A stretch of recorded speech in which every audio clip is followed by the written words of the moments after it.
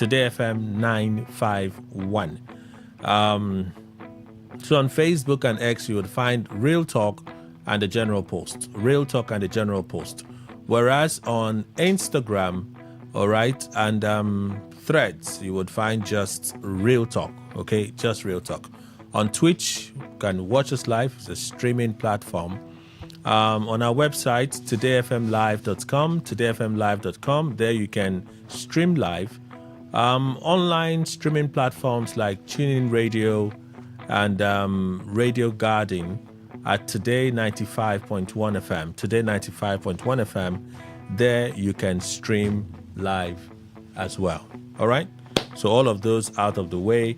To call in when we open the phone line, 0810-9510-951.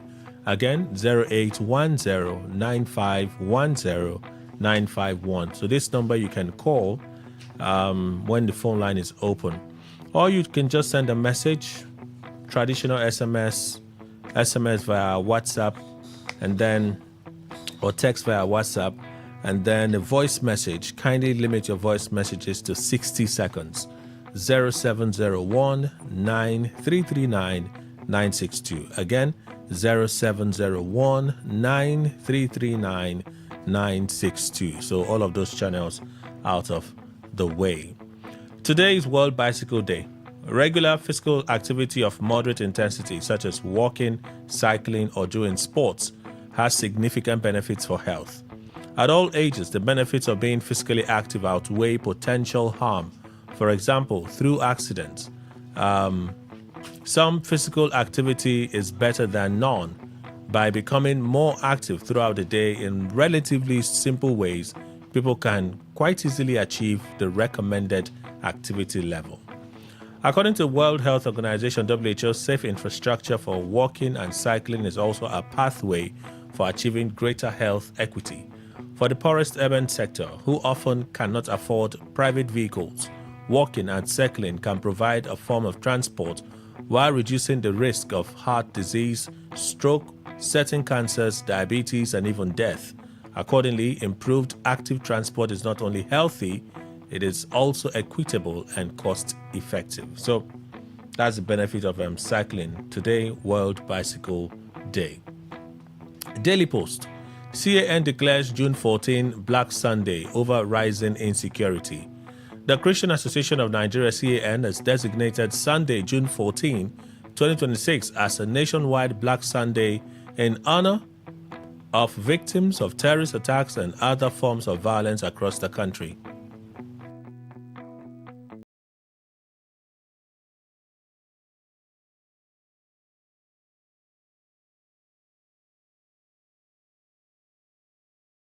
A 3-day national prayer program scheduled to run from June 12 to June 14.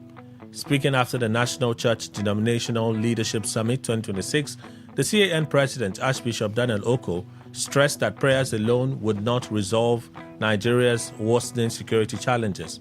He said urgent and practical measures are needed to address the crisis and restore safety across the nation. Oko called on the federal government to declare a state of emergency on insecurity, describing the situation as critical and requiring immediate intervention. He also advocated the speedy establishment of state police and the decentralization of the country's security architecture to enable faster and more effective responses to threat. The CAN president further demanded the unconditional release of all kidnapped victims, urging authorities to ensure justice for those affected by insecurity. In Nnamdi Kanu, U.S. Congress asked Secretary of State to engage Nigerian government. The United States Congress has asked the country's Secretary of State to engage the Nigerian government on the trial, conviction, and imprisonment of the leader of the indigenous people of Biafra, IPOB, Nnamdi Kanu. The development follows a resolution passed by Congress on May 22, 2026. A copy of the resolution was obtained by Daily Post on Tuesday. It followed a motion by Congressman John James. James, in the motion, asked the Congress to call on the government of Nigeria to ensure that all legal proceedings involving Kanu are conducted in full accordance with Nigeria's constitutional obligations and international human rights commitments. In the resolution adopted by the Congress, U.S. lawmakers asked the Nigerian government to ensure that Kanu's trial is conducted in compliance with constitutional obligations and international human rights commitments. The U.S. Secretary of State was asked to engage the Nigerian authorities on the matter, as well as on issues relating to Kanu's detention conditions. The U.S. Congress specifically asked the Nigerian government to consider a report on Kanu's detention by the United Nations Working Group on Arbitrary Detention and take appropriate action on the findings. ADC petitions NJC seeks probe of Justice Soho Lihu over Nafiu Gombe case.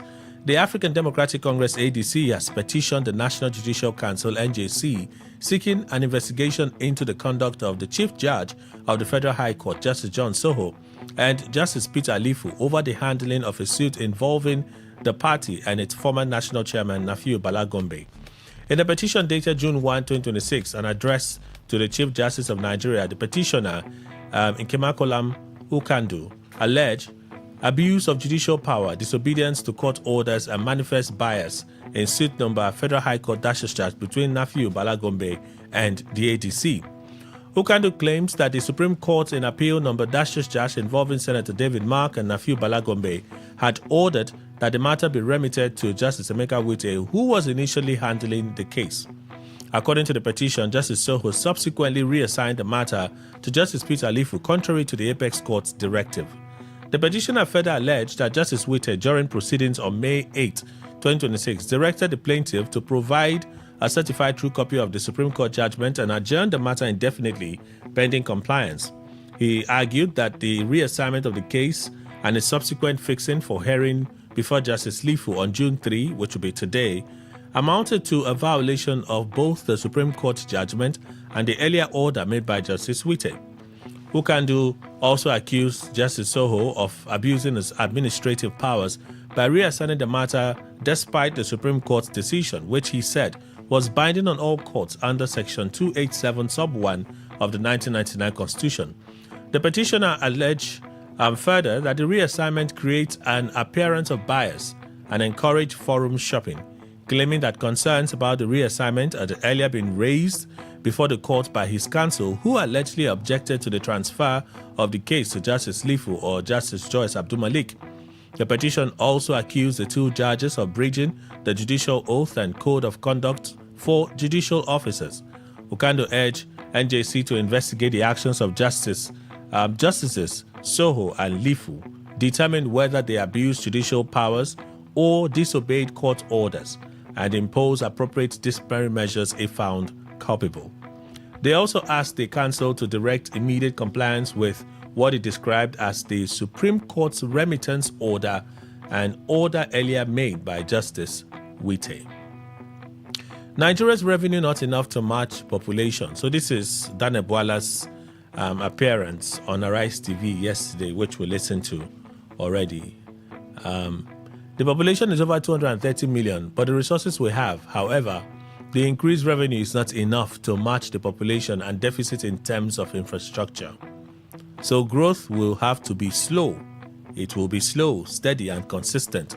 This is what we take pride in. Voila. And Vanguard newspaper, a trending story, INEC has now responded to it. SSS joins probe as INEC traces voter data leak to insider. The Independent National Electoral Commission INEC confirmed that one of its staff members with legitimate access to its continual voter registration CVR database is now at the center of an investigation into the unauthorized disclosure of a voter record belonging to a candidate in a recent party primary in the Federal Capital Territory FCT. INEC confirmed the development on Tuesday in a statement signed by the National Commissioner and Chairman of Information and Voter Education Committee, Mohammed Kudu Haruna, after allegations of a database compromise swept across social media and sections of the press. According to the Electoral Umpire, the State Security Services SSS is also now running a parallel probe into the breach. The Commission's internal audit trail pointed squarely inward. Preliminary findings from the Commission's audit trail so far indicate that there was no external breach of the CVR database, no hacking incident, no unauthorized external access to the Commission's ICT infrastructure. Rather, the information in question was accessed through valid user credentials assigned to personnel participating in the ongoing CVR exercise but released without authority. Registration officers conducting the nationwide CVR exercise had been granted controlled access to specific components of the database for the limited purposes of registering new applicants, processing transfer requests, and updating voter records. Access the Commission describes as strictly restricted to official duties and withdrawable at the close of the exercise. INEC says the audit trail had enabled investigators to pinpoint the specific user account through which the record was retrieved. Relevant personnel had since been questioned, and all units connected to the incident were cooperating with the investigation, according to Aruna.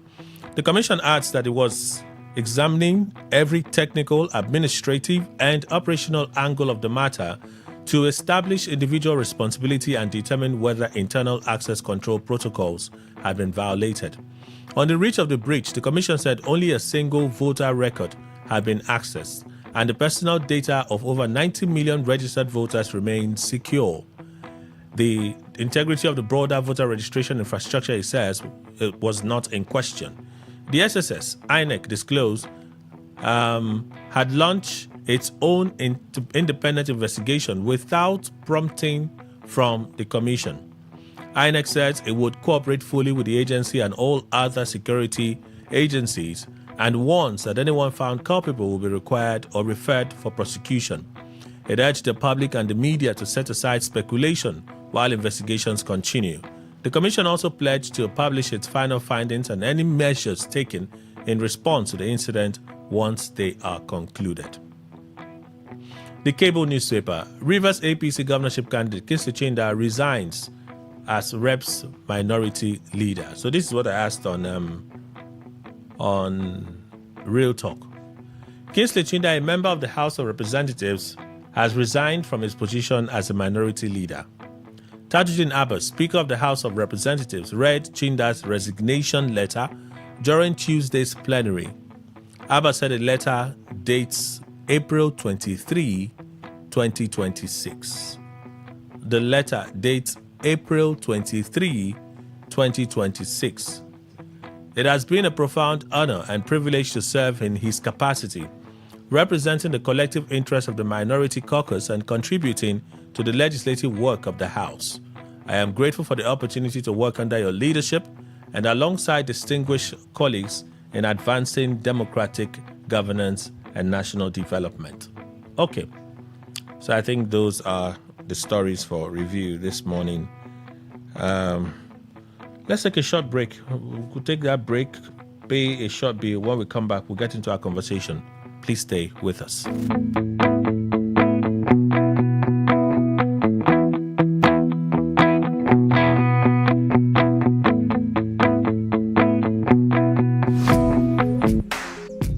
Looking to grow your business? Ready to elevate your brand and reach the right audience? This is your moment to take your brand to the next level with Today95.1 FM. Your trusted voice, reaching thousands of listeners every single day. From startups to established brands, we create powerful advertising solutions that boost your visibility and drive real growth. Our affordable advertising packages are designed to give your business maximum visibility and real results. Don't just advertise where people are listening. Call us today on 0818-389-2850 or visit our station to book your slot now at Today FM Drive off East West Road, Obiapo. Today FM 95.1. Your voice, your market, your success. Port Harcourt, are you ready? Today, 95.1 FM, the voice of the people.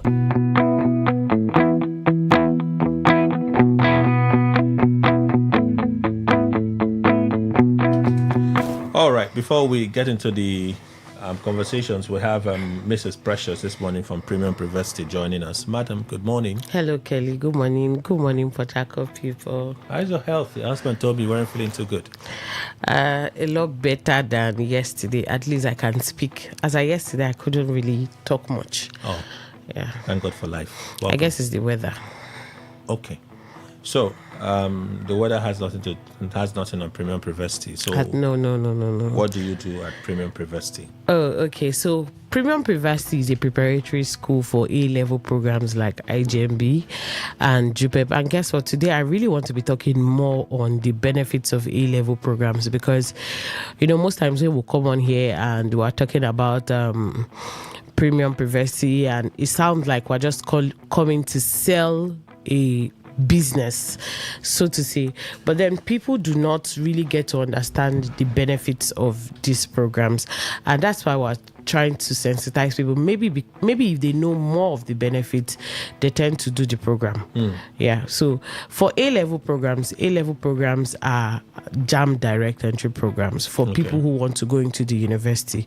These programs are programs that gives you direct 200 level admission to study in any university and then any course of your choice without writing the JAMB UTME, because of course you know that in Nigeria JAMB is the only body that gives admission.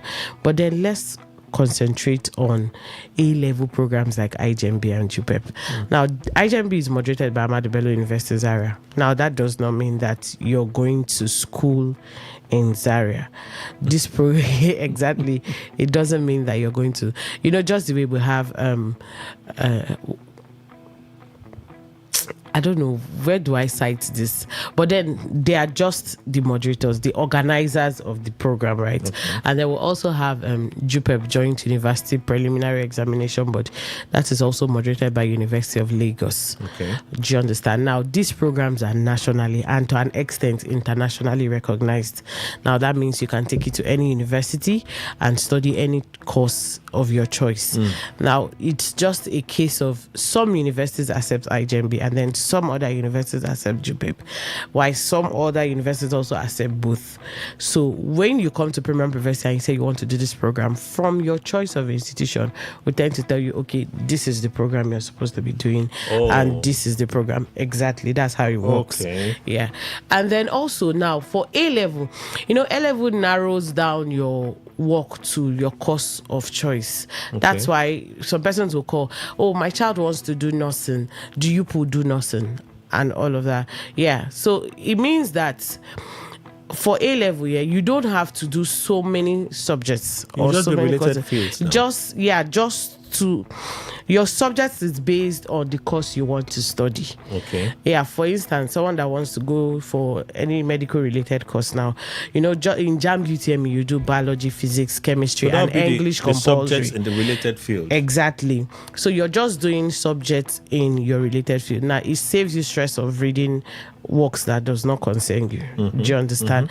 And that is a plus because it makes it easier for you to pass the program because now you know that your work is just streamlined. Yeah. And then apart from that also, A-level certificates like IGMB and JUPEP, it takes 3 to 7 years to expire. Yeah, so that means if you're able to do this program this year and you're unable to gain admission this year, you can use it the year after and thereabout and there. So it's not like JAMB UTME that you have to write every year. Do you understand? Yeah, so that is that. And then also for A-level programs like IGMB and JUPEP, you have a lot of people will say, these programs are difficult, they are not easy and all of that. But then I tell you what, it's a lot easier than JAMB UTME. The programs? Yes. I'm going to tell you why. For JAMB UTME, you just have one day to write these exams. But you ordinarily should have been preparing for it. You ordinarily, but it's a lot. I believe that A-level programs are easier to pass because than JAMB UTME. Exactly, because what makes your results for your A-level program, it's the 1 year process of the program. Okay. Now you have the likes of attendance, seminars, workshop, first semester exams, second semester exams, and then before you now write your external exams. All of this are put together. That's what's giving you 15 points. Do you understand? So it's a lot easier. Admission is easier because you see that you're not going to start start from 100 level. You're going to be starting from 200 level. Outside all of this, you also see that when you get into the university, let's even talk about A-level scheme. If you get hold of an A-level scheme like IJMB and JUPEP scheme, you get to see that the scheme, the content is very potent. Okay. It's very potent. I've said this a couple of times. I'm currently doing a program, and because I'm studying, I'm in 300 level second semester. But when I wanted to read for my 300 level first semester exam, I had to use my A-level students' notes, because I'm seeing that my 300 level first semester work, it's practically what they are doing in their A-level. And I know that their A-level was a lot more potent, so I had to use their notes. What I'm saying is A-level covers down to 200 level, and in some cases, a little bit of 300 level work. So imagine a child who does A-level and then you go into the university, and then you're seeing that what you're doing in the 200 level that you're going to be starting from is what you've learned in A-level. Do you understand? It makes it a lot easier for you to graduate with first class and 2-1 and all of that. So these are the advantages of A-level program. Outside the fact that you're not sitting for JAMB UTME, outside the fact that you're not sitting for post-UTME, because of course there's post-UTME in front for those persons that are eligible to sit for post-UTME, because we know that some persons are unable to sit because they didn't make the requirement. So for those of you listening to me, and maybe you're under the category of people who want to go into the university and you're unable to pass your JAMB exams, or you said, okay, I didn't write JAMB, but I would like to go to school. How do I go about it? These programs are better alternatives to give you direct 200 level university admission to study in any university, and of course any course of your choice, without writing JAMB UTME or post UTME. So maybe you're wondering, how do I go about this? Our office at number 14 Railway Close behind Nitel, D line Garrison. Number 14 Railway Close behind Nitel, D line Garrison. You can call us on 0706 786 6444, 0706 786 6444, or you call 0703 263 47. We've talked about the benefits. Yeah. We've also talked about how much work may be required. Exactly. Are there guarantees? Yeah. Oh, okay. So first, I think I would also want the audience to know that these programs were introduced by the federal government to help cushion the effect of university admission, because, of course, I know that a lot of people will be doubting how possible is this, right? IJMB has been there since 1979. A lot of people have been using IJMB. I think we have IJMB, a lot of older people are familiar with IJMB. Yeah, because some of them will say, oh, I went to so place, I did IJMB in the 1990s and all of that. And then we have JUPEP that also have been there since 2014. A lot of people also have been using JUPEP to gain admission into the university. Now, JAMB, like I said, remains the only body in Nigeria that gives admission. And then JAMB also endorsed this program. That is why it is a JAMB direct entry program. Okay. So we have the JAMB UTME, which is the regular one. Everybody believes that once you're done with secondary school, you're going to pick JAMB form. Now, the JAMB form they are talking about is the JAMB UTME form. So go to computer-based yeah, centers. exactly. And then you do that one. You're going to sit for post-UTME, and it gives you 100 level admission. These programs we are talking about, it's a JAMB direct entry program. So that means that you're not sitting for the JAMB UTME examinations. In fact, for direct entry, you don't need to write any JAMB based exam. All you need is your certificate or your result from the program, and that is it. So outside all of this beautiful stuff that comes with this program, Premium University as an institution has decided to go extra for candidates, because for the past 9 years we've decided to make things a lot easier for students who do this program in Premium University. And so we've partnered with fleets of universities. We're trying to make admission a lot easier for students who do the program in Premium University. Now, another thing, someone will be wondering, oh, what are the requirements? I want to do this program. What do I need? All you need basically is your O-level of 5 credits, including Maths and English. And of course, for those of them sitting for O-level right now, the program gives room for awaiting results. Okay. Yeah, so you can enroll for the program as well. And then you need to have your NIN, make sure there are no discrepancies in your name, and of course, passport photograph. Guess what? We provide hostel accommodation for people far and near. So maybe you're listening to me and you're outside Port Harcourt and you're interested in the program and you say, I don't want my child to be paying transport every day. Come to the hostel, we'll provide accommodation for you, because of course we're not going to allow distance to be a barrier to this beautiful program. Now, our office at number 14 Railway Close, behind Nitel D-Line Garrison. You can call us on 0703 263 4708 0703 263 4708, or you call 0703 2634708, or you call 0706 786 6444. You saw what I did there? 0706 is your fault. I didn't do anything. 0706 786 6444. 0706 786 6444. Registration is ongoing right now, and of course we've just started lectures, so you come and enroll for the program now. You have the chance, and come next year, October, November, you should be in 200 level. So you're meeting your mates in 200 level, for those of them that didn't sit or that didn't pass JAMB UTME this year. Thank you for making the time to be here. All right. Our conversations continue in a bit. Please stay with us. Today 95.1 FM, where news meets insight, sports meets passion, and entertainment meets excellence.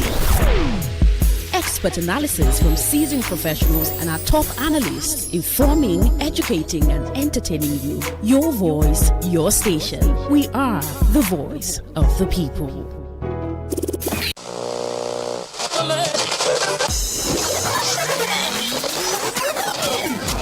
Hello, join us Fridays, 7:30 a.m. on Our Top Picks, and together we'll review the big national stories of the week, all in 30 minutes. It promises so much fun. Our Top Picks, Fridays, 7:30 a.m. Don't miss it. Okay, let me introduce panelists. Let's get the conversations going. Dana Momo joins us. He's a public affairs analyst, a strategic planner, and a travel consultant. Also, a member of the APC. He just stepped out. JC Williams, Esquire, legal practitioner, chairman, Rivers Link, joins us as well. Good morning, sir. Good morning, Kelly. Mr. Emmanuel Indukwe, our in-house analyst, joins us as well. Good morning to you, sir. Welcome. Good morning, Kelly. Good morning, Nigeria. I'd like to begin with this INEC story. When I saw the post, I think 2 or 3 days ago, Larry Olainka, media aide to Yesom Wike, had shared that information. Information apparently is on Emeka Ike, and some people started flagging it. It had the registration details of Emeka Ike, and those are information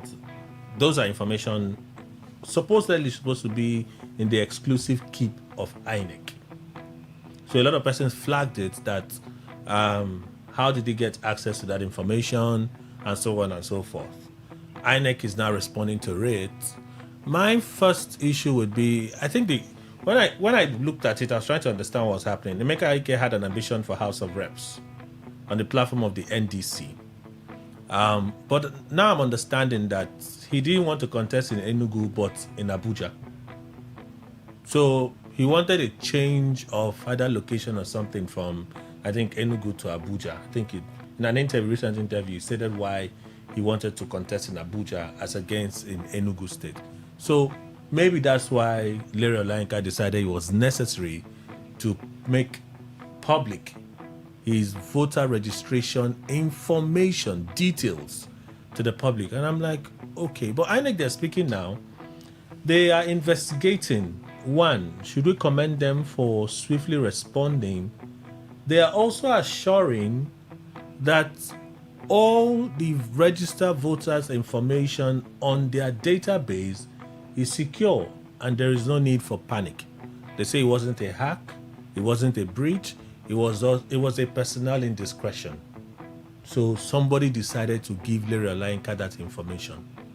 If someone in INEC could do that, what's the guarantee that someone else in INEC won't take a whole pack of data and sell it out?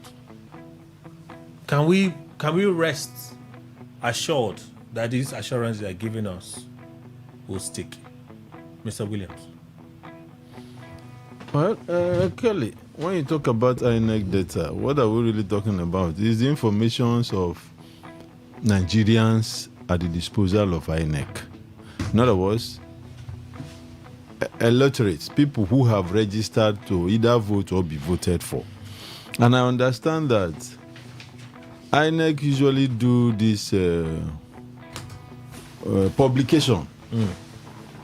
They will just say, for instance, this social time INEC will publish the list of people who want to know where your polling units are and all that order for claims and objections, all those. Now, I don't think, and beside, that's a public document. Anybody can apply to INEC, assuming that was what I'm not holding brief for, what is that his name? Olainka. But even as we are here in this studio, I can apply to INEC and pay the necessary fee that I want to have the data of Kelly. And INEC will give you? Of course, it's a public document. What is you are not, that is not election results. Okay, so let's I don't know how this works, so I'm not going to assume. It sounds strange that someone can apply for someone else's information and that information will be released to that person. It sounds really strange to me. But if that were to be the case, right, assuming but not conceding, in the classic words of Jason Wike, Larry Olenka would have just come out to say, well, I applied and I was given. INEC would have, in their response here, would have put it simple. Oh, he applied for it and he was given. But that's not what INEC has said. INEC said, well, while we can confirm that this wasn't a data breach, it wasn't hacking of any kind, right? Our database is intact. It was a personal indiscretion of a staff. Someone, let's say an ad hoc staff who is at the point of registering, is reached to say, go through your back channel, make this information available. I'm not even sure that, have you seen that document? No, I haven't.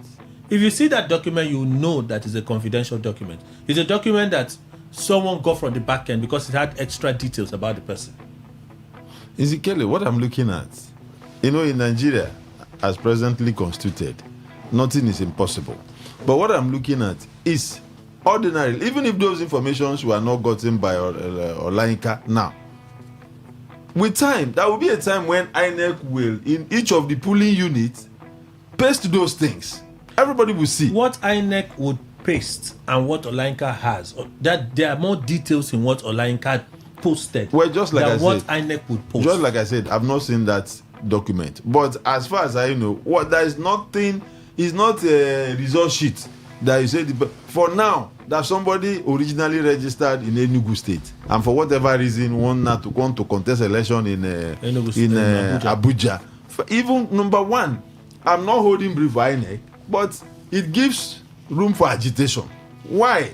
From Enugu to Abuja. So that is enough reason for anybody to want to know his detail. Now, the issue is that how did the person get or got those detailed information? Mm-hmm. And INEC have come to say, no, our system is intact. Nothing, it's just something given by an individual in the office. Mm-hmm. And also don't forget that this our INEC today as presently constituted. Every day, if this matter is probed further, you find out that INEC, this thing you are saying, INEC would have said, Olainka applied another. INEC, if you probe further, INEC will get a point to save their face. They'll come and tell you, today I heard what you said, that Jinda has a resignation letter. It came April. Mm-hmm. So INEC, I won't be surprised if this interrogation continues. INEC can tell you that Olainka applied for it and that. So it's possible in Nigeria. Mr. Momo. Yes, I think there is a serious problem on our hands. Larry would also have to prove where he got those documents from. Those documents are INEC documents that are not meant for the public. If you look at that thing, you will see Ike's details what INEC usually do is that when I apply for a change, I have applied for a change before, where I registered my, this thing was in Lagos. From Lagos, I took it to Edo State. And those were my informations. What Larry published was that those things are the back end of INEC document. It has to be somebody from the inside. But thank God that INEC has now said that they are investigating and that that thing was from somebody. It wasn't that their database was hacked or broken into or anything, but somebody signed it. When I was working for a company here in Port Harcourt, we were doing something for NNPC. It was a plant somewhere in Abia State. We were doing something for NNPC. So we were giving NNPC card, a card that you clock in. And we have a system that whatever that we're doing, we'll upload at the end of the day onto that portal so that NNPC can continue from where we have dropped those information. And that is my fear here, is that they said they are investigating a pool of people. How? You should be able, for example, NNPC would know if don't know who customer, dropped a particular information. Yes, there is a code who to sign. lifted that information. There is a code to sign into that NNPC portal. That code was given to my company. No any other company that does business with them that has that same code. Same way it should be that whoever logged in into that portal has a specific code. All staffs doesn't have it. Each staff has their own. That is taking INEC this long a time to even determine who did that. For me, it is slow on INEC's side, and it is dangerous. That till now you have not even been able to track down to say it is done by Daniel Momo. It is, for me, it is dangerous. And I think INEC should use this, because there's this doubt now about INEC romancing the party in power and all of that. Should be able to use this to demonstrate some of his powers, to say, look, we are not this. And if you say you have brought in DSS and others, Larry Ainka is still doing his business. Now maybe when they are done with the investigation. He has not been arrested. Maybe when they are done with the investigation. How can you be done with the investigation without Larry Ainka's impute? No, but that's the thing now. No, but others, what happened to others? No, others, what happened to them? When you say others, others have been arrested. You can't even confirm that there are criminal liabilities in this case. No. Based on our law. Based on our laws, you can't even confirm that. No. From what INEC has said, yes, confirming that what Larry posted was not what is meant for the public. Even when INEC relates to the political party and give this information to your parties. Political party. And those information are just limited to your picture, your polling unit, your name, your word. Yes, all other informations is with INEC. Sometimes your political party does. I know the time they were accusing APC of colluding with your name data and all of that to say that. So it is a serious breach. The person in charge now has been exposed to some of the details, his personal details, what down that thing. So I expect that by now, Larry should have been arrested for questioning. So you can't trust INEC when it says we should be rest assured that our data in their database is safe. No, it is safe, but you see, once a while you continue to have Judas among the 12. But I expected that Judas should have been fished out immediately. Okay. Mr. Ndikwe. Kelly, the documents are not safe in INEC custody at all. Not safe at all. A breach remains a breach, whether technical or otherwise. Now, you say there's no hacking, nothing whatsoever. Everything is safe. But a personnel has been suspected because it couldn't have been a spirit that released that to Larry Ainka. And what Daniel is saying should apply. Lere should be stopped from going about his normal duties.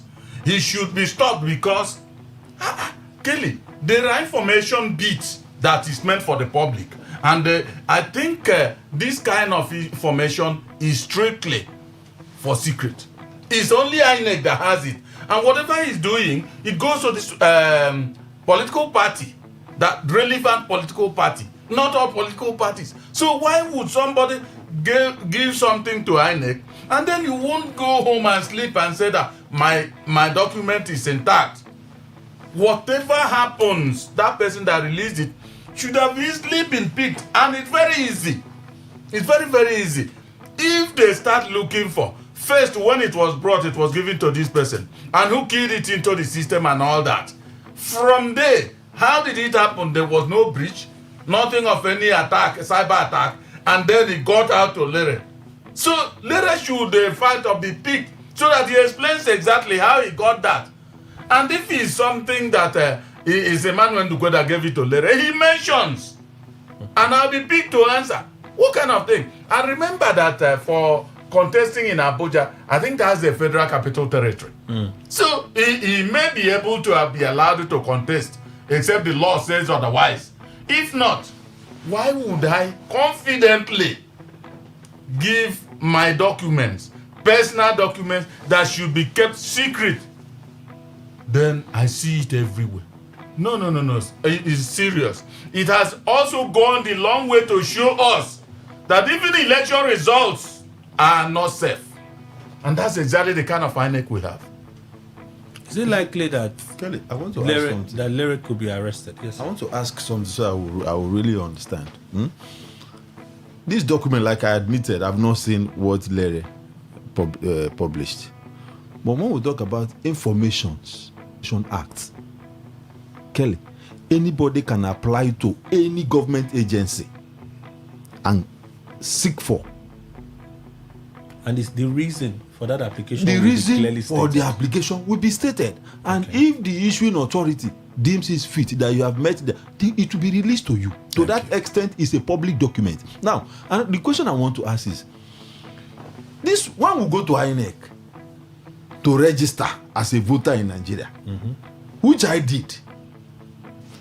Which other information, you would have seen what the Lere published, which other information, personal information, that I wasn't asked, J.C. Williams, that I gave to INEC, that was added to that thing Lere saw? Which other personal, is it If I'm to answer you from general common sense. Yes. Public interest. Yes. Or maybe for matters of litigation. Yes. You feel that this information will be necessary for my case. That's correct. You apply to the agency for that information, right? What is the public interest in wanting to know extra details about Emeka Ike?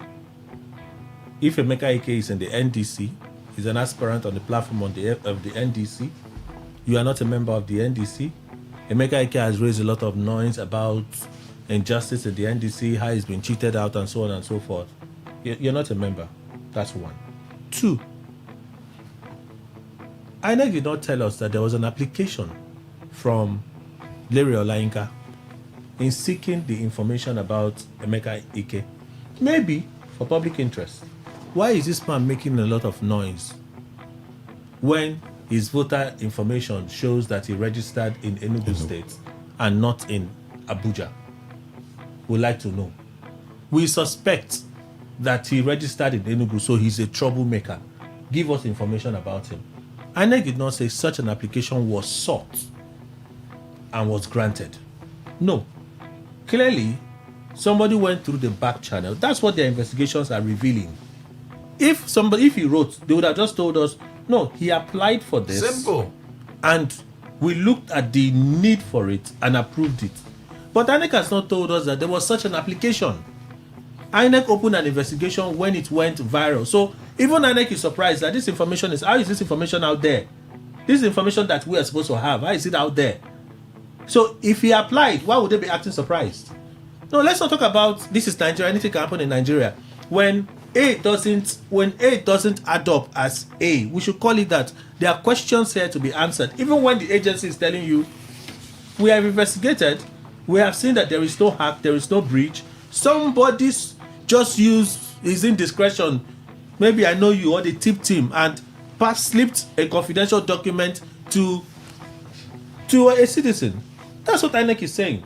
Okay, I agree with you. I'm not against or objecting to the position of INEC.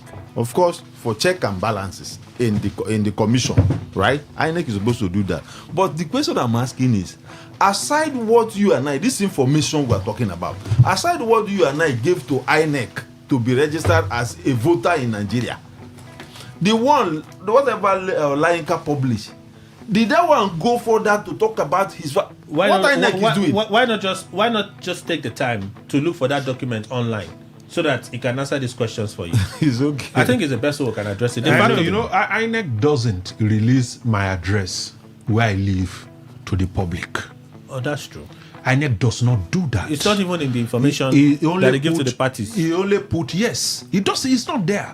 But this person has released a whole, just like a form where you sign and your picture. Yes, which is wrong. Probably there are people who hide their addresses who don't want you to know where they live. So obviously that thing was gotten not directly from INEC. It was gotten from the back end. We have to take a break. When we come back, we'll continue. Please stay with us.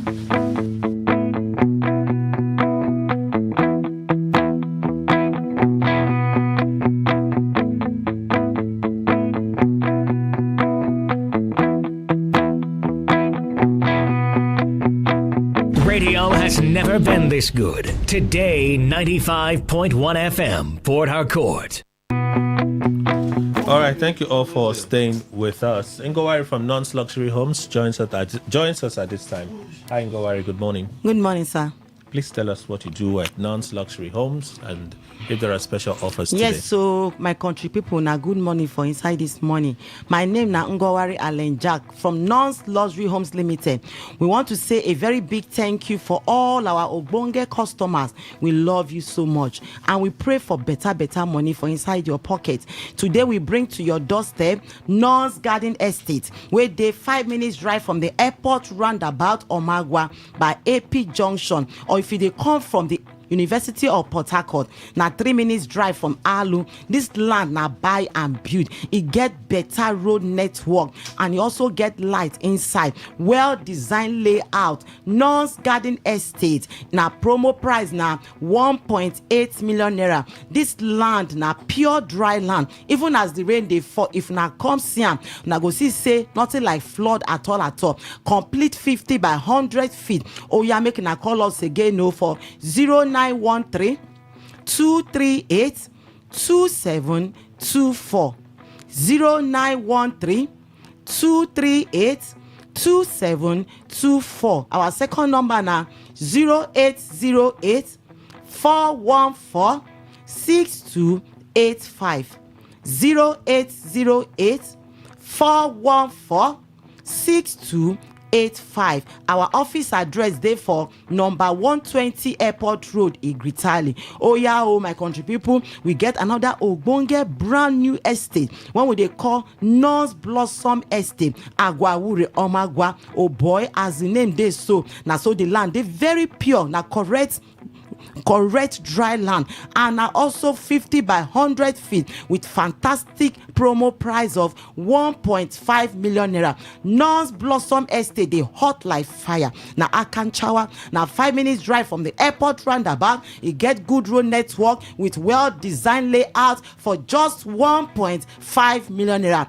1.5 million naira. No, they wait before you hear say the land don't finish. So we get just limited land, and people they rush from different places to come by. So and the land they wait for now. Oh yeah, sharply take our number again. 0808 414 6285 0808 414 6285. Our second number now 09091 238 2724 0913 238 2724.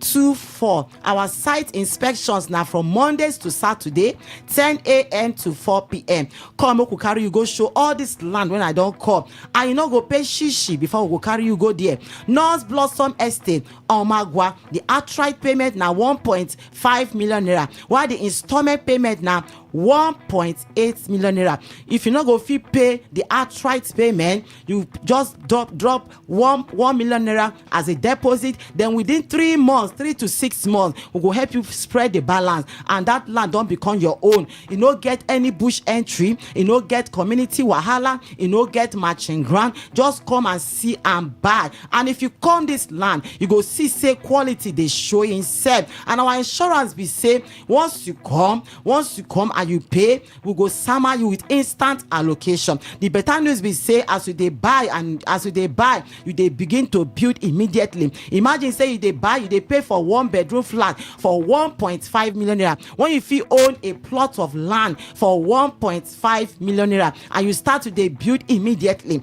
Oh boy, my country people, make una invest wisely. Now no say this country no they smile at all. The economy don't get a CB. Once you buy this land, we go give you 50 blocks to start immediately. 50 blocks to start immediately. Remember, say land when you buy today, it they increase tomorrow. Land na better asset, land na necessity. Make you know the way to, as we dey here, make una come our office, we dey prepare for una, we dey wait to take una go the place. And remember, say I don't tell una say we get North Garden Estate when they for Omagwa AP Junction, Agwawure for just 1.8 million naira. That one na outright payment, while the installment payment now 2 million naira. The land sharp, yes, the land they very sharp. Na table land, electricity said even they the place. Make una come buy una land, make una come buy una land. The land they wait for now, and a dry land. Call us now so that we'll carry you go show this different land, and it's for free of charge. You know they pay shishi. Our numbers again now 0913 238 2724 0913 238 2724. Our second number now 0808 414 6285 0808 414 6285. The documents one they give now free deed of conveyance with instant allocation and 50 blocks to start building or anything when you want to do within 3 days. Once you don't pay within 3 days, your document don't come out to, and our company will not waste time at all. Once you pay with the summer with that instant allocation, and our company as we they talk now so we they do and the next thing again with the summer with instant allocation. Our site inspections now from Mondays to Saturday, 10 a.m. to 4 p.m. We be family real estate. Now make we get this different land for different prices. Yes, we be family real estate. We not they leave you behind though. We want to make you become your own landowner, because when you invest, when you save for land, you save for landed properties, you will see the reward tomorrow. We they look forward to seeing you. Like I talked before, we get North Garden Estate now 5 minutes drive from the airport roundabout Omagwaba AP Junction. If you they come from the University of Port Harcourt, now 3 minutes drive from the Alu, now buy and build. It get correct road network, and the price now 1.8 million naira. That one now for outright payment, while installment payment now 2 million naira. You deposit 1 million, and within 3 to 6 months the land don't become your own. No, North Blossom Estate. This one now for Agwawure, Omagwa. The land now 50 by 100 feet with fantastic promo price of 1.5 million naira. That one now for outright payment, while installment payment now 1.8 million naira. All right. Those paying in installments, how long do they have to complete their payment? Those paying in installment are within 3 to 6 months. You go first deposit 1 million naira. They will go help you to spread the balance within that 3 to 6 months. Okay. The location of the properties again? The locations of the properties for North Garden Estate, 5 minutes drive from the airport roundabout Omagwaba AP Junction. Then North Blossom Estate, also na Agwawuri Omagwa na Ide. And documents they receive. The documents they give a free deed of conveyance with instant allocation and 50 blocks to start building. Okay. We've talked about locations. Yes. Your phone numbers again and physical address. Our phone numbers again are 0913 238 2724. 0913 238 2724. The second one are 0808 414 6285. 0808 414 6285. My country people, make you not allow landlord to take the use they do cash out from year to year. Come quick, come our office so that this land will become your own land na asset. Why rent na to enrich your fellow members, your fellow person, and better make you get your own land today. You pay for your own land so that tomorrow you go be rich tomorrow. We dey wait for now. Finally, why should people trust nuns? Why should people trust Nuns Luxury Homes Limited? Because number one will be family real estate, and if you want buy land for Nuns Luxury Homes Limited, it's better for you to do your due diligence, because our own company we not they do mago at all, and with a summer owner with instant allocation. Immediately you pay finish. Even those when not pay finish, we they give you instant allocation. Then we they give free deed of conveyance with 50 blocks to start your building. All right, thank you so much, Ngowari from Nuns Luxury Homes. Thank for you, making sir. the time to be here. News update next. Please stay with us. This is Today 95.1 FM, Port Harcourt, voice of the people. Today 95.1 FM, Port Harcourt. News update. Good morning. Here's the news update on Today 95.1 FM. I am Kelly Ikemenjima. The House of Representatives is urging the federal government and security agencies to urgently rescue the abducted students and teachers of Baptist Nursery and Primary School, Yawota Community Grammar School, Esele, and LA Primary School in Oyo State, calling for their safe return without delay. The resolution followed a motion by a lawmaker who warned that continued delay could endanger the lives of the victims. Lawmakers also referenced the killing of Michael Oyedoku, a teacher abducted from Community High School Ayoro Esele in Orire local government area, who was reportedly beheaded in captivity, describing the incident as a grim reminder of the urgency of decisive action. The House further recommended the establishment of a permanent military forward operating base in Orire local government area to strengthen security around the Old Oyo National Park and its surrounding border corridors, which have been identified as vulnerable routes for armed groups. The Christian Association of Nigeria, CAN, has declared Sunday, June 14, 2026, as a nationwide Black Sunday in remembrance of victims of terrorism, banditry, kidnapping, and other forms of violence across the country. The declaration was made following the National Church Denominational Leadership Summit 2026, where the association also announced a 3-day national prayer program scheduled to hold from June 12 to June 14 as part of efforts to seek divine intervention over Nigeria's worsening security situation. Speaking after the summit, CAN President Archbishop Daniel Oko said prayers alone would not be enough to tackle the country's security challenges, stressing the need for urgent and practical measures to restore peace and safety. He called on the federal government to declare a state of emergency on insecurity and advocated the immediate establishment of state police, as well as the decentralization of Nigeria's security architecture to enable faster responses to threat.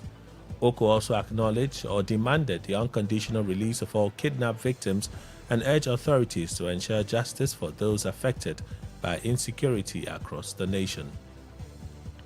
Meanwhile, the General Overseer of the Redeemed Christian Church of God, RCCG, Pastor Enoch Adeboye, has called on the federal government to issue security chiefs a 90-day ultimatum to eliminate terrorism in Nigeria or resign. Adeboye made the appeal in a video shared on his official X account, expressing deep concern over the country's worsening security situation and recurring terrorist attacks, including recent abductions in parts of Oyo State. He said those responsible for national security must be held accountable for measurable results, urging a more decisive approach that targets both armed attackers and their sponsors. He further stressed that government efforts should extend beyond frontline combatants to individuals and networks providing financial or logistical support to terrorist groups, regardless of their status or influence, insisting that a more comprehensive strategy was needed to address the insecurity effectively. On the foreign scene, at least 13 people have been killed and dozens injured after Russia launched a large-scale missile and drone attack across Ukraine. According to Ukraine's Air Force, Russia fired 656 drones and 73 missiles, targeting the capital Kiev as well as the cities of Dnipro, Poltava, Kharkiv, and Zaporizhzhia. Kiev mayor said 6 persons were killed and at least 66 others, including 2 children, were injured in the capital, while officials in the Dnipro region reported 12 deaths and 36 injuries. Additional casualties were recorded in Kharkiv, where at least 15 persons, including a child, was injured. And that's the news update on Today 95.1 FM. Good morning. Thank you for your time.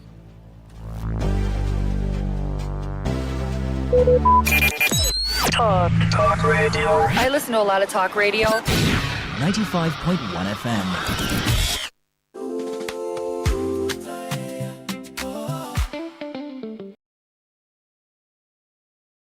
Watch every meal, steal the show. Terra, ooh, Terra. Aroma rising, filling the room, turning dinner's a joy to consume. Terra, ooh, Terra. Terra Q or Rap Joy. Unleash taste.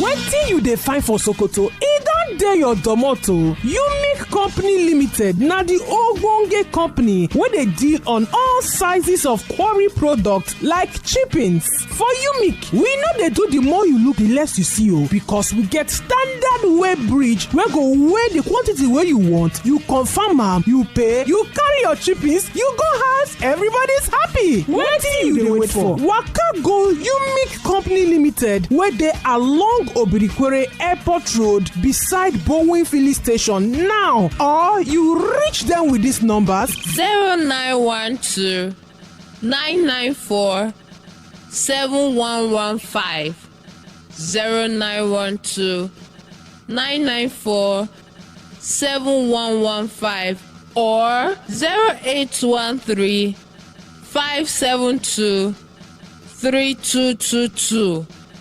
0813 572 3222. Are you ready to learn a tech skill that can help you earn online, work remotely, and build your future? At LogTech IT Training Institute, we train and certify you in the hottest field like cybersecurity, ethical hacking, full-stack web development, data analysis, digital marketing, UI/UX design, and many more. Through the LogTech 2026 scholarship program, you can learn these tech skills without having to pay the huge training fees. Yes, for free. To apply, visit LogTech website at www.logtechng.com and fill the form that pops up. Scholarship exam date, Saturday, 6 June 2026. Venue, 4A, Etim Okoyo Close, beside APC Secretariat along Aba Express Road, Port Harcourt. You can call 070 3888 5466 070 3888 5466 for more inquiries. LogTech, get trained, get certified, get ahead. Sweet mom's love is pure. She does. Mom's special jollof puts a smile on your face. Mom's yummy fries cheers you up. Mom's tasty stew nourishes the family. Golden Terra oil, tasty. Golden Terra oil, nourishing. Golden Terra oil, Golden Terra soya oil. Golden Terra oil, oil helps mom pour her love in the tasty, nourishing meals she cooks for her family. Golden Terra oil, pour pure love. Good tasty food is worth living for. Worried about your oil every time you enjoy your favorite meal? Introducing Golden Terra Smart Balance Oil. Smart Balance Rice Bran Oil is rich in gamma oryzanol. Several studies suggest that gamma oryzanol may contribute to the reduction of bad cholesterol. Golden Terra Smart Balance Oil. Good food, no worries. Baby shark do do do do do, baby shark do do do do do, baby shark. Children are a beam of sunlight. On Kiddies Playground, smart is the new cool. We have interesting activities lined up for everyone, from storytelling to games to quizzes, where you get to win loads and loads of gifts. Do you have what it takes to compete and win exciting prizes? Then don't miss any episode of Kiddies Playground every Saturday at 7:30 a.m. only on Today 95.1 FM, where playtime comes to life.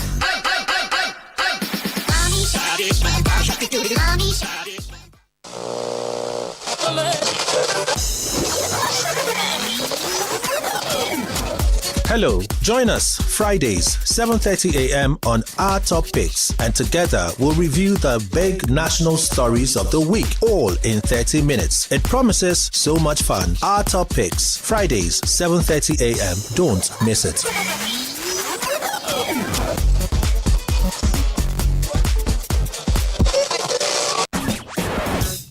Live your truth. Express your love.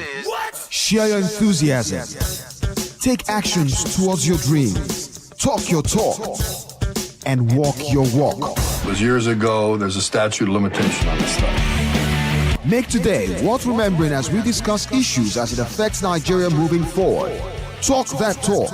Weekdays, 2 p.m. Exclusively on Today 95.1 FM Port Harcourt. Voice of the people.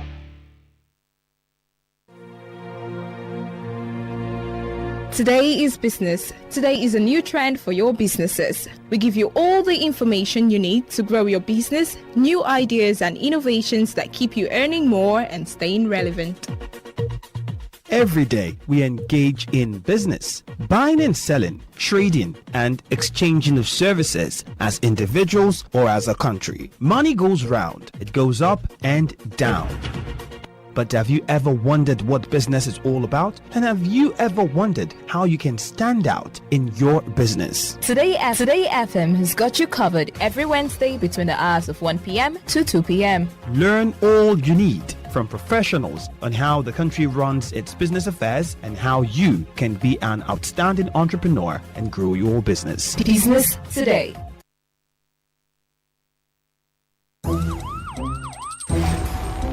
It all begins with breaking news. Now make no mistake, this is a difficult mission, and it will remain difficult for some time. Then it keeps trending. Events, issues, personalities, all struggling to gain attention. But in the race for deadlines, the intrigues, power play, undercurrents are often missed or underreported. Insecurity here is basically a product of poverty. But not anymore. As the platform on radio steps in to fill the missing links on events, issues, and personalities in the news. I'm not afraid of anybody. Yeah! The platform on radio serves only the hottest topics and trending issues. Only on Today 95.1 FM. 95.1 FM. Port Harcourt. Weekdays, 4 p.m. Get on the platform on radio and be served.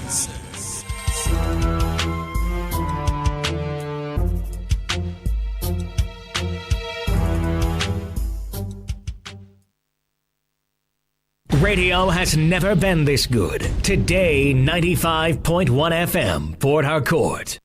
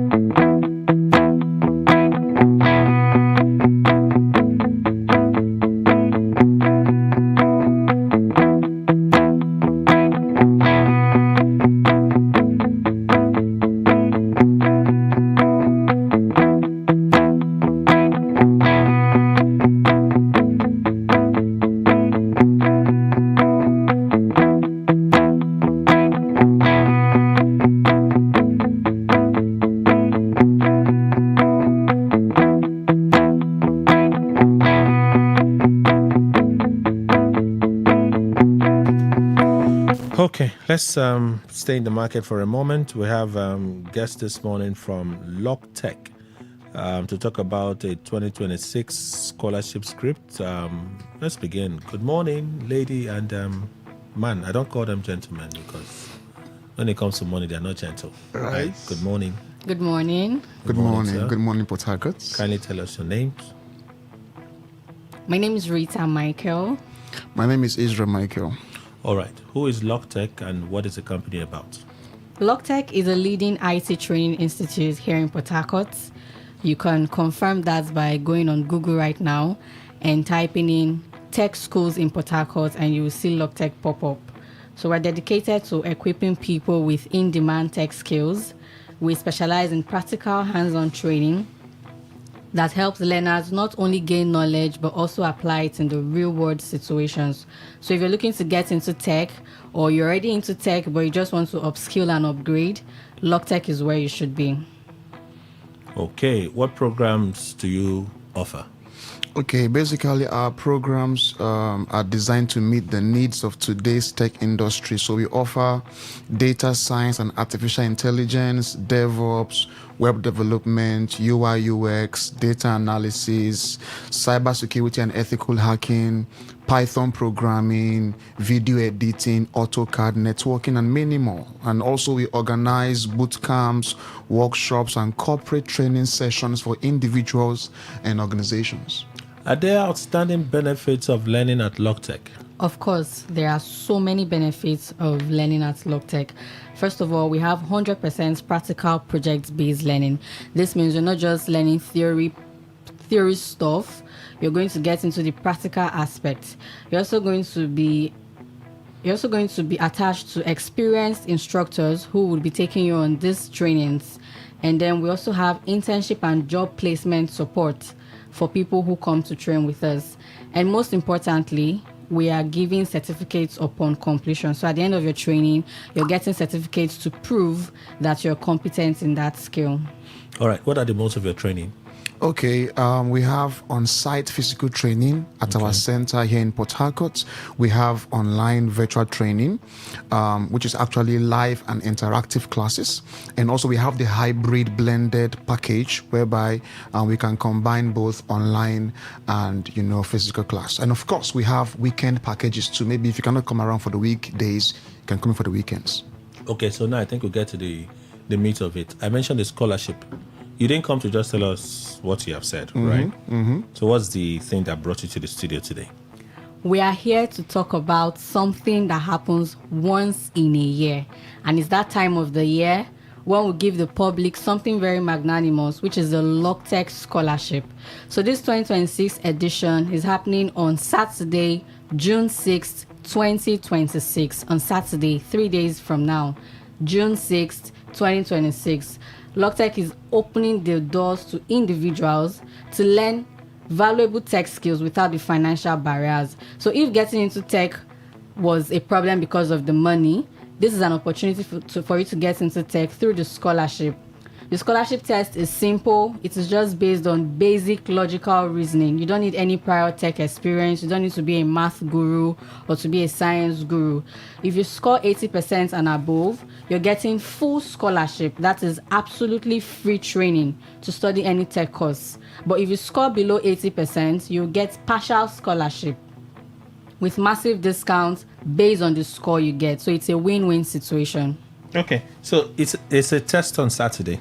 Yeah, this Saturday. The test is on Saturday? Yes, this Saturday, yes, sir. Okay, so eligibility for the scholarship? Okay, so it's open for anyone, whether you're a student or you're a graduate, maybe you're an NYSC core member at the moment, or you're a job seeker, or you want to switch your career. Anyone passionate about tech and innovation can actually sign up for this scholarship exam. So you don't have to have any prior experience. All you just need to have is commitment and willingness to learn. All right. So how can people apply or register? Very easy. Right now, just pick up your phone, go to your browser and type in logtechng.com, www.logtechng.com, then fill the form that pops up. That way you've registered. You can also call us on 070 3888 5466. 070 3888 5466. Our customer care agents will pick up the call and will guide you through the process of registration. You can also text scholarship on SMS to 070 3888 5466. 070 3888 5466. And finally, you can also visit us at our office. We are located along Aba Express Road, number 4A, 18 Okoyo Close, beside APC Secretariat and beside Total Filling Station along Aba Express Road, Port Harcourt. So these are the various means you can apply for the scholarship. So the date again is? The date again is June 6th, this Saturday. Okay. Yeah. And the venue?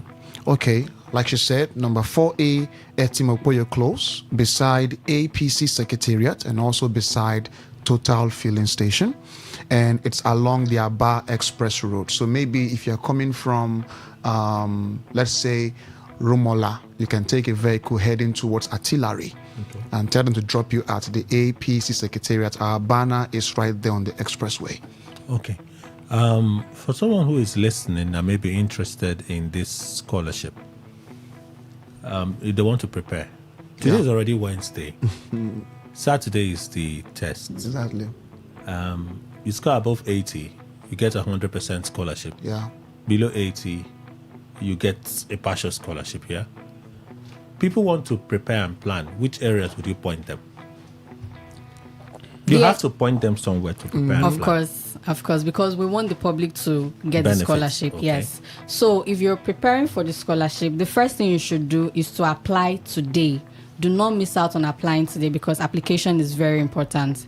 After applying, in order to prepare for the scholarship, look at areas like current affairs, basic mathematics, and general knowledge. That is where the questions will be coming from.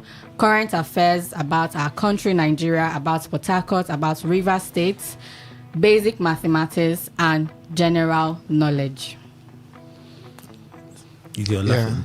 Yeah. Is it the same thing? Yeah, of course, the same thing. Like she said, IQ test questions. Okay. And don't just limit it to just Nigerian current affairs. You can also look at international current affairs as well. So that's just a little... This is a tech scholarship. Yeah. All right? Yes, of course. You won't ask a basic tech-related questions. No, we want to make it possible for even those who don't know anything about tech to actually sign up for the scholarship. Final words before we go. Okay, so essentially, if you are thinking about breaking into tech, this is your moment. Don't wait for the perfect time. The best time to start is now. The tech industry is at the moment full of opportunities, and with this LogTech scholarship, you can gain the skills that can move you forward without having to pay so much for training fees.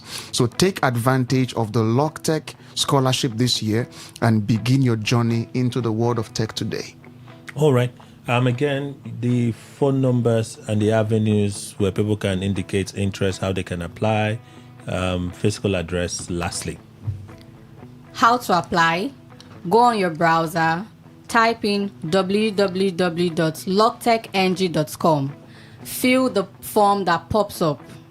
Another means to apply is to send scholarship as an SMS to 070 3888 5466. You can also call 070 3888 5466. Our customer care agents will walk you through the process. You can also visit our office at number 4A, Etimokoyo Close, beside APC Secretariat and beside Total Filling Station along Aba Express Road. If you're coming from Artillery, it is before Market Junction. Tell the driver to stop you at APC Secretariat. If you're coming from Rumola, it is before Artillery. Tell the driver to stop you at APC Secretariat. The LogTech banner is there. All right. Thank you so much for making the time. Thank you very much. Thank you. We'll return to our conversation in a bit. Please stay with us.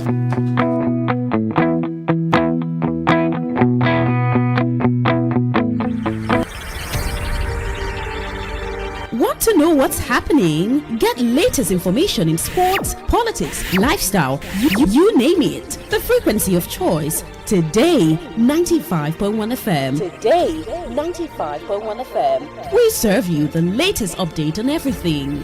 Today 95.1 FM. We are the voice of the people. The voice of the people. All right, thank you for staying with us. Some of your contributions, let's squeeze them in.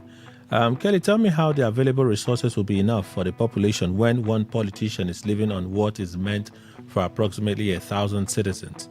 This is a no-brainer. Second, for the leaked details of Emeka Ike's documents from the supposed INEC database, all I can say is it is appalling. Simply goodness from Alakaya.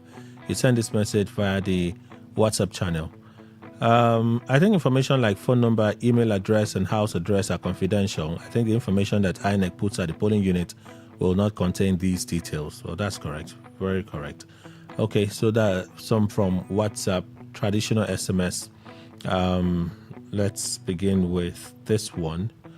Mr. Peter Obi is a vision. When I listen to him speak, it reminds me of the need to be a good Nigerian. Oboku Darlington from Erima community. Your contribution. Thank you. All right. A very good morning, Kelly. I'm a respected guest. I was born in my community, Rumomoy, for over 55 years now. And to the best of my understanding, Okabie's family has always been the one producing the paramount ruler in my community. But if it's rotational before I was born, then I do not know. Please, I'm begging the relevant authorities and the government to take urgent action or attention on these issues before it gets out of hands. Austin George from Rumomoy, you sent that message. Thank you. All right, this one. Somebody said that high population is a problem of Nigeria. I want this person to know that meeting people's need is the reason for social contracts. Is Nigerian population higher than America, where virtually everything is provided for the people? This person is rather accepting that government has failed. J. Amadi from Uzuoba, that's your contribution. Thank you. It seems Obi has a special way of speaking and feeling about Nigeria, which other politicians lack. I believe he will try if given the chance. Mr. Dennis, that is your contribution. Thank you. I thank the House of Representatives Speaker for putting to an end the Orina crisis speculations over OK's resignation and defection, because Rivers State must be okay. Also, CAN has finally reacted to the killings in Nigeria. Gostam and Port Harcourt. I say finally reacted. This is information. This is where some of you come fighting me on Sunday mornings when we have this conversation.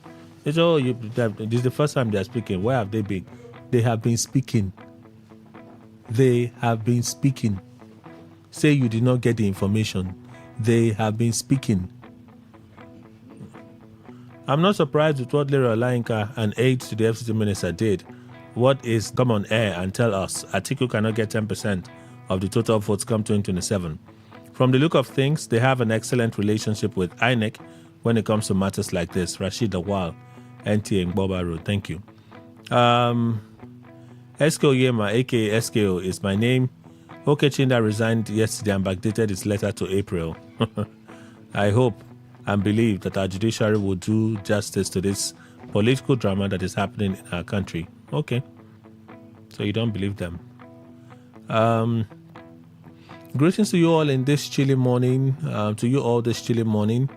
With some not so chilly but eye-popping headlines.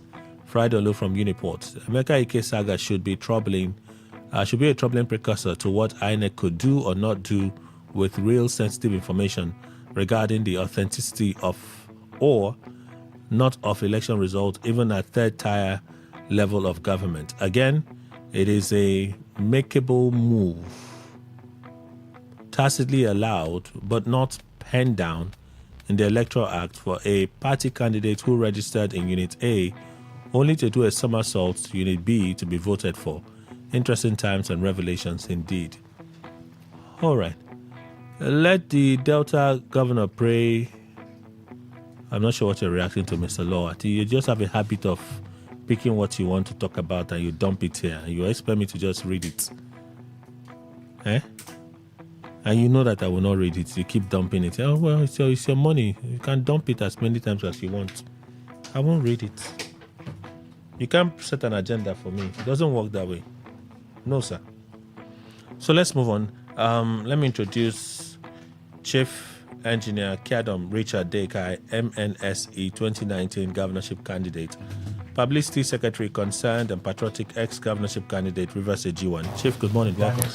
Good morning, the very good people of Rivers State. All right. And fellow panelists.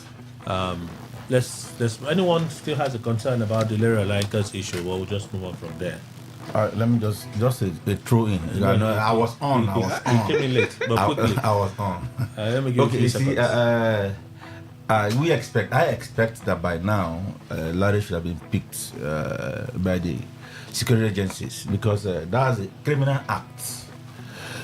He got an information. You are alleging that. No.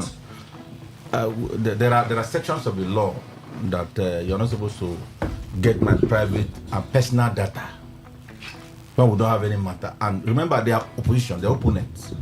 So why go and get my personal data to my marital status? It's very uncalled for, and that has given rise to the suspicions of Nigerians that believing that INEC is owned and run and is being managed by the government in place, which is not going to be to the best interest of Nigerians, because we needed a fair representation from INEC. Okay. Now that an individual is going to get information at the INEC back end, and they are saying they want to investigate. You've seen who got the information. You've seen the user's name that was released by the information. So what is the investigation? What is he doing? Go after the man who has done this to serve as deterrent. But we understand how Nigeria works. Law is for the poor. Justice is for what? For those who have money. Well, I don't know what that means, but let's move on. You don't know what it means, really? No, in English or what he is saying. Whatever he said. I it's in English. I have no idea what it means. So let's move on. The information is not for me. You that contested, we said something here that day about some English. You said no, it's not correct. Suddenly, you don't even know the meaning of this one now. The information is not for me. The information is for the listener. But you say you don't understand what you... No, in this case, I don't understand what you mean. Maybe the listener gets it. Okay. That way there's peace now, national movement. Okay. So let's proceed. Agbabio says, after he said all the things he said to his fellow lawmakers, he said, let's ensure that our security summit holds so that we can make our contribution to this menace of insecurity that we have in the country. I beg. How is the security summit going to help in this fight against insecurity? Mr. Momo? I think they usually have an annual security summit. I don't know if it's annual. You know, they wanted to do it one time, and somebody in the government, former Minister for Defense, came out to say it's not necessary. Of course. Blah, blah, blah, blah, blah. They took arms with him. We knew that he was going to, somebody in the villa would have told him, no, don't do that, don't do that. Yes, and he stepped it down. So I don't think it's annual. Okay, so but I think that whatever security summit they have been planning, it will be good. Let's have it now. And for me, so that the matter of state security, this matter of centralized security, as it helped us from 1960 till today. It's a major question that we must ask, because you would hear actors who tell you, oh, Nigerian is not ripe, as if we're a mango on a tree. Oh, Nigeria is not ripe for state police. Oh, the governors will do this. I think we need to now begin to have serious conversations, going beyond whether one man who cannot go beyond 8 years is the one that we are now afraid of, that what will move us forward. And so I think that it's good that let's have that security meeting now. 8 years is a long time. 8 years is a long time. That's why the law are tested. See what one man is doing in barely 2 years in office. One man.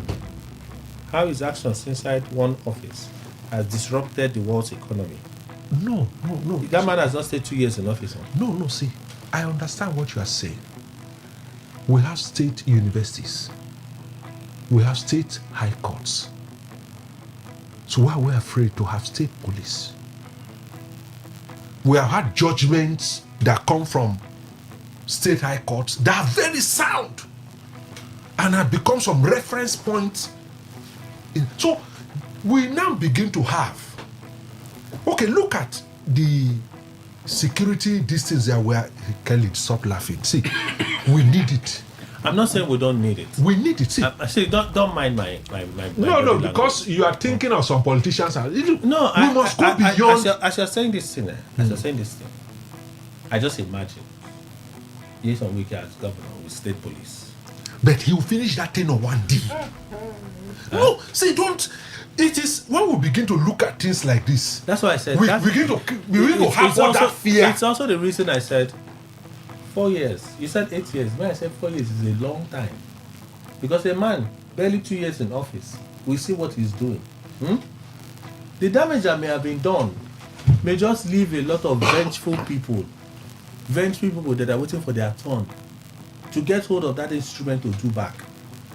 I as a Nigerian, cannot even trust that our National Assembly will be diligent enough in not going to one jurisdiction, one white jurisdiction, copy, come here and paste it. And when we start having problems, that's when they start doing amendments. But talking about security, when one governor can say somewhere and say, get that politician, lock him up inside one hole, hold him there. The human rights activists will be shouting, the governor will look away and give one flimsy excuse. For national security reason, that's why it's being held. The man is locked up there. One day you will hear that, the governor slept and woke up on the right side of his bed. Sir, release that guy. When after an election cycle may have passed, he said, release that guy. The police will come out. Well, we decided to release them on bail. No, I'm not against state police. I'm not even in the position to be against or for. I'm just looking at possible scenarios that could play out. So, if their summit is for how they want to quickly pass that legislation on state policing, do we need a summit for that? Is it a summit that would ensure that children are no longer abducted in their schools? No, see, for a bill as heavy as that are going to change a lot of things in this country, I think they needed a summit. They needed a summit to have all of the perspective from different, for those who disagree. But the summit is not about state police. No, I'm saying, it will come up. It will come up because what we are facing currently, it will come up. It's a look. You cannot escape a security summit that will not mention. Forgive me again. Forgive me. Maybe it's the way I'm feeling today. But forgive me again. You believe that these lawmakers, these are Nigerian lawmakers, as hardworking as they are, right? Will today say they are doing a summit on security and put the focus on state police. And pass on a chance to organize another summit where they will spend money and pay bills on legislation for state police, Senate special session. These are our lawmakers. You believe that they will do it? No, see, I agree with what you are saying, but I'm saying here, because of the public consumption of what we are doing here, that summit, whatever that it is, it will be good that let's have a summit. That summit is not limited only to security agencies. There are community leaders, there are people who have done some things who would come forward to say, we're having this challenge. We think A, B, C will resolve this issue. I think there's nothing bad about conversation. Okay. Having to hear people. Okay. The Senate cannot claim, or the National Assembly cannot claim to be an island of wisdom. So they should be able to. It's not just only security summit. I expect them to have had education, stuff like that. So the other ones that would enrich. The other ones they've had, what's the result? No, which one have they had? They've had plenty summits in this country. Summit or normally when they're having bill, they go to various. The Senate has had many summits in this country. No, I'm not aware. I'm not aware of any. I'm not aware of any. So, but I'm saying that. Would you check? No, I will. After Probably, maybe, yes, I will try and check. I'll just Google it and find out. Or probably I've forgotten. No, Maybe since because she said of the way they have handled it. Okay, the way they have handled it. Yes, probably. I said that I've forgotten. Probably maybe the way they would have handled it. But for them to have a security summit at this time, where a teacher, not just kidnapped, but was beheaded, we need to sit down and have a conversation. If the Senate will lead it on security, so be it. There's nothing bad about that. But we need to have a national conversation on where we want to go. But and I think that this centralized police system from 1960 is no longer effective for us as a nation. Chief Dekai. This proposed summit by the Senate is not necessary. It's not going to yield any results. Let's come to think of it. If they gather and meet and put together ideas, where are they going to push the idea to? Are they going to implement it themselves? They're still going to go and meet the security architecture in Nigeria, which does not have the necessary equipment, training, support, and all that. So whatever they gather together, drink teas, get chips, and put together will not yield any results. Because the man who is at the end of affair to pretend to direct the army or the police or the security agencies to go to work has not given the marching order necessarily for them to go and do this action. It might not be just mere words. Which other orders do they need? It might not be mere words. Equipping them adequately, training them, getting them the required allowance, motivations. Are we seeing those things today? That you see a major being killed, you see battalions of police being ambushed. We've seen that happen in Yobe, either Kaduna or other places. We get a report about that. So if they gathered and say security summit, the Senate, which of them or how many of them are having military experts among their midst? No, but they can invite those experts to come and make it peace. Which of them has that expertise among their midst? Then when they will not finish all the formations and all the papers, they will say, okay, we push it to the presidency. Then the man will not sit down, call the security chiefs, service chiefs, and say, okay, they can't do otherwise if they don't have the necessary training and the manpower or the equipment to fight these things. Look at what happens in Oyo. Our schools, up till this is about going to 3 weeks, our children are still in the hands of terrorists. Kelly, I have two beautiful and lovely daughters, very lovely, Joy and Daniela. And I'll sit back one day and I'll say, wow, God forbid, they are not here with me. Why do you name her Daniela? Leave that one. They are not here with me. How painful can that be for a parent? Yet, people are out there jubilating, politicking, celebrating, galvanizing, entering the best cars, using armored, sending their children to abroad. Why the common people who are the voters are here suffering? Kelly, that summit, no matter how they will call it, I saw Akpabio yesterday when he was trying to say, we'll put together this, we'll put together that, but I will also patiently wait to see them put all together and to see the results. Mr. Williams. Thank you, Kelly. Well, put in a simple form, Akpabio, as usual, is proposing a jamboree.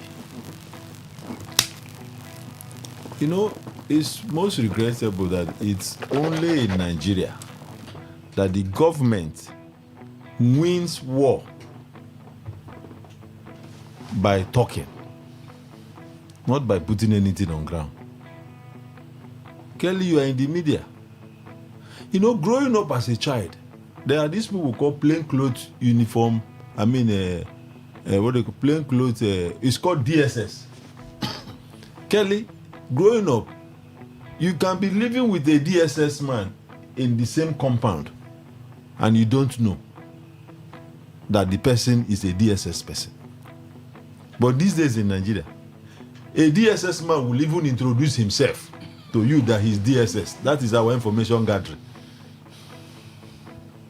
It is only in Nigeria you will see hierarchy of security agents sit down on TV and introduce themselves. Tell the herdsmen their plans, how they have bought this in America, how those things are on their way coming. They are ready. It's only in Nigeria you see that on TV.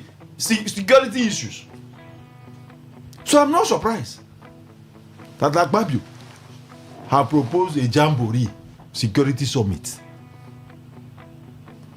What will come out of it? We are talking of state police. That is not what they are going to talk. What they are going to talk is politics. He heard him. I listened to him. There are people who are taking advantage. People are dying. Children are in forest. A number 3 man in Nigeria is telling people who are taking advantage of politics to be hitting up. Taking advantage of insecurity to be hitting up. That is what. So what, he has told you what he's going to discuss in the summit. Not solution, but to look for who they will indict, their political opponents that they will indict that are the sponsors of insecurity. That's what Akpabio is going to discuss. But they can't indict anybody now. No, who told you? In Nigeria today. Kelly, did you travel? Akpabio can indict anybody. He has given you a hint that people are taking advantage of election to cause insecurity. That is what he's proposing, what they are going to talk. So it's unfortunate that the government of the day have resorted to blackmail. Just sit down and all they do is just say, this political party, the leadership of this party, they are doing but to go into the nitty-gritty, what is the cause of this insurgency? How do we resolve it? It's not in their business. As far as they are concerned, everything in Nigeria is political. They don't want to know. I watch. While I came here, I was sitting in the car, I was watching a local government in Katsina State. A local government chairman in Katsina State invited bandits for peace talk. Kelly, these children I saw, I don't think any of them is up to 18 years. They all came. People were even admiring them, hailing them. The local government chairman was seated on the floor. Begging, is this a country? So we have gotten to that point that Nigeria should wake up and know that these people don't mean well for us. It doesn't matter how they paint it. Okay. They don't mean well for us, and I wouldn't want to toe the line of T.Y. Danjuma that we should resort to self-help. But it's almost coming to that, because you can't tell me, just like Dekia say, you have a child of 2-3 years, and a mother, I saw also, a mother said, I took my child to school this morning and dropped her and went to work. She just got a call. They have kidnapped everybody in school. A child of 2 years. And then you see, Kelly, it's getting to a point where people, with due respect, and I'm not, like I said, self-help is not solution here. But Kelly, it's almost turning to be the solution. Because if you know that I have gun in my house, the type you have, I don't think you have the boldness to come to do any rubbish in my house. Because they know that that's Nigeria. Oh, no, don't carry arm. Don't carry arm. It's illegal. Yet people carry arm. No state actors carry arm and meet state actors. Say they are talking peace. It's unfortunate. Mr. Ndikwe. Kelly, I don't know what legislators are going to talk about in the security summit. Whatever it might be, away from state police. It's not necessary now. It's not.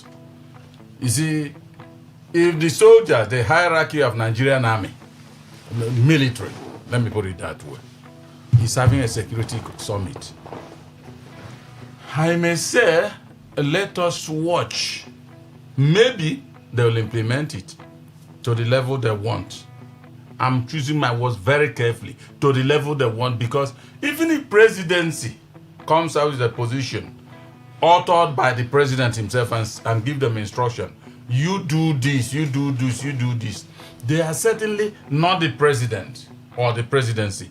They are going to be the implementers of all those particular positions they will arrive at. And how have they been chasing such positions which they have always come up with? Whether in Security Summit or not, they've been reaching solutions. Oftentimes you hear DHU come out and say, this and that is going to happen like this. And of course, they've been succeeding sometimes. But I'm telling you, politicians in Abuja, in form of legislators, go there. Remember what Akpabio said when there was just one particular protest. Akpabio said that they go on protesting and they will go on eating. And eating and be drinking tea. And this security summit, there will be breakfast, there will be lunch, at least. Those two. And you know what it means, the level their lunch will be. And I'm telling you, that is the eating continues. So you go on suffering what we are suffering, and the eating continues. And these bandits or whoever it may be will not go where they are having the security summit. They will come at the hinterland and then fire people. Don't forget, Buhari said that even the insurgents are in his government. That is it. Are you even sure that the people that will engage, Akpabio is calling for this security summit, according to Buhari, are not also working for the, it's funny. So my problem is that, what are they going? I think I understand they've had a few of such in this country. But I can't remember. If you ask me what it achieved or what is achieving, I can't point out any one of them. Okay. So we finally heard or confirmed that Chinda defected from the PDP to the APC. And like I was saying in this studio, when some people called me a hatchet man for whoever, that Chinda may have resigned a long time, but it just was not disclosed to the public. So they've now announced that Chinda defected since April 23. April 23. Dekai, can we rest now? Resting how? Your questions? Are you asking about the defections? Can we rest? Can we rest now? They said he defected. I'm just the kind now. He defected since April 23. People said that is what. How can a PDP man be a candidate? That is what was read yesterday. The letter is dated April 23. Medicine after death. What do you mean? Okay. Within that April 21 that letter came out till date, how many times have the House sat? You will tell me now. It's about 8 times. I have my record. Please share your records. I will give it to you now. 8? Yes. Let him speak now. Let him go and look at it. It's about 8 times. The House sat 8 times. And what happens within that 8 times? That letter could not be read on the floor. You saw Chinda in House, in plenary? He has been very punctual as an opposition, a minority. I'm not speaking of being punctual. This is not about pontificating. I'm keeping it simple.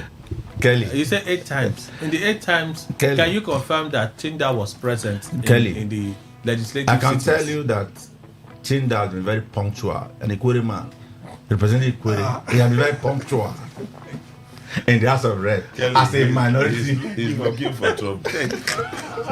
I'm officially giving up. As a very, very good representation of the Ikwere people. Because I remember anytime he speaks, anytime he stands up, he will call his name and his tribe. And I give it to him on that. He's a very nice person. But let's test these things in the law courts, which I remember that one other people has gone to court to look at it. That you resigned to date, it wasn't read, and it was read in May or May 2nd. Is there a rule that says when defection? The traditions in that house. Is there a rule that determines when a letter must be read? The tradition in that house, which we know, which we follow, is tradition, which Nigeria follows. Is tradition the same thing as a rule? Because they are not going to give us a rule as regards to that. But I'm looking at the tradition. What is obtained in that house, that if you are defecting today, you send a letter to that effect, and the Senate President or the Speakers of Rep will read that letter on that floor. Okay. And that is what has been going on. Okay. But in this very case, we are seeing a different thing, a shift. Which makes it suspicious. The way you might look at it. But all suspicions goes to the law courts. If you are going to doubt it. Are you going to court? No. I don't have any interest in going to court. Mr. Williams. Ezekiel, this man, when you asked him that question, daycare, remember that is his primary constituency as a former governorship Guba candidate. You don't expect him to say something differently from what he has said. And he wanted to rope me in when he brought Ikwere in. Well, I am an Ikwere man, and he knows that. You see, Kelly, the truth is that Nigerians, or most Nigerians, have sold their conscience. It is what you and I know, it is procedural. What I wouldn't know is whether it is a rule of the House of Rep. April 23. Yes. Abbas, the Speaker of the House of Rep, have announced in the floor of the House people who have defected. That would be correct. He has announced people who have defected, even after April 23rd. People who defected after NDC, ADC defection and all that. The Speaker have announced a number of persons. He forgot. That is it. He forgot that Okechinda's letter has been there. Maybe somebody. Can you confirm that Chinda was in plenary? Kelly, that I cannot confirm. You can't confirm that it was in plenary. That I cannot confirm. Are they going to read his letter in absentia? But the Chinda, I know. Let me even tell you. I remember when Akpabio was reading the one of some senators. No, sorry, it's not Akpabio. It was this man from Abia, Deputy Speaker of House of Rep. When he was announcing the people. Benjamin Kalu. Yes, Benjamin Kalu. He said, we will read out the names of the people who are not here, but whose resignation letter is with us. I can't confirm that. I'm telling you that one. No, he did. No, I listened to Benjamin Kalu. I can't confirm what you're saying. Well, you can't confirm because you are not the Benjamin Kalu. You cannot authoritatively say Kelly, that was what happened. Kelly, I am telling you. Okay. He said that. Can we put it to a forensic test? Oh my God. You can't distract me this morning. No, I'm not distracting you. No, we're only trying to establish the fidelity of the is that I am coming back to Okechinda's case. Okechinda, when my friend here is saying Okechinda is very, very punctual, he didn't say that in error. The Okechinda we know, the minority leader of the House of Rep, always attend plenary. I'm very vocal. Why are you still addressing him as minority leader of the House of Reps? Yes, as far as I know. He was the minority leader of the House of Reps. No, Kelly. The issue we're discussing is the issue of his position as a minority leader. No, he's speaking in the present terms. Minority leader. No, you should have said it then minority leader of the House of Reps, because the man has told you I have defected. Kelly, he's no longer minority leader of the House of Reps. What we're saying here is that the Speaker of the House of Rep, in an attempt to do the bidding of his party, if it is in a civilized system, the Speaker would definitely put himself in trouble. Why? Has been there with you since April, and you allow the same man to continue to act as a minority leader. But I ask you a question now. May I ask you a question? What is the question that you wouldn't have asked Okechinda himself? Can you confirm that Chinda was in the house during those plenary sessions? Kelly. Okay, if that is what you want to hear. Yes. Why is the question I've answered you. so difficult to answer? Yes, I've answered you. Because you cannot tell me that since 23rd of April that Okechinda has never been in the house. No. To that extent, I'll say yes, he has been attended. Now, the point is, Kelly, if it is where law works, that's why I say Nigeria as presently constituted is not a country, unfortunately so. But you're a lawyer. That's why I say unfortunately so. You still practice law. You still make cases. No, Kelly, that I practice law. You still defend the law, but you don't believe that there is law in Nigeria. Kelly, you and I know if it is where the law works. I'm not saying that there is no law, but if it is where it works, so. I didn't say there is no law here. So the law doesn't work here. To the extent of what me and you see. So how do you practice law? I just practice law. My God. Kelly, I just practice law in Nigeria now. Whether it works or not, it is for you to know. See, I know where he's going. See, Kelly, the point is that it's unfortunate that a man who was a minority leader, a vocal one at that, no, I believe them. Right. You know why I say I believe them? Kelly, remember we were talking of INEC here and Larry. I tell you that. I have to go for the news. Okay, when we come back. To go for news. But I think your point is pretty much made. If you say he Nicodemously, so you don't believe them. The news updates, when we come back, we'll continue. Please stay with us.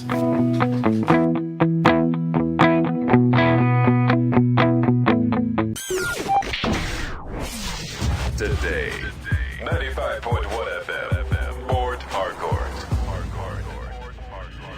News update.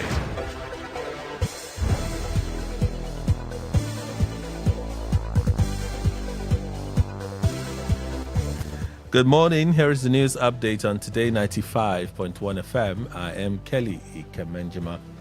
Lawyer and political activist Dele Farotimi has argued that Nigeria has never experienced genuine democracy, describing the country's political system as a mere shadow of democratic governance. Speaking during a live television interview, Farotimi said elections in Nigeria have become largely symbolic and fail to reflect true democratic principles. He expressed concern over the emergence of public office holders whom he claims were not qualified to contest elections, citing the cases of Senate President Godswill Akpabio and former Senate leader Ahmed Lawan. Farotimi also criticized the judiciary, alleging that court decisions have often been used to legitimize actions taken by political actors. His comments have added to ongoing debate about electoral reforms and democratic accountability in Nigeria.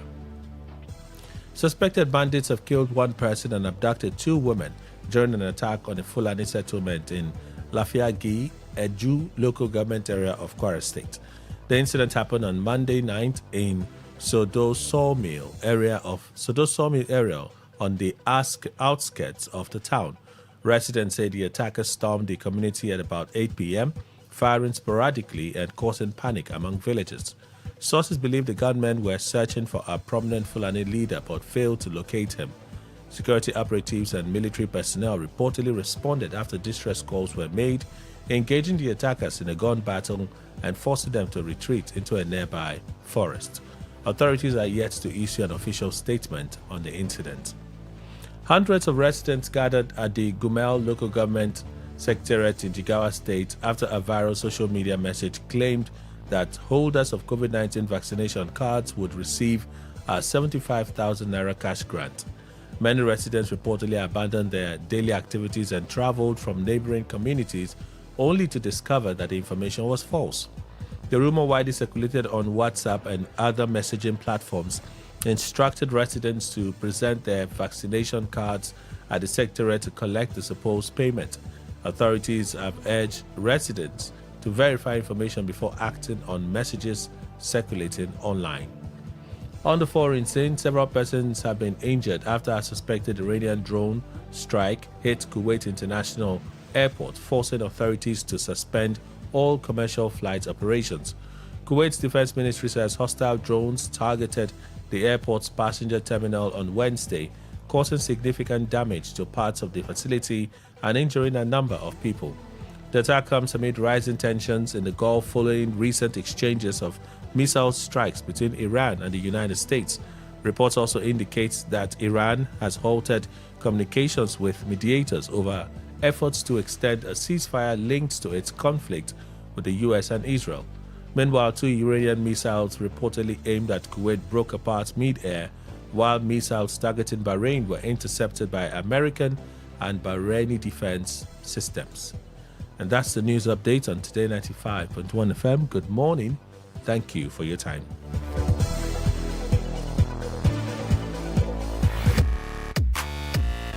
Turn the dial and turn up the thrill. We are not in the same league. We are rewriting the rules. Here on Today 95.1 FM.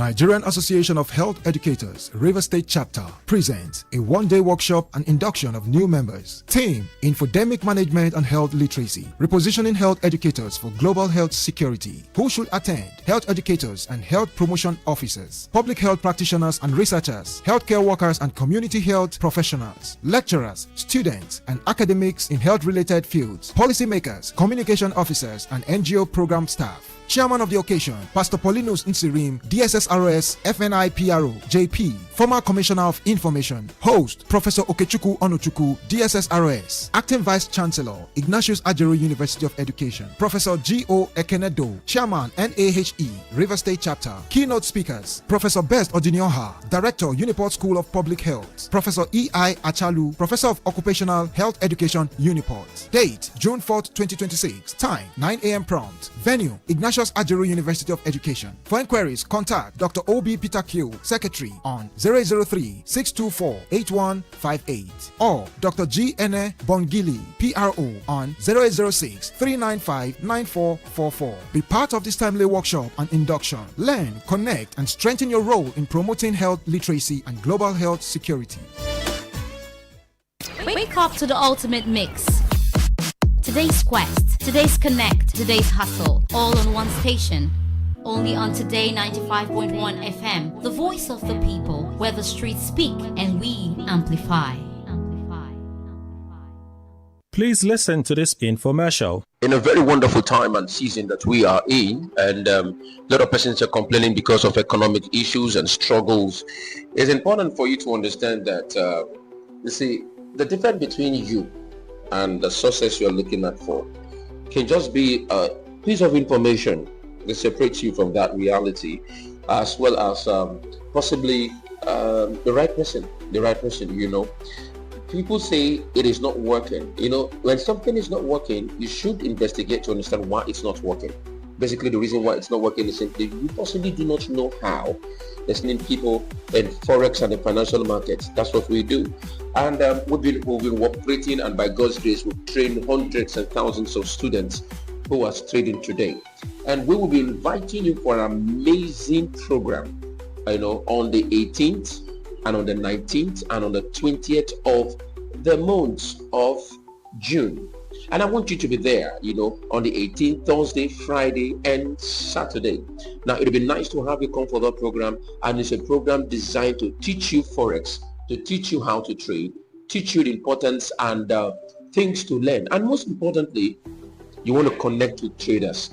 You want to connect with friends. You want to connect with people that know how to do. Let me tell you something. Somebody say, oh, give me your money, I will trade for you. And maybe you have been a victim of all these things. But do you know these are things you can actually learn for yourself and know how to do this thing? Because you actually been trading all these days. Each time you do some transaction, somebody gives you $1 or $2 bill, you go to media bookie to change it. What have you been doing? That same thing. So this is a golden opportunity for you. All you need to do is simple. Text the word YES. Text the word YES to gain entrance to that program. It's going to be very powerful on the 18th, 19th, and 20th of the month of June 2026. Text the word YES to 0916 1419 928. 0916 1419 928. 0916 1419 928. Just text the word yes to that particular number, and by God's grace, you will be sent a message, so you'll be there in the program. Where is this program happening? It's going to be happening at the Trade to Retire Training Executive Office, and that is at Stadium Link Road, King David Plaza, Stadium Link Road, King David Plaza, Stadium Link Road, on the 18th, 19th, and the 20th. All you need to do to be in that program is simple. Text the word yes now to that number, 0916 1419 928. Somebody's asking, but if I don't know anything about Forex, can I come? Of course you can come. So the whole journey starts one day. Do you get what I'm saying? The whole journey starts one day. And we'll have an amazing trainer, Mr. Prince. Oh goodness, such an amazing young man who has trained a lot of persons and is doing very well for himself. We have Mr. Bishop, and so on and so forth. They are simply amazing. So be there on the 18th Thursday, on the 19th Friday, and on the 20th Saturday at the Trade to Retire office, King David Plaza, Stadium Link Road. How do I go there? Simple. Text the name. Text the word yes rather to this number 0916 1419 928 0916 1419 928. And this program is free. Did you hear me? It is absolutely free. What's the time of the program? You better find your way to be there. We have a morning session, we have an evening session. So my best for you is that just text in your name and they will reach out to you to tell you how to get about it. The program starts exactly by 9 a.m. People start entering by 8 o'clock in the morning. So people registration begins 8 o'clock in the morning. So by 9 training begins. So make sure you are there for the last time now. Text the name. If you want to learn Forex, you want to connect with Forex traders, you belong into that community, you love Forex, just text YES to this number 0916 1419 928. It is time for you to be successful. Trust God, believe it. And I tell you, the Kingdom Capital Project is a Christian initiative helping you to build your financial freedom and economy. God bless you. Thank you. And that was a paid infomercial. Today 95.1 FM, where news meets insight, sports meets passion, and entertainment meets excellence. Expert analysis from seasoned professionals and our top analysts, informing, educating, and entertaining you. Your voice, your station. We are the voice of the people.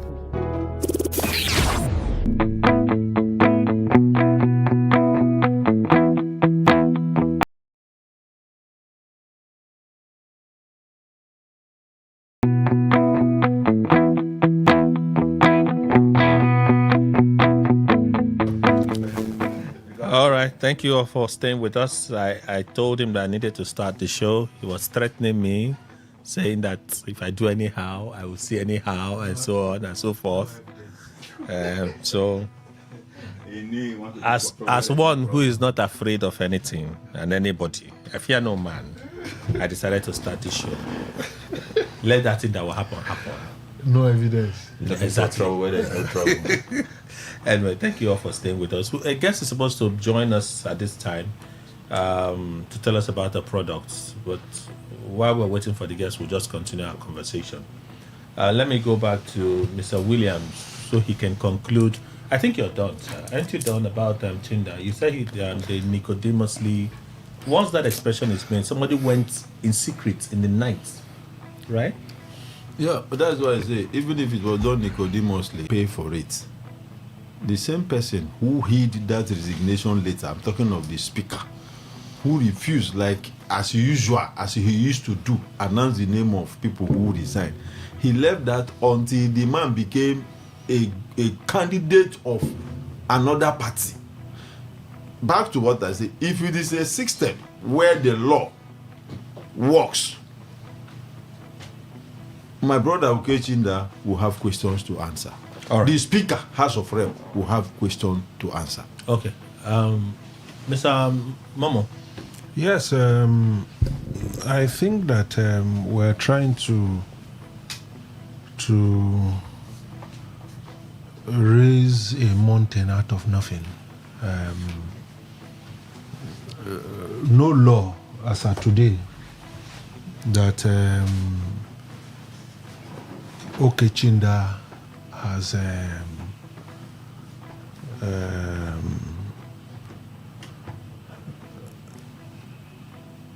no law anywhere that says that what he did are illegal or something. He has informed the Speaker in writing. Since April 23. Hold on, please now. Hold on. That's the question you ask. You want to break my line of thought. Just hold on. But that's the letter. No, you quietly listen to everybody. You quietly listen to everybody. He was, I had to, because when you asked that question, when the guy was speaking, I had to quickly go and check something. That's your friend? Yes. Okay. He was, as an APC member of River State, he was part of the people who signed the president's form as an APC member. As an APC member? Yes, as an APC member. He signed that form. I quickly had to go and check the date. He signed it on the 22nd of April. No, hold on now. Please, hold on. You know, sometimes when you see certain things, you begin to put one and one together to see where. At that time, there was no announcement. I was in one of our WhatsApp group. I was, why is somebody in the PDP signing? That was my first reaction.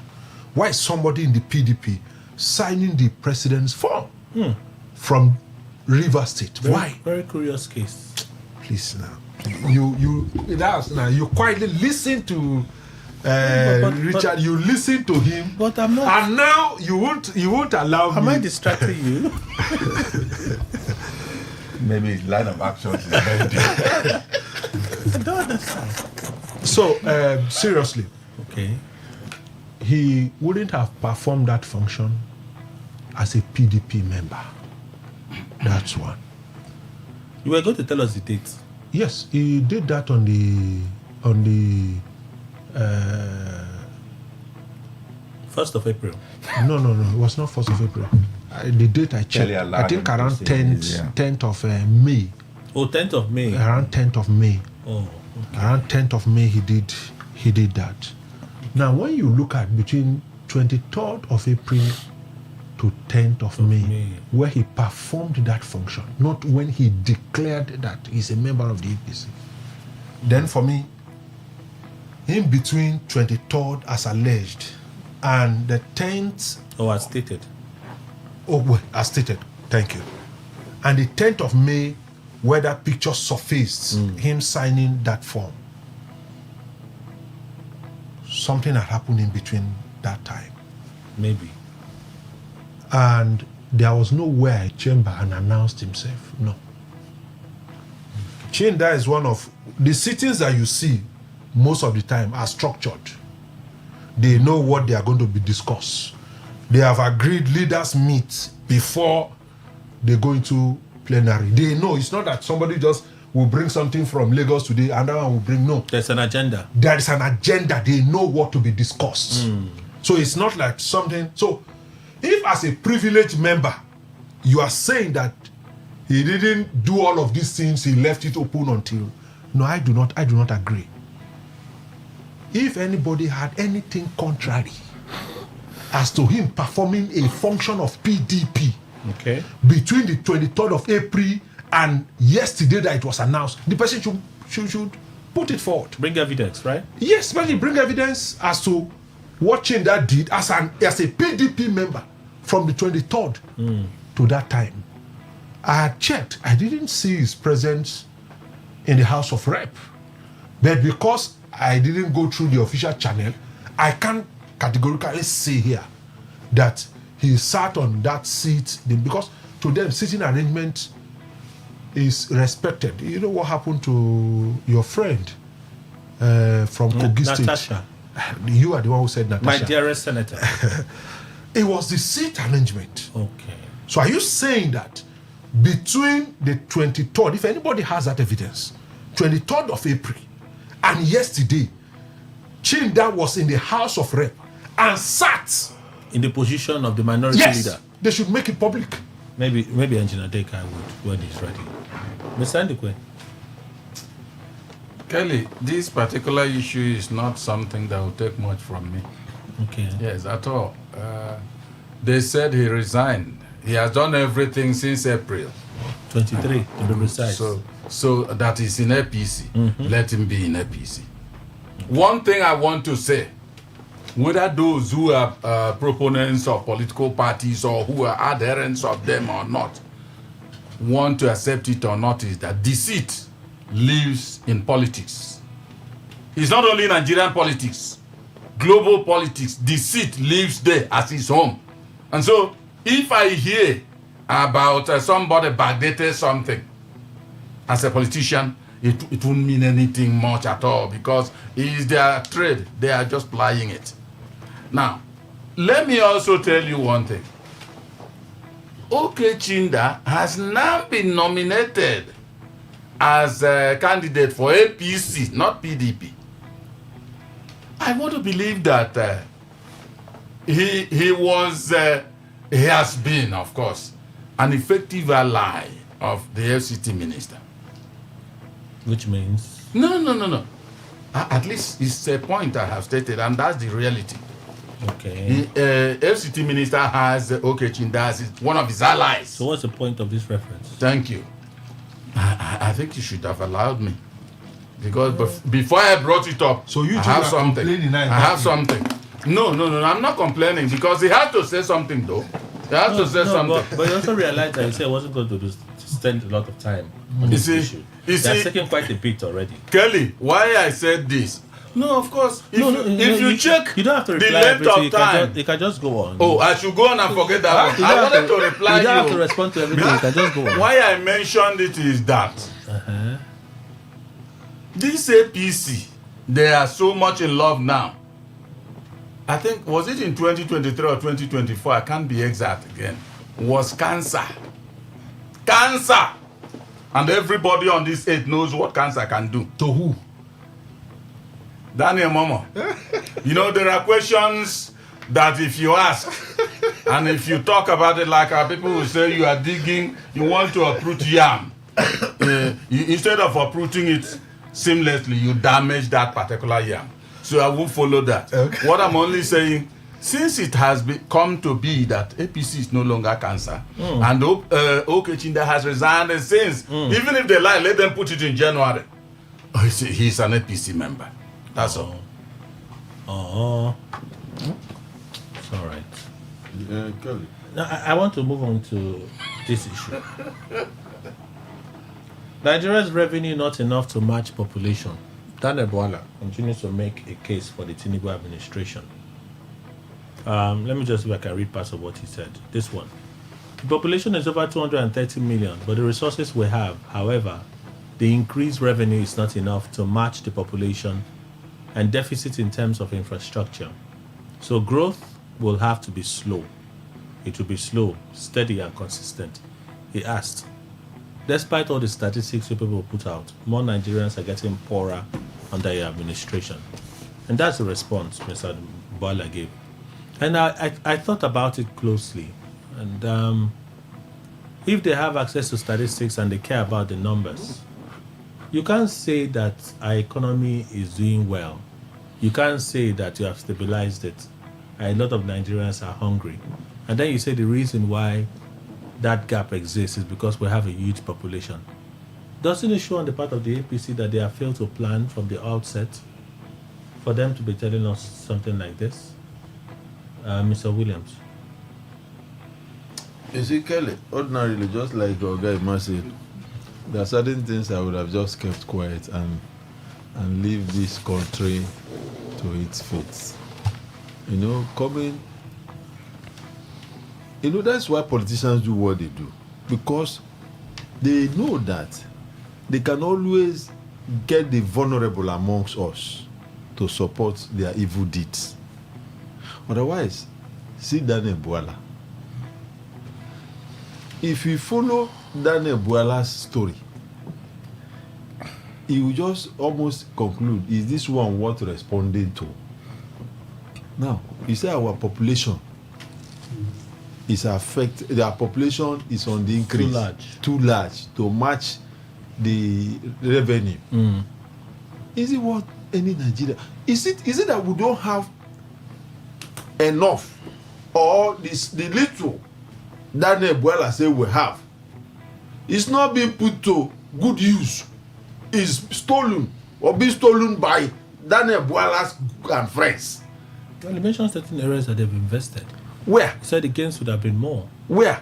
Where exactly? Loan. Kelly, this students' loan you hear them talk about. Kelly, you are a rivers man. You are from a place. You live amongst people.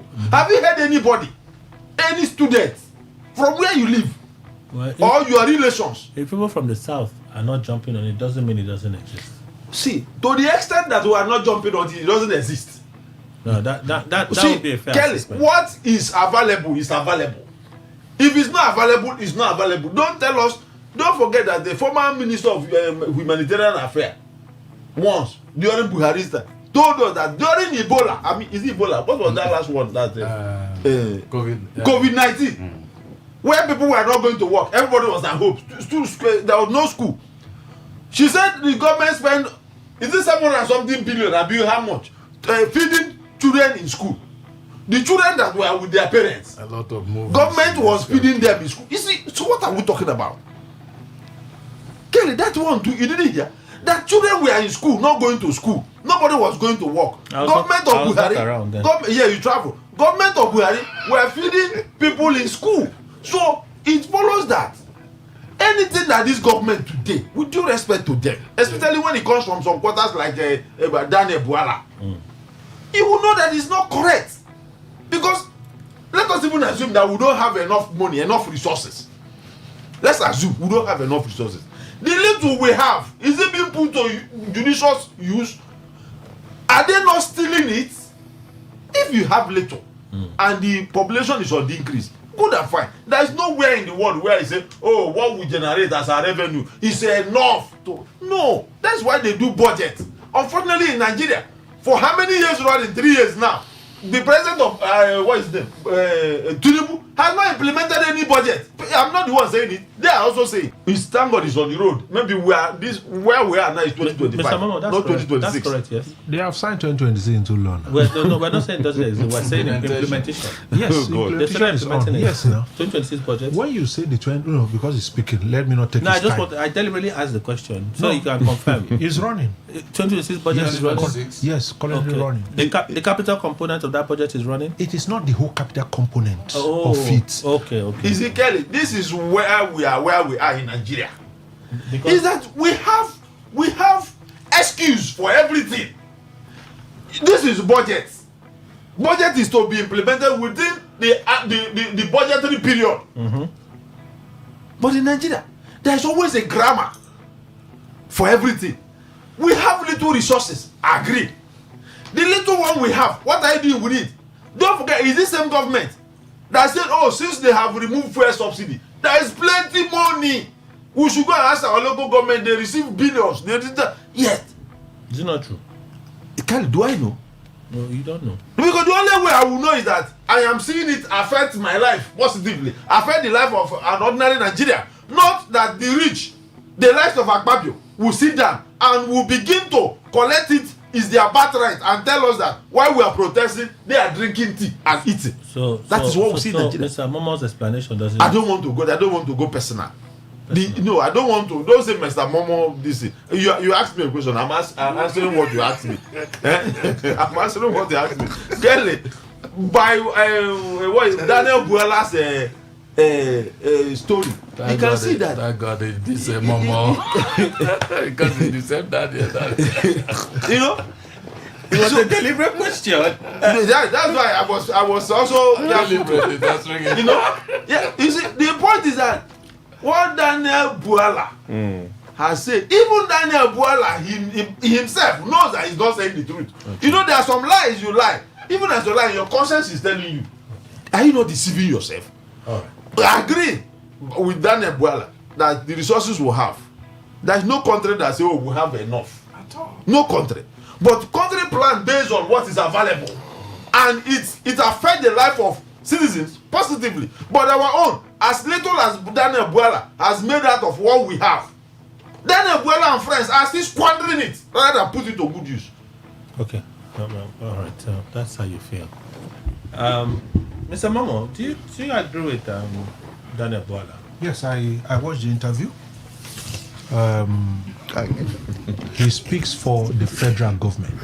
He doesn't speak for the states. The states today, it's not that there's anything fantastic they are doing to generate money. These are all the brainchild of the President of the Federal Republic of Nigeria. Wow. When this president got on board, and that's why we must give kudos to this president. That's President Tinubu. Yes, there's only one president. There's no any other. Is there any other president? When I say president, do you have any other president to be specific? I only wanted us to be on the same page. No, we're on the same page. Oh, we're on the same page. When he got on board, our crude oil production was around 1.1 million. You reach? Yes, was around 1.1 million. Nice way. Now, as of today, it's hovering around 1.8. In 3 years? Yes, it's hovering around 1.8. Oh, wow. And you must give credit to some of the things. These are not things that they just are just wishful thinking. No. Remember, he's trying to bring the Ogoni on board. Yes. You know, I know, everybody know that he's trying to bring the Ogoni on board and resume oil production here. They can't true. We have been here together before you asked him that question. We're here. Even Mr. Iman, everybody knows. Wow. Why am I forgetting? No. I am just trying to lay some things for you to know that if oil... But you know this conversation is not about me, yeah? No, I understand. But I face you, my explanation. You are the one sometimes to cut somebody and say, no, don't go there. So the point here is that... In the conversation about any of us. No. See, no, he asked the question. He has that power. That's why we call him dictator here. It's all right. You see, what the president did was not something that we just sit in Abuja in that AC office and then these things just rise. No. I gave you the Ogoni instance. 2, he signed an executive order telling NNPC send all revenue to the Federation account. How be suspicious? No, we all know these things. These are not things that... How be suspicious? Just hold on. Let me finish my line of thought. Then you continue whatever you want to say. Those monies now goes directly to the Federation account. It doesn't belong to the federal government. It's meant for the Federation. We have, when the president, the tax, to restructure the tax system in Nigeria, when the president made a proposal, Rivers State here is one of the states who was fighting the federal government. When Wike was governor, they took the federal government to court on who should control VAT. When this president came on board, in restructuring the tax in Nigeria, he proposes, remember, 60% derivation. What did the so-called knowledgeable people here in the South did? Everybody was quiet. Including your friends in the APC. Everybody were quiet. Well, but that's what I'm telling you. Man, you're not mentioning that. No, no. You just said this conversation is not specific to anybody. No, I just want to confirm that including your friends in the APC now. Most of the governors are on the APC. No, hold on. He made that proposal. Okay. What was his intention? That any place where ABCD is generated from, they should enjoy the chunk of that. How many of the Southerners rose up in support of the president? You remember when that announcement was made? There was a Arewa House meeting by the northern leaders involving the emirs, involving the governors, involving the businessmen in northern Nigeria.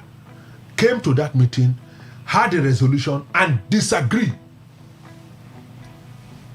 What did we finally go back to? We went back to derivation, 20.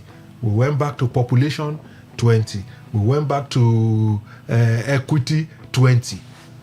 And all of that. But the thing I'm trying to bring out is that the president was strategic and the president is trying to bring in most of this money. And remember all of these insults that he gets today. These governors are enjoying those money. Nobody's blaming those governors. So the problem for you really... No. The question is about resources. And I'm telling you, why Daniel Bwala is correct that the president first had initiated all of these policies to see how to bring enough money to the major pool. But it's still not enough. And you see the question, because sometimes again, that particular answer is now taken out of the major question Daniel Bwala was responding to. It is now like, we do not have enough money. That was not the question from Charles. And he said, look, yes, if Nigerian from 1960, people tell you they are hungry. Nations are always hungry. But he is saying that, look, to tell me what will be okay is to say, what are we doing? And I think that, yes, resources might not be enough. These funds might not be enough. Bola was speaking for the federal government. Bola wasn't speaking for River State government. He wasn't speaking for Edo State government. Are the resources at the federal level enough? No. But some goes to project, some goes this way, some goes this way, all thanks to the president. Okay. That we have been able to even generate this amount of money that has been shared today. Each month they share money. Don't you see how trillions they share and most billions go to state? How many have we held the state accountable? How many of us have we come to this table and begin to ask those states? So again, for you, the governors are the problem. It is not that the word governors are the problem. When this president came on board, he went to the Supreme Court and mandated that this thing we have had local the governors and the local governments are the problem. It is government generally. I don't want to say one particular, but the idea to always sit here and always look at that the president is a problem. That's a lie. So what you're invariably saying is that Tinubu shares the blame. Of course, he would share in the blame. Okay. But I'm saying that each time we talk about this, have this conversation sincerely, with an open mind, how many of us have been able to point to these governors? Okay, so with the billions they receive, what do they do in their state? So let me ask you finally, yeah? The blame goes from top to the bottom. That's your assessment, right? Yes. But that would mean that Bola has not spoken smartly. There's one thing in coming out to say, oh, we're doing this, we're doing that. There's another thing in acknowledging that a smart answer makes a debate difficult to proceed any further. Right? If you are for the people, you are elected to serve the people, you are generating revenue. You look at statistics. If tomorrow World Bank says, oh, the timber appreciation is doing well, you see all of them jumping on it, like you would always say. Suddenly they have huge erections and they're happy, right? GDP is growing 3.something%. You see, I always say erection. I only mentioned it one day. Well, you said it more than one that day. But is that one In fact, day? it was so much that somebody was concerned about it. So GDP is showing this number. They come out, oh, Tinubu is doing this and so on. The thing has shown every other language that day. Let's go from home A to home B. In fact, if we're even frank with ourselves, some of these supposed big men in their homes will be complaining that they are losing more money than they should be making. Right? Living has become more expensive for the average Nigerian. Life has become more expensive for the average Nigerian. A government that sits down, that likes to pride itself on statistics, would not say, wait, we have 230 million people. How do we ensure that we spread resources to touch these people wherever they are? What measures are we going to use in ensuring that whatever is generated touches these people? Are there means that we could use that could impact them directly? Are there means that we could use to impact them indirectly? How many persons do we want to reach at a time with our programs and policies? That way, when these conversations come up, right, and people in my community, they are crying, a riverine community that ordinary fishing should be a thing, the government would have said, oh, we enter collaboration with River State government to see how we can establish some of the moribund fish farms and create new opportunities for aquaculture in that area. But rather than give us answers that shows that you have numbers that you're working with, you have active plans that are not just on the table and you come to speak on it like you're talking to children in the kindergarten, not children of this age in the kindergarten, they'll ask you questions. But say children of my age, when we were in the kindergarten, our sense don't develop like that. That's how you speak to us. If you are saying that we have a revenue shortfall because of the size of our population, whether it's the president that has a share of the blame, or the governors have a share of the blame, or the local government chairman have a share of the blame, have they not all failed? No.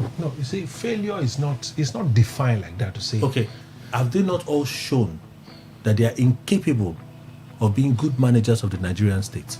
No, not like that. Now, I just reeled out some of the things that the president did to shore up revenue.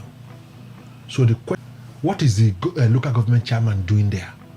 Primary health is one major issue.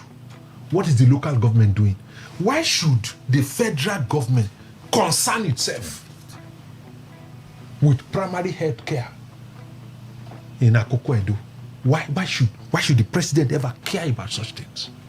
So, but I think that in all of this, the local government, the federal government, the state government, I think the federal government had done some things that are far ahead. Mr. Momo, we should begin to call our states to account. Federal government gives certain amount of money to primary healthcare providers, right?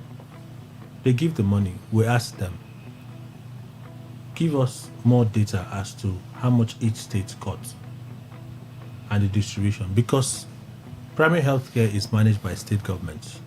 So if you gave that money, right, give us real time. Is it not that red letter? How much did they get? How much did this get? How many healthcare facilities are going to receive this money? How are they going to be spent? At least you are the one providing the money to the state government.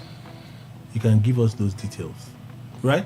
If the state government are not accountable to you in the sense of how they spend their money based on the letters of the Constitution, right? Today, the president has a political war chest that he could use to get governors to be more responsive and responsible for the people. The president today has that war chest. But you see the same president that comes out in one forum and is telling them, oh, we need to ensure that people in the grassroots, they begin to feel the benefits. People are suffering. Governors need to do more. The same president, in the same breath, on another occasion, is telling them, oh, we have done well. I am proud of all of you. Today we're not doing mechanized agriculture. Today it is this and that. The tractors that his government bought, his own government, 2,000 tractors. 2,000 tractors, not one has been given to a local farmer in this country. Not one. So when we talk about making life easier for Nigerians, today the president goes, he travels, people are complaining. Yes, there's a war in Iran. Nations are thinking, how do we manage the situation to reduce the hardship for their citizens? Tinubu goes and says, well, we should be glad we're not like Kenya because we are resilient. We are resilient. No, the government cannot say, Nigerians, there's already a biting inflation. We know. Even if we said there should be a rebasing of our inflation, but we know there's biting inflation. Nigerians, this shock, we will share it with you. We are placing a cap on whatever crude we are giving to Dangote for Nigerians, to NNPC, so that you pay at a reduced rate. We are sharing in this burden. You mean a government cannot do that for their people? No, this is your own suggestion. Doesn't mean that is... These things are in public. Can a government, if the state governments are not doing, local governments are not doing, you that is the chief receiver of the resources, you that is the position where you can make things happen, you mean a government cannot? You are working with statistics. The president, the federal government of Nigeria can employ any person that they want on this earth today to say, come and give us information, come and assist us. They can get that. We want to reach the people in the hinterlands. We want to ensure that the gap between the rich and the poor are not so massive. We want to reduce it. You mean the government cannot plan to get this done for the people? No, that's why I'm telling you that. We have had this conversation before, and I'm not for any cap to Dangote anything. We have our appropriation where they have budgeted for, is it $70 for in the budget? $70. The other excess, which is the windfall that we are currently experiencing. As at 3 weeks ago, I think they said it was about 5-something trillion. Can't remember again. I am for the fact that let those monies go back to states. let the state begin to decide. Abia should decide what he want to do with that money for Abians. Let Rivers get its own share of that money and begin to say, okay, we are reducing transportation, we are reducing healthcare, we are reducing school. Oh, this one should be free. That's what federal government should not do that. I'm an advocate of that. If that 5 trillion is here today, share it among the 36 states of the federation. Let Edo State begin to say, our problem is farming. Use money to buy fertilizers to our people. Soft transportation, but let it not be the federal. That's what I'm saying. We should stop this idea of using the federal government to do things of the local government. Okay, so Dana Bola, which you say is correct. So we have a revenue problem. Of course. Because of the size of our population. Of course. You are saying that there is revenue, but the different levels of government, they are not stepping up like the federal government is stepping up. Absolutely. Fantastic. He's speaking for the federal government. He can't speak for states. No, fantastic. Tinubu has a huge political war chest today. Majority of the governors are on the platform of the APC. Okay. A lot of elected officials today are APC members. Okay. Tinubu doesn't need to call all of them. Tinubu can call the governors. Yes. Tinubu can push the governors to act in a way that resources... Even if they are not APC. No. He has that power we can say, push behind. We can say that when they are opposition, they can begin to say that the governor is trying to hoodwink them and stuff, right? In this case, they are all members of the same party. We are giving you money. People are complaining. I will not pretend that I'm not hearing. I am doing a lot for the people in ensuring that money is available to you people. You are not doing anything. Why are you people not stepping up?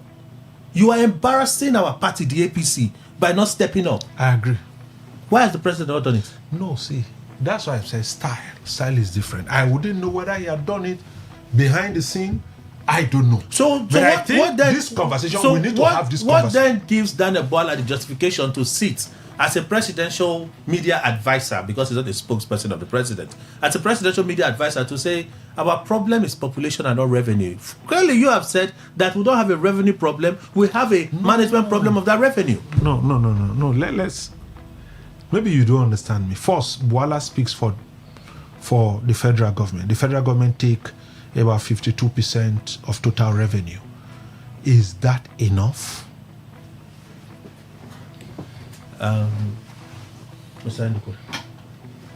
Kelly, you know, all these type of people, I always see them as those who are working for their salaries. When you talk about Bola, the worst things he has said for Atiku, now, before it was Atiku all glowing and all that, he's from heaven. Maybe he fell short of saying that. But Tinubu was in his black book at that time. Now he has changed camp. That's what to show you. You see, have you seen, I don't know whether you've gone into the bush. In the afternoon, you see what they call chameleon. That's how politicians behave. Not only in Nigeria. No, Kelly has not been to the bush. Okay, because he doesn't go. He's He's Gen Z. He's Gen Z. He added even the I'm one. not only Gen Z. He I'm added Gen Z the party. one party. Okay. I'm Gen Z party. They don't even pass. They don't cross a bush on the way they are going on. Well, 10th generation Gen Z. It's all right. So that you may not know chameleon. No, I only hear of it. All right. Let me educate you on how it behaves. But I have to go for a commercial break. You see? You didn't what chameleon can explain what chameleon. If we come, No, you are showing chameleon. if you remember when we come back, maybe you can I educate will, me. I will. Because it's very important for you to understand since you've not seen it. So let's take that break. We're back in a moment. Please stay with us.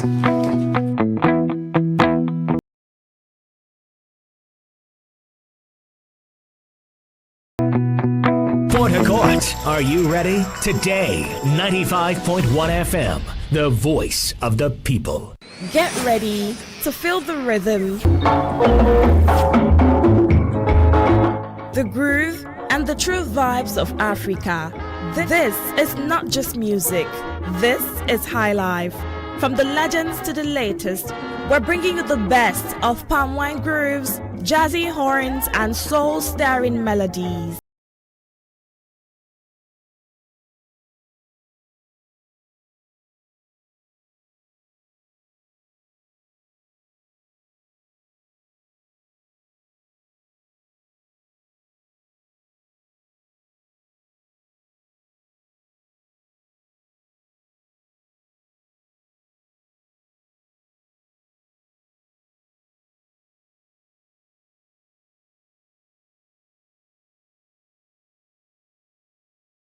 lives here.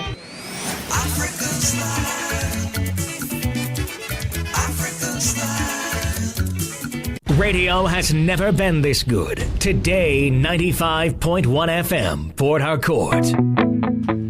All right, thank you all for staying with us. Let's speak with guest from Dr. Vigo Biotechnology International. Good morning, sir. Welcome. Yeah, good morning, everyone. All right, Dr. Vigo, what do you do? And what message have you brought today? Okay, my listeners, good morning once again. This is the voice of Apostle Dr. Clinton Wisdom. Over the weekend, we have a massive event. This conference, in fact, it was massive. Many persons were not attended to based on the free medical checkup and the rest. And why I'm here is because tomorrow and next tomorrow we are having a health program. This one is we're focusing on your health.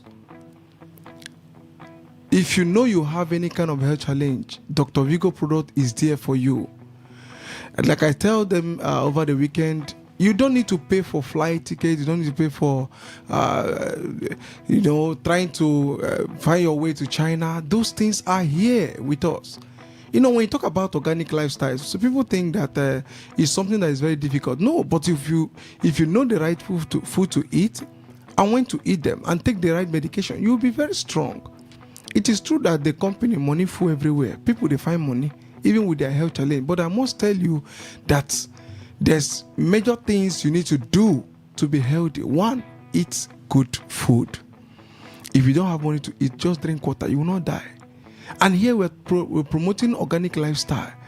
Eat healthy food, do exercise, and have rest. These are things you need. So in this conference that will be coming up, this meeting that will be coming up tomorrow and next tomorrow, we want to take our time to explain to people some of those information you need in order to be healthy. Because believe me, at some certain age in life, there's some food you don't need to eat. Yes. I keep on telling people today the rate at which men suffer post-rate is much. Now, what are the causes of this thing? These are the teachings we're going to give you. And also, we discover over there in China some natural way to tackle some of this health challenge without spending money. Because we've discovered that our people spend millions of naira in the hospital. And some of them that don't have the money, they will just die. Of course. And I keep on telling people, you need to take care of your health. It is very, very important. Some people say they are too anointed. They don't need to take medicine. Anointing need a healthy body to function. And that's why even some top ministers, some top pastors are dying. Why? Because if you neglect your health, death will come.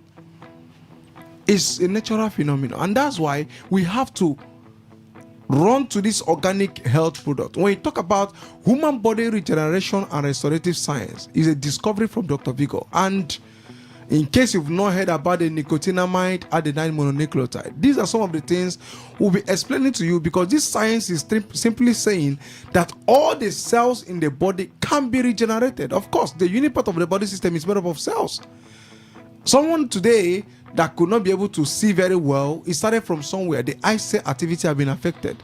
Gradually, it scattered the whole system. So, unlike someone too that have a high glucose in the blood, the beta cell is affected. And before you know it, the pancreas system cannot supply enough insulin. So what are we talking about? All the unit part of the body system is made up of cells. And that's why if they are being regenerated, you will be very, very strong. And this health product from Dr. Vigo focus on regeneration of all major cells of the body system. So that problem that you've been trying to tackle, that problem you are trying to treat, that could not be able to go. In fact, this time we're going to tackle it with this natural health product. All right. So when is the event happening? Okay, it will be happening tomorrow and next tomorrow at 14 Rumola Road. 14 Rumola Road. The name of the plaza is called Honeymoon Plaza. It's a blue two-story building in Rumola Road. In case you don't know Rumola Road, if you are going from Rumokuta to Rumola Junction, immediately you pass the Anglican Church, you will see the two-story building by your right. So we are at the first floor. You will see the banner there, Dr. Vigo office. That is where it will be happening. Remember, 14 Rumola Road, Honeymoon Plaza is the name of the plaza. That's going to be happening tomorrow and next tomorrow. So, Alright. yes, and the time is 10 in the morning.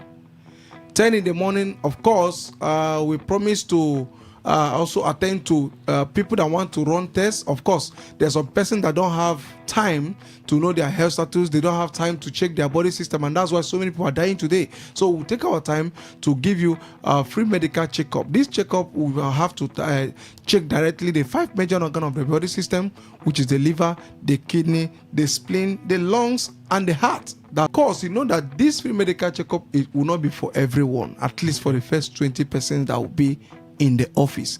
This is what you benefit. Okay, so the first 20 to arrive. Yes, the first 20 to arrive the venue, 14 Rumola Road, Honeymoon Plaza, first floor. That is where it will be happening tomorrow and next tomorrow. All right, there are phone numbers? Yes, of course. In case you are coming, you want to call for direction, or you miss your way, or you want to reserve a seat for you in this very program that is coming on tomorrow and next tomorrow, you can call this number 080 367 14777. That is 080 367 14777. I repeat again, 080 367 14777. You can call this number for seat reservation and also for direction if you are coming for this very program. Is it open to all? Yes, this program is open to everyone. So far you have one or two health challenge you want to tackle, or you have an aged parents, you have a friend that have one or two health challenge. So far it is health related.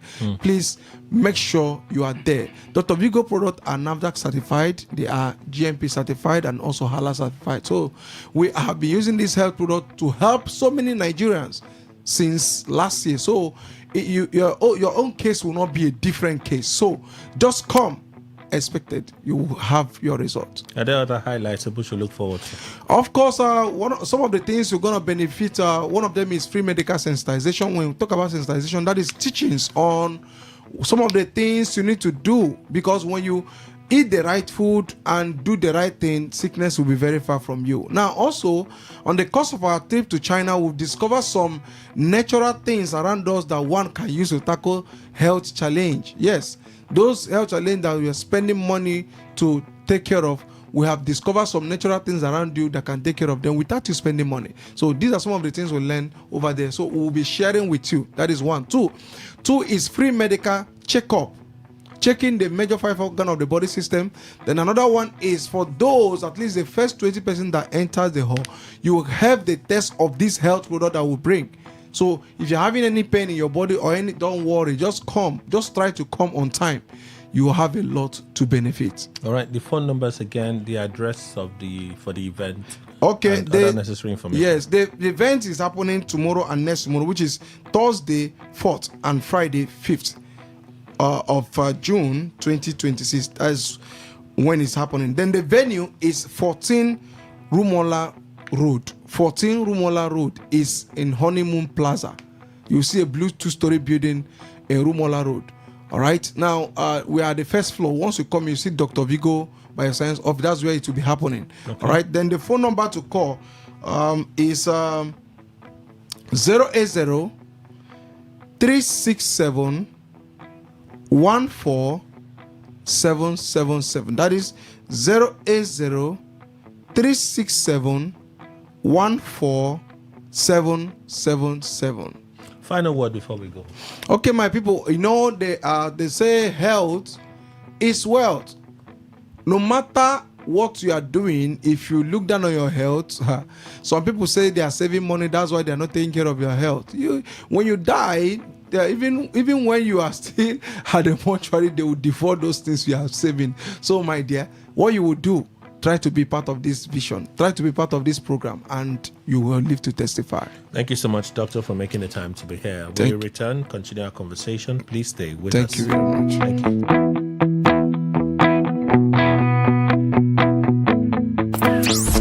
What if the internet had a voice? What if we knew exactly what you love to listen to? What if we understood your vibe, your voice, your opinion? Today, 95.1 FM.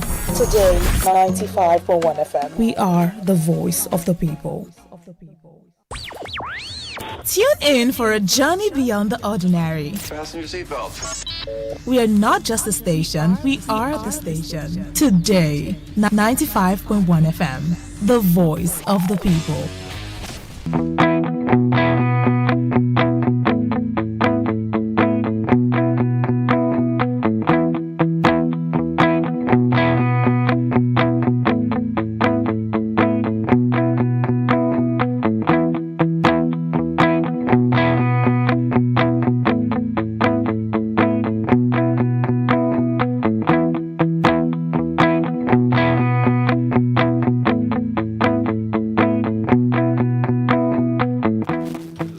Thank you so much for staying with us. Let's conclude. Mr.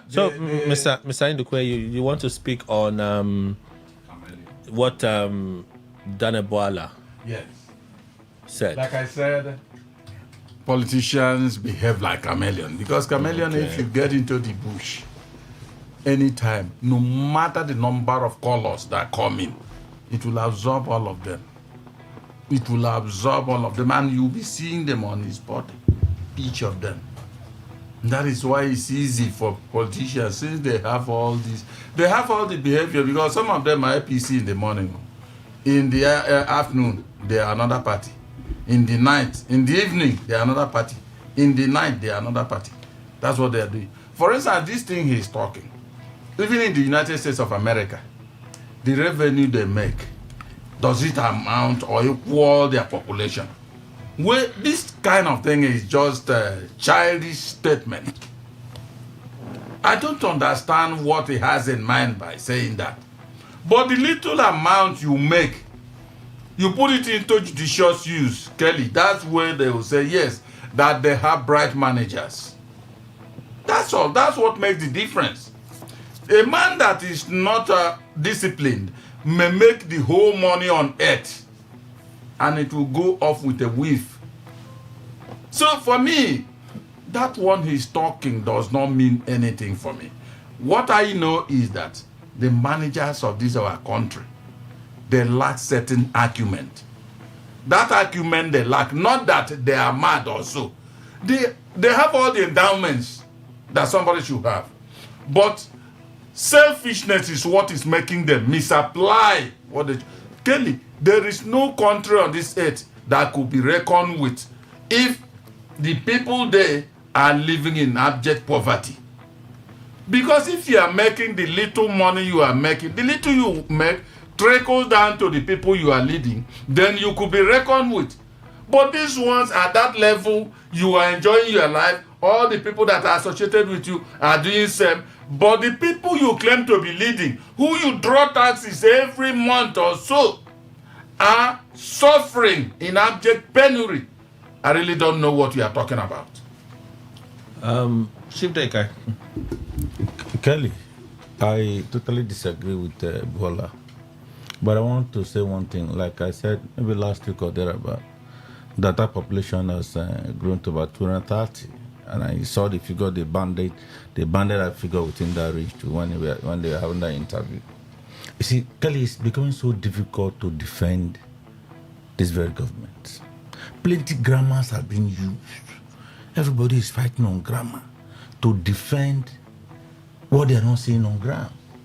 Nigeria is endowed such that we can feed and give out to other people. The advert farmland we have in Niger, in Bauchi, in Sokoto, in each of these areas, if we go into agriculture, we have enough to feed even when we are 500 million in this country and even export. But the leadership of the country is not thinking out of the box. Rather, they are borrowing on top of what we have. And when they borrow,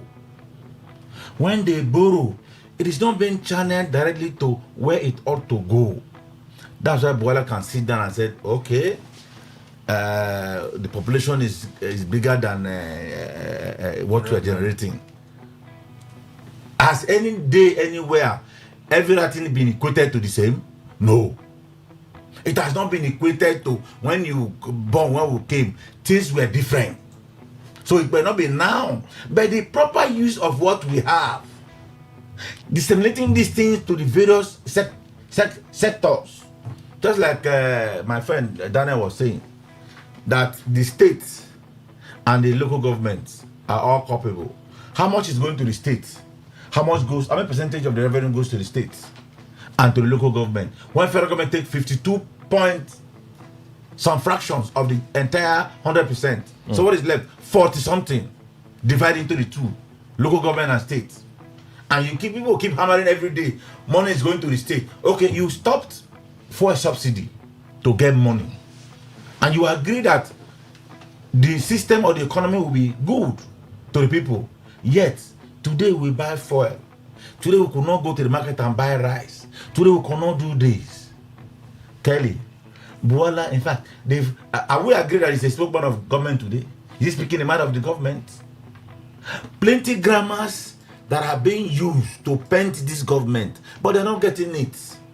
In fact, it's becoming so difficult to defend this very government. I saw one Bola, what's his name? My only best friend here was trying to use grammar to make it was not entering. Oh wow! That's how difficult it is to every person. Just today or yesterday night now, Adelabu's wife and children have been kidnapped in your state. Which Adelabu? The immediate past minister. Maybe we'll get confirmation about and so you have to check it out. I just got an alert now that his wife and his children were kidnapped. It will be very unlikely. Your state that we are talking about. And we had some days that someone said, I'm going to tell you. So, but let us understand where we are going to in this country. Okay. Let us understand. I want to open the phone lines. Let's take some of the reactions. You said something. You didn't question it. What do you want to question? You didn't question. You just let it flow. This is radio and it's powerful. Kelly, sorry. You see, when people often say more monies are coming into the states, one simple question I'm asking is, what is the value of that money? Okay. That money, that big money, what is its value? 0810. They borrow and they don't know what they do with the borrowing. Can he state one borrow to a particular place that was not used for that particular thing? Okay. 0810-9510951. I called the number earlier, so let's begin. Good morning, Today 95.1. Hello, Kelly. Good morning. Morning, George. Yes, I want to talk about the resignation of OK Chinda for House of Rep. See, let me tell you, what the speaker read, Abbas, is correct, because you cannot, whatever thing you bring is what they will read. If the letter is there for all this while and he has not read it, that is his own side of his mistake and not of OK Chinda. And it recites too. There's no way the law has said that your letter must be read in the plenary before you defend any party or not. So anybody who is not happy with Okinda should go and hawk and transformer. Because I see that some of your people are not happy with Okinda. They will hawk and transformer and Okinda will be the governor of the state, whether they like it or not. Thank you, Kelly. Yes, sir, wicked brother. Good morning, Today 95.1. Good morning. Hello. My name is Jessica, calling from the chair. Okay. Greetings to all the partners in the house. Morning, sir. Morning. OK Chinda resigned on of April. When did he resign from his ward? As they produced the resignation letter from his ward. It's very easy to validate this. The law stands in the country. I think he has a case to answer. As a lawmaker, deputy sub-rep leader, he announced his resignation. Since then, it was yesterday that he announced. As of Daniel Buala, doing a messenger's work, whatever grammar he's speaking. He doesn't All right. know the population of the country. Thank He you. knows the Good morning to the 95.1. Good morning, Mr. Kelly. Welcome, sir. Greeting to your guests in the studio. Good morning, sir. Good morning. Mr. Kelly, who is the new minority leader in the House of Rep?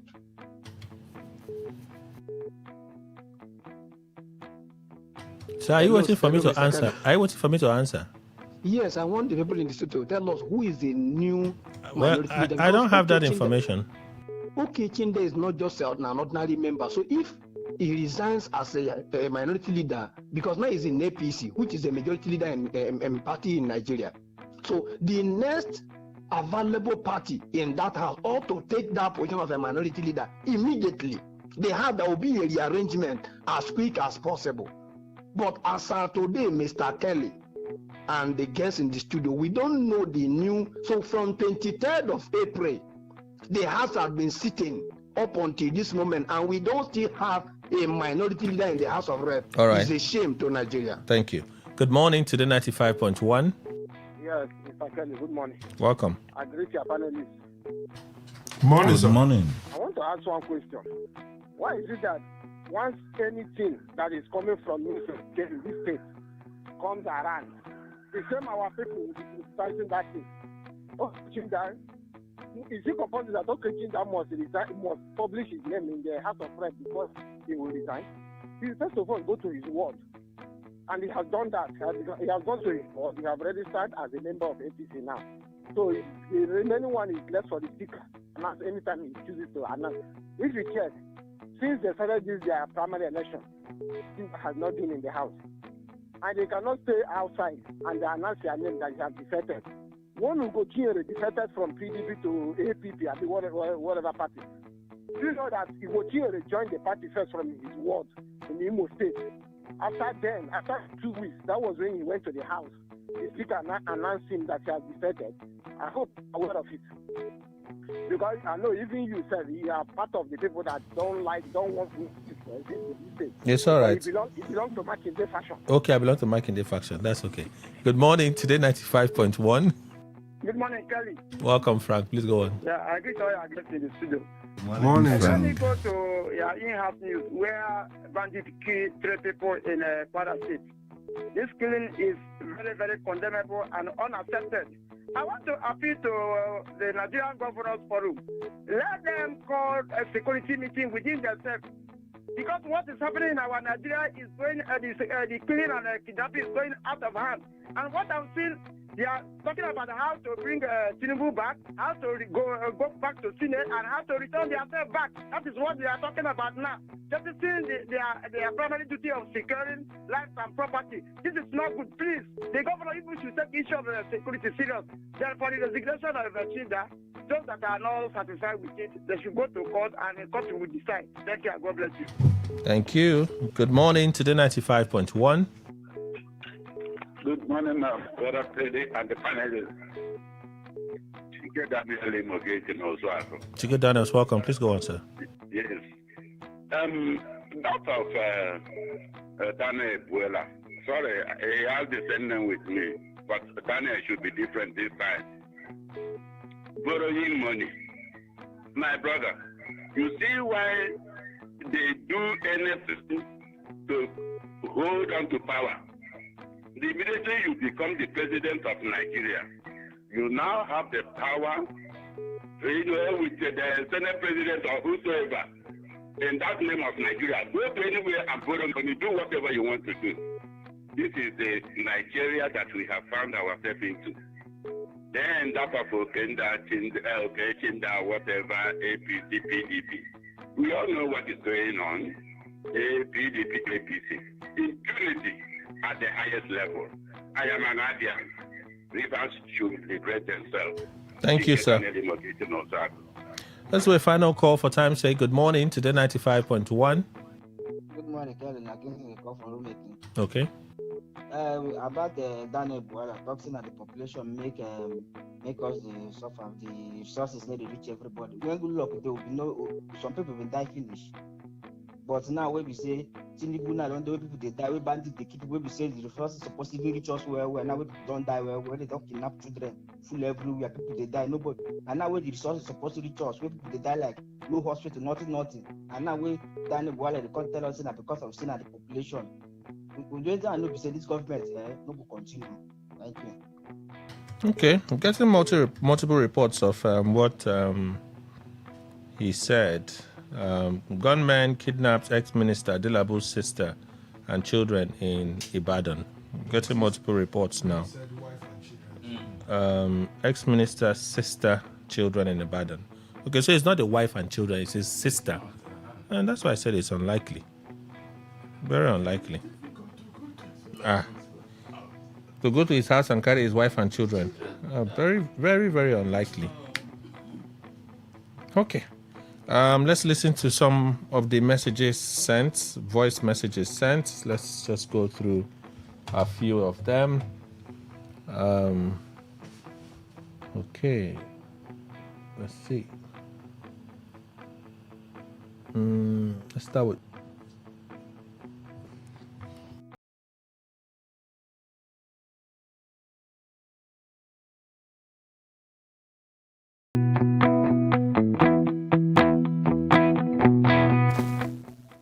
Good morning, all in the studio. Larry Olerinka telling us step by step because how Mekike transferred his voters card, and the day he did it, publish it publicly. This tells us why now somebody can boast. His master is always boasting that election result is concluded and he knows the result and he knows the outcome. Because they have already compromised INEC database. They know what is there and they know how to get it. Either they are hacking in or they have staffs that they have compromised that give them all they want. Tell me the difference between what Larry did and why they dock El-Rufai tomorrow. That he has details of NS details. Is it not the same thing? Then nobody questioning him. Nigeria and our. Concerning this Chinda matter, I know you're an intelligent journalist. I always talk about you. But I noticed that concerning this issue, when it comes to the governor's scene, you dig deep to give facts.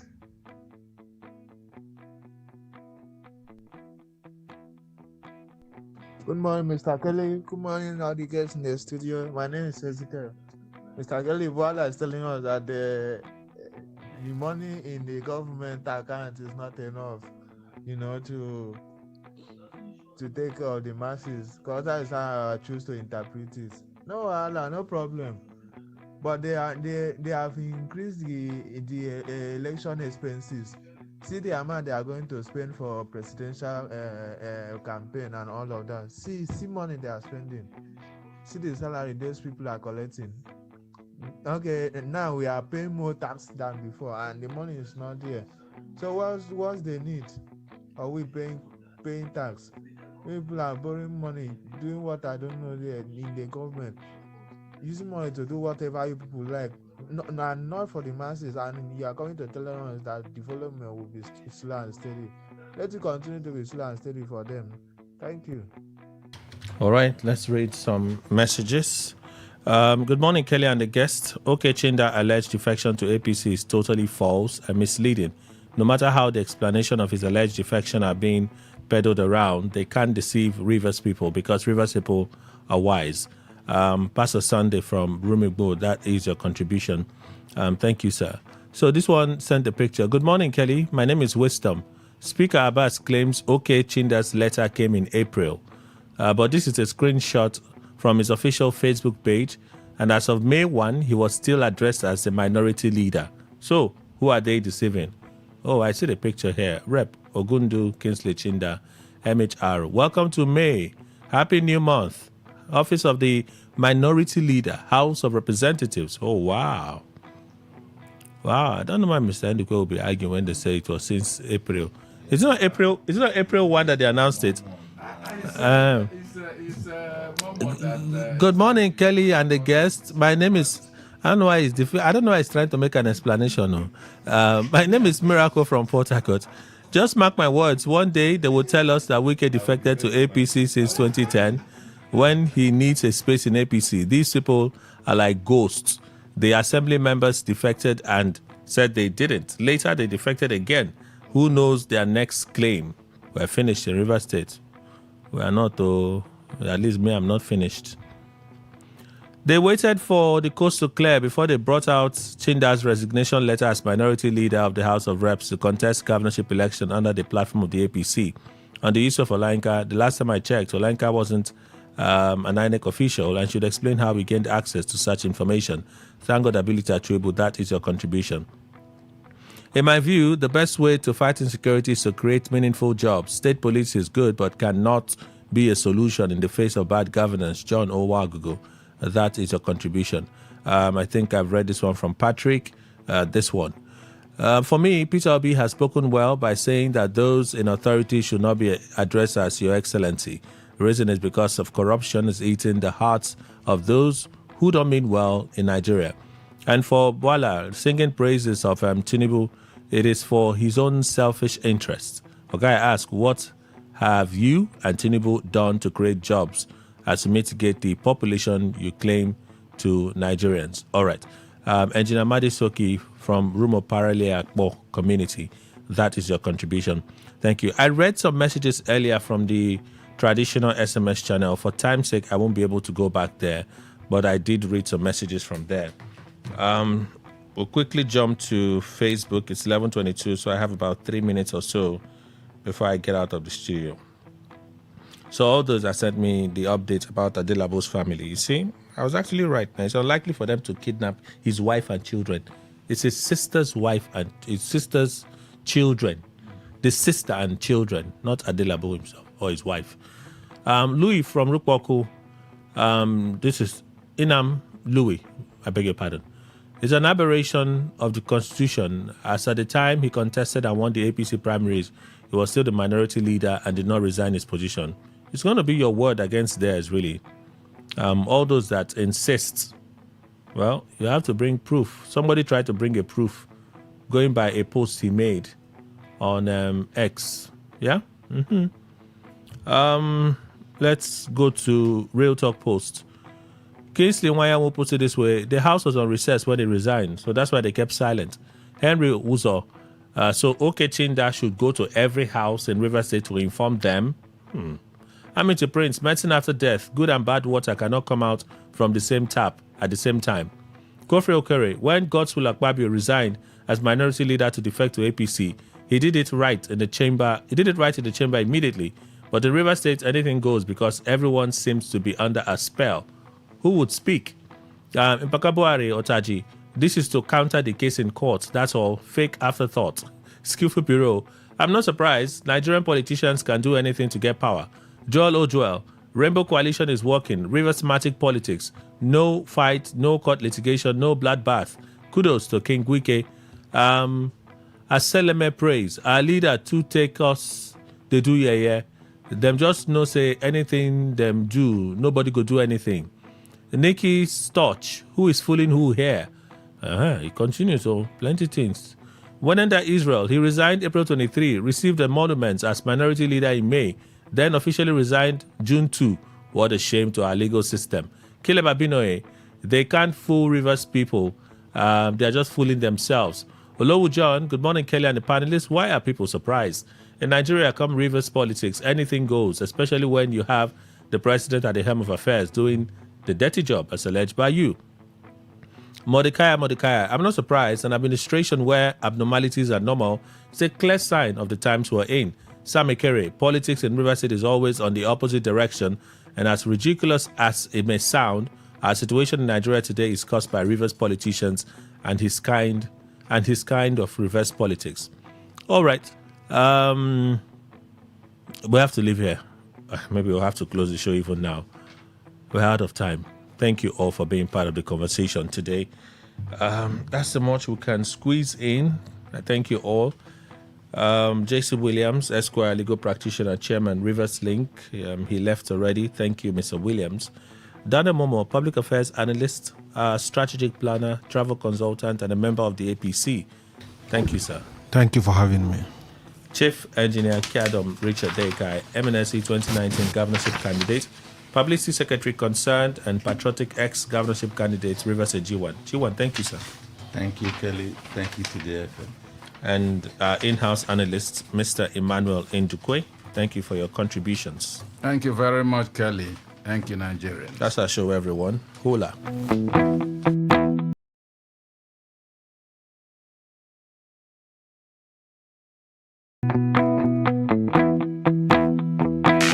Unleash the power of the airwaves with the ultimate radio experience. Tune in to Today 95.1 FM, the voice of people. Don't just listen, immerse yourself. Before I knew you found my deepest weakness.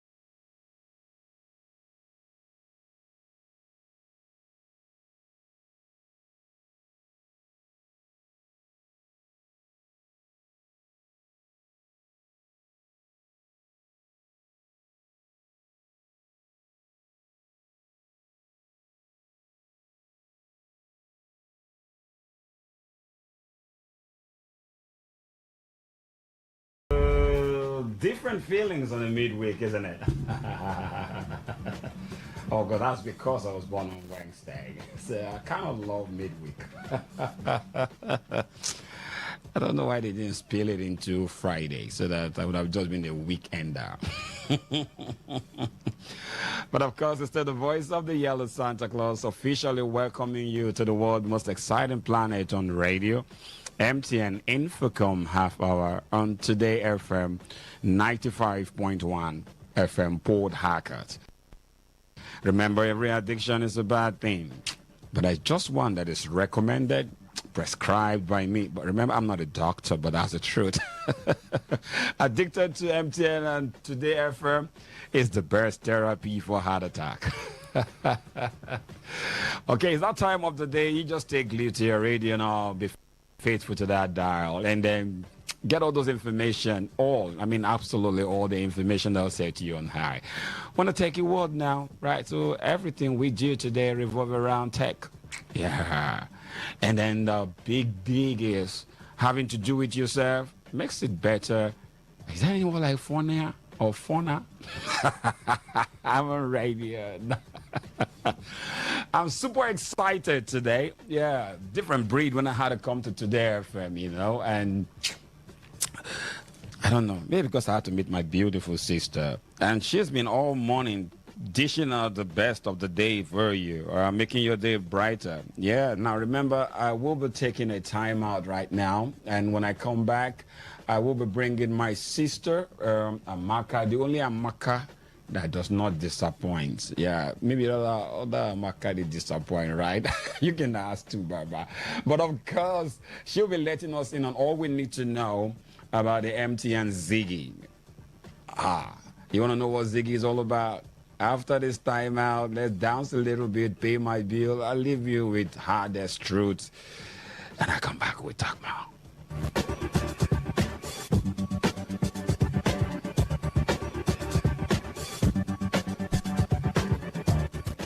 na na na na na na na na na.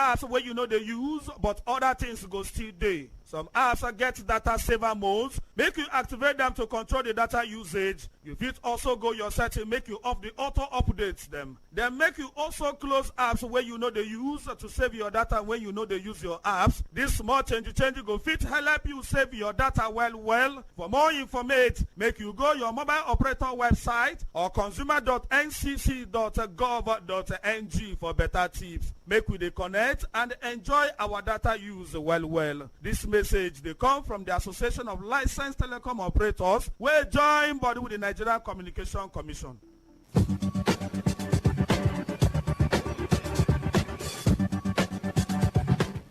Yo, Prince Nnamdi Obidi Yellow Santa Claus is still on the building, and then joined by my pretty sister. Remember, one of the criteria to work in MTN, but you had to be beautiful. And my sister, she's dotless. But anyway, she's got something for us today, and she's going to be letting us in on how we can solve our Wahala. I got out of a gig, it kept me there playing song. I said, hey. So Amaka is here, the only one that does not disappoint. So she will tell you how you can solve stuff yourself without having to hear music endlessly. But I know that our customer reps also come through after a while because they want to, and then they get back to you. So the music is just to relax you now, letting you know that we must solve your Wahala. Amaka, how you keeping, sweet? Great. Now, she's so beautiful. So talking to the mic, the listeners who want to know you, so tell them your name will complete. Just that you're not available, that's the problem. All right, Epera Amaka Anya, that's my name. All right, sweetheart. Now let's go on straight. Ziggy, what is it all about? Yeah, because it's a big thing for us. What is Ziggy all about? All right. And like me, thank God my own CRI did not disappoint. I trust. So, but today we are here to bring Ziggy, that self-service customer care representative that does not disappoint. Is always there 24/7. So that is what Ziggy is. It's a digital self-service assistant chatbot where at any time at your convenience you can share your concerns and you're sure it can be resolved at the spot, or when it's not possible to resolve at spot, it's going to channel you to a customer care agent, live agent to attend to you. That's Ziggy. Okay, so run us through. How do they chat with Ziggy? Just run us through. We want to know. All right. Ziggy, work on that on my MTN app. For those of us that don't know about my MTN app, you can get it by downloading through Play Store for those that are using Android phones, or you can get it by downloading through App Stores for those using iOS devices. So once you want to get us on, get Ziggy from my another channel is through MTN website, www.mtn.ng. You can get us on Ziggy through that platform. Equally on your WhatsApp. I know almost everybody that has a data-enabled device has WhatsApp. You can get us on Ziggy through there. And the number for Ziggy on WhatsApp is 0903 300 0001. I go again. For WhatsApp, on Ziggy number is 0903 300 0001. You might say my best is Telegram. Yes, we are there. You can get to Ziggy on Telegram, and the address is http:/t.me/MTN online bots. For Telegram, the address is http://t.me/MTN online birds. You can equally get us on Facebook Messenger. Ziggy is there for you. MTN self-service portals is there for you. Like I've said, is the best for you to get us at any time, 24/7, unstoppable. That's your most trusted self-service customer care representative. That is it.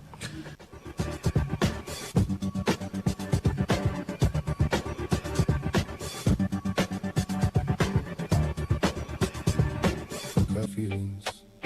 Stack funds, not favors. Chase goals, not gossip. Count blessings, not.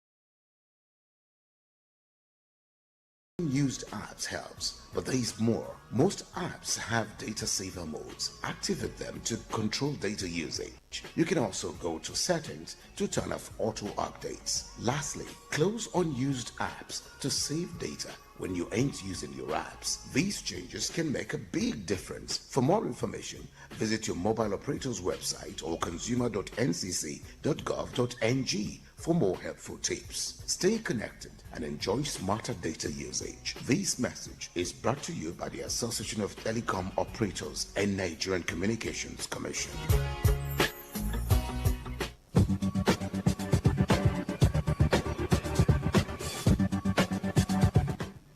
Still listening to the voice of the yellow Santa Claus and MTN Infocom half hour on Today FM. Amaka is still working us through Ziggy. Yeah, so if you're just joining in, you haven't missed much because she's still here. So Amaka, you're still back. Yeah. So take us through more. Okay, for those just joining and even those that were here before, I'm going to refresh our memory while I continue. I've said that Ziggy is MTN Nigeria's smart virtual assistant. Is your own self-service customer care representative that's there for you 24/7. And channels across multiple channels, my MTN app, MTN website. You can get it on your WhatsApp, Telegram, Facebook Messenger, and self-service portals. Now you can ask me, what can I do with Ziggy? There's a lot you can balance. You can manage your data plan there. You can from there set how you want to make use of your data on your device. Through Ziggy, you can equally help with auto renewal. Some people call or even spend their fuel and time and call 300 for them to either turn off auto renewal of data or to turn it on. With Ziggy, you can do it on your own. At times, your children or you yourself mistakenly blocks your line. You need POC to open it. From Ziggy, you can get your POC.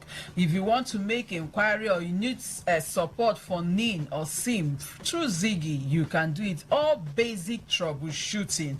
Even some that will say, I did not subscribe for these value-added services and they are eating my money. On Ziggy, you can deactivate VAS that you don't want, or any other general information you want to get from MTN. And the good thing about Ziggy, that when they are not whatever is not able to do, it doesn't just leave you there. It will guide you and equally help you and transfer you to an online live customer care agent.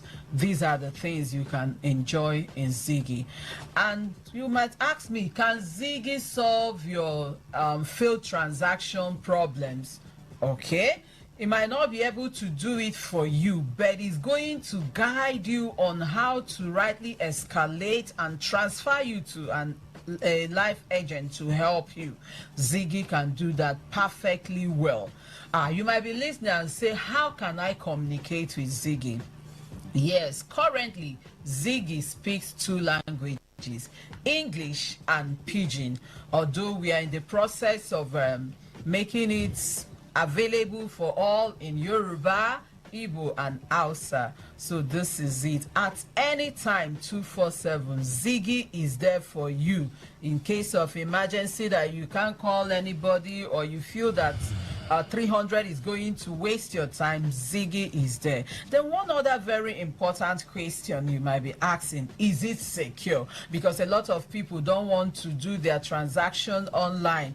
Ziggy is very, very secure. MTN approved security standard is what you get on Ziggy. For some transaction, it will even require verification from you. So it's very, very secured.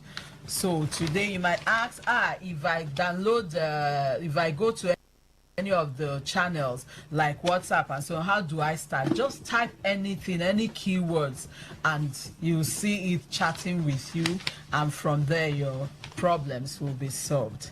Thank you. Your problems will be solved, but I need you to start immediately. So commercial break coming through. When I come back, I'll still drop some airtime rapidly so that smartphone users as well could get after this time out.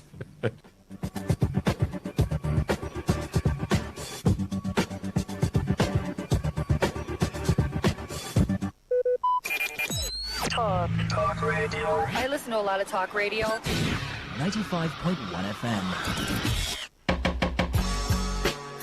Looking for ways to save your data? It starts with your apps. Deleting unused apps helps, but there is more. Most apps have data saver modes. Activate them to control data usage. You can also go to settings to turn off auto updates. Lastly, close unused apps to save data when you ain't using your apps. These changes can make a big difference. For more information, visit your mobile operator's website or consumer.ncc.gov.ng for more helpful tips. Stay connected and enjoy smarter data usage. This message is brought to you by the Association of Telecom Operators and Nigerian Communications Commission.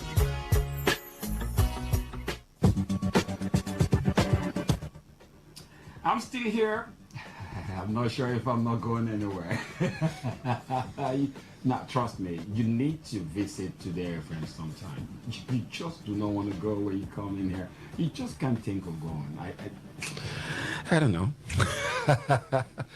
But anyways, to the voice of the Yellow Santa Claus, put it down on MTN Infocom half hour on Today FM 95.1 FM Port Hacker. Oh, I love to be here. Maka is here, last word. She just gave us a little last word because we're bouncing off now. So Ziggy, tell us last word. Microwaves, gas cookers, and then a lot of older giveaways like rice, vegetable oils. Yeah, sure, power banks, just name it. A lot will be happening there. Now, no, don't feel bad. I know you, but okay, I will do a lot of recharge card from there. Maybe I will do 20 recharge card. 50. I'll just come up on air and just be giving a recharge card until Donnie says stop. So, but of course, we'll be having Mr. Reeve performing live there in Ilea. We have Lion Fuji as well coming through. We'll be having, you need to be there. You have to have the Black Brother DJ Kenyo performing live. Now, we've got lots of talent on our team. Boyke as well will be performing. Amy, the superstar as well, will be performing. So we've got lots of artists line up for that. Then we've got bands. And then the after party, which is the Afrofiction Rave. You know what that means. MTN Rave is absolutely awesome. We got DJ slams and a lot of gift to give away. So, well, on behalf of the production crew, talking about DJ Kenyo, he came late. I don't know why. I don't have patience. I don't hide that. But anyway, I love him anyway. My dance coach, Terry, but not Terry G. Thank you, Amaka, for dropping by. You never disappoint. And for my ever-loving, always smiling, ever free and willing to help, Donnie. Thank you, sweet six. And a big shout out to my friend. I can feel you from where you are. Honorable Daibi Sample, CEO Daibi Global. Thank you so much for all you do. Appreciate you, bro. And then congratulations to Amy. Amy's wife just had a baby girl. Whoa, that's an addition to us on the Yellow family. So congratulations, Amy. We'll be coming to drink yellow drink, only yellow drink, Fanta, anything that is yellow, that's what we're drinking.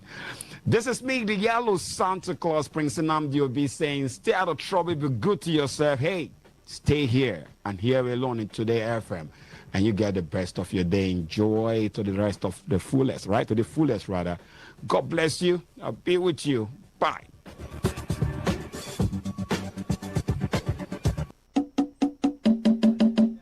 You dey find ways to save your data. You go first start out with your apps. Delete apps where you know they use, but other things go still dey. Some apps get data saver modes, make you activate them to control the data usage. You fit also go your setting, make you off the auto updates them. Then make you also close apps where you know they use to save your data when you know they use your apps. This small change go fit help you save your data well. For more information, make you go your mobile operator website or consumer.ncc.gov.ng for better tips. Make we dey connect and enjoy our data use well. This message they come from the Association of Licensed Telecom Operators, where join body with the Nigerian Communication Commission.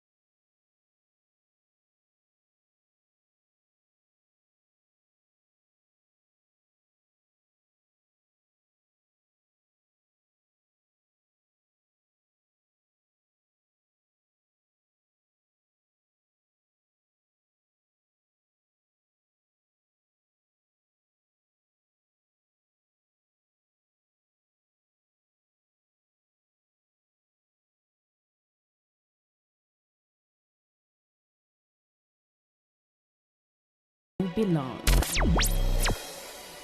Unleash the power of the airwaves with the ultimate radio experience. Tune in to Today 95.1 FM, the voice of the people. Don't just listen, immerse yourself. That is 100% true.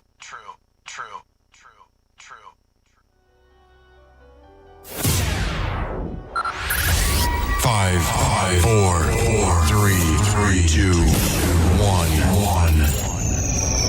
1. Let's take you into a realm, another dimension, a reality of higher intelligence, discovery, and quantum possibility.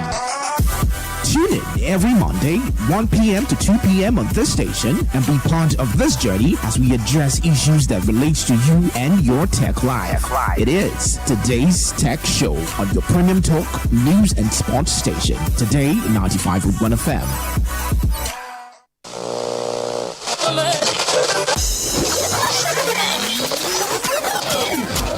Hello, join us Fridays 7:30 a.m. on Our Top Picks, and together we'll review the big national stories of the week, all in 30 minutes. It promises so much fun. Our Top Picks, Fridays 7:30 a.m. Don't miss it.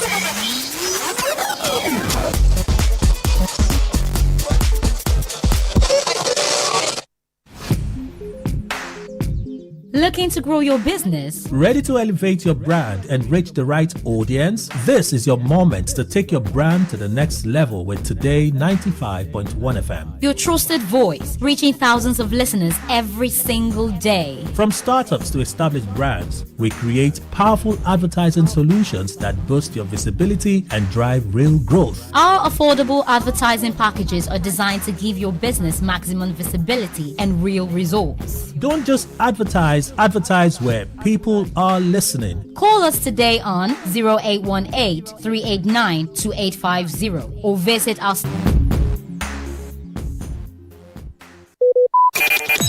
Talk radio. I listen to a lot of talk radio. 95.1 FM. Whether it's happening in Port Harcourt, South South, Nigeria, or around the world, we've got you covered. On air, online, delivering balanced news and unbiased analysis. Today, 95.1 FM. This is Today 95.1 FM, Port Harcourt. News.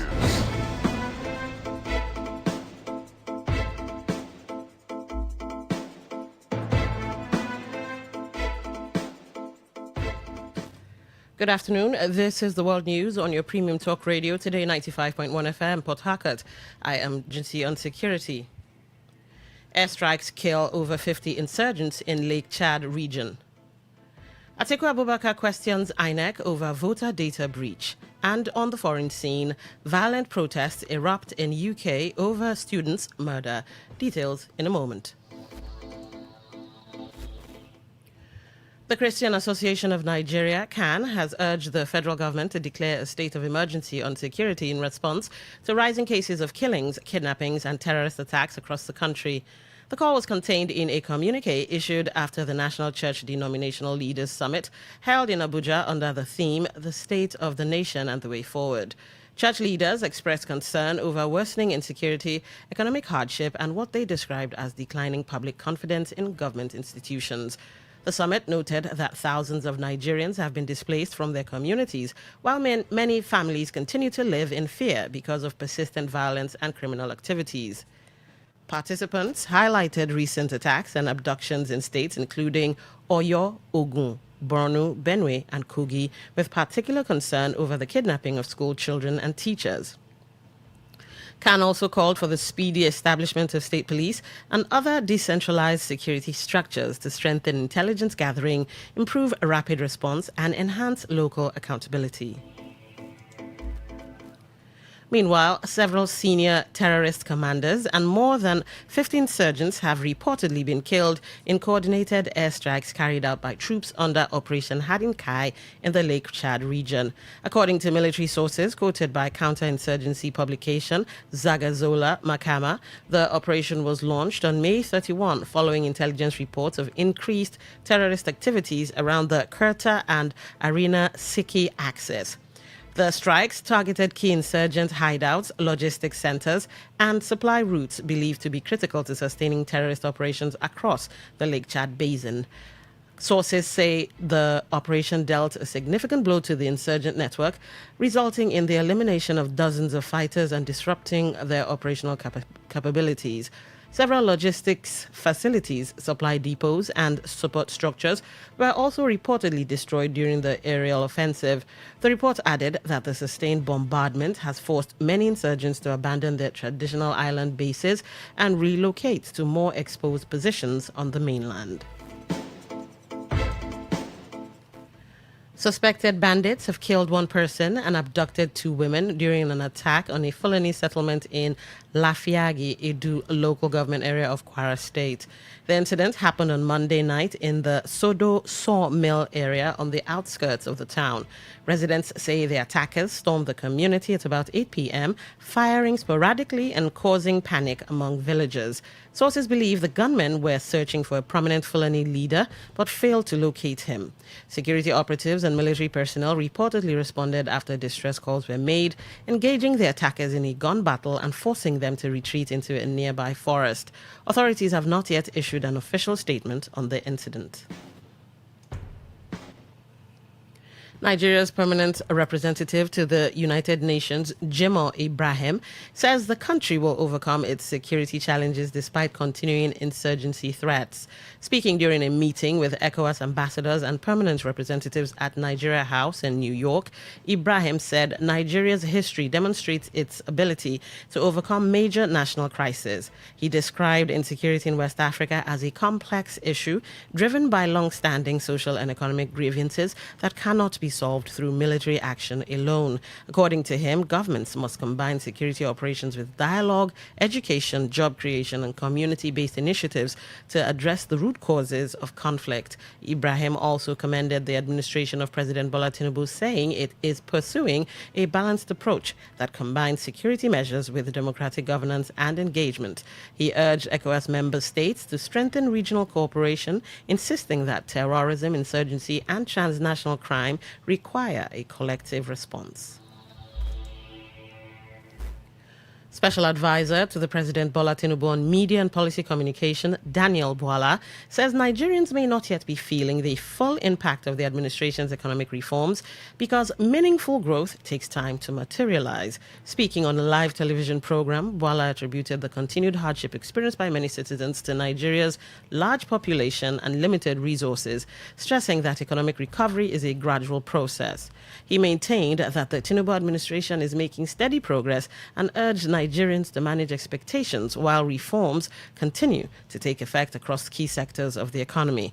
Bwala argued that government policies are already yielding results, particularly through increased allocations to state governments, which he said have greater capacity to implement programs that improve living conditions. He pointed to initiatives such as the Nigerian Education Loan Fund, the Compressed Natural Gas Transport Program, and healthcare support schemes as evidence of efforts to ease the burden on ordinary Nigerians.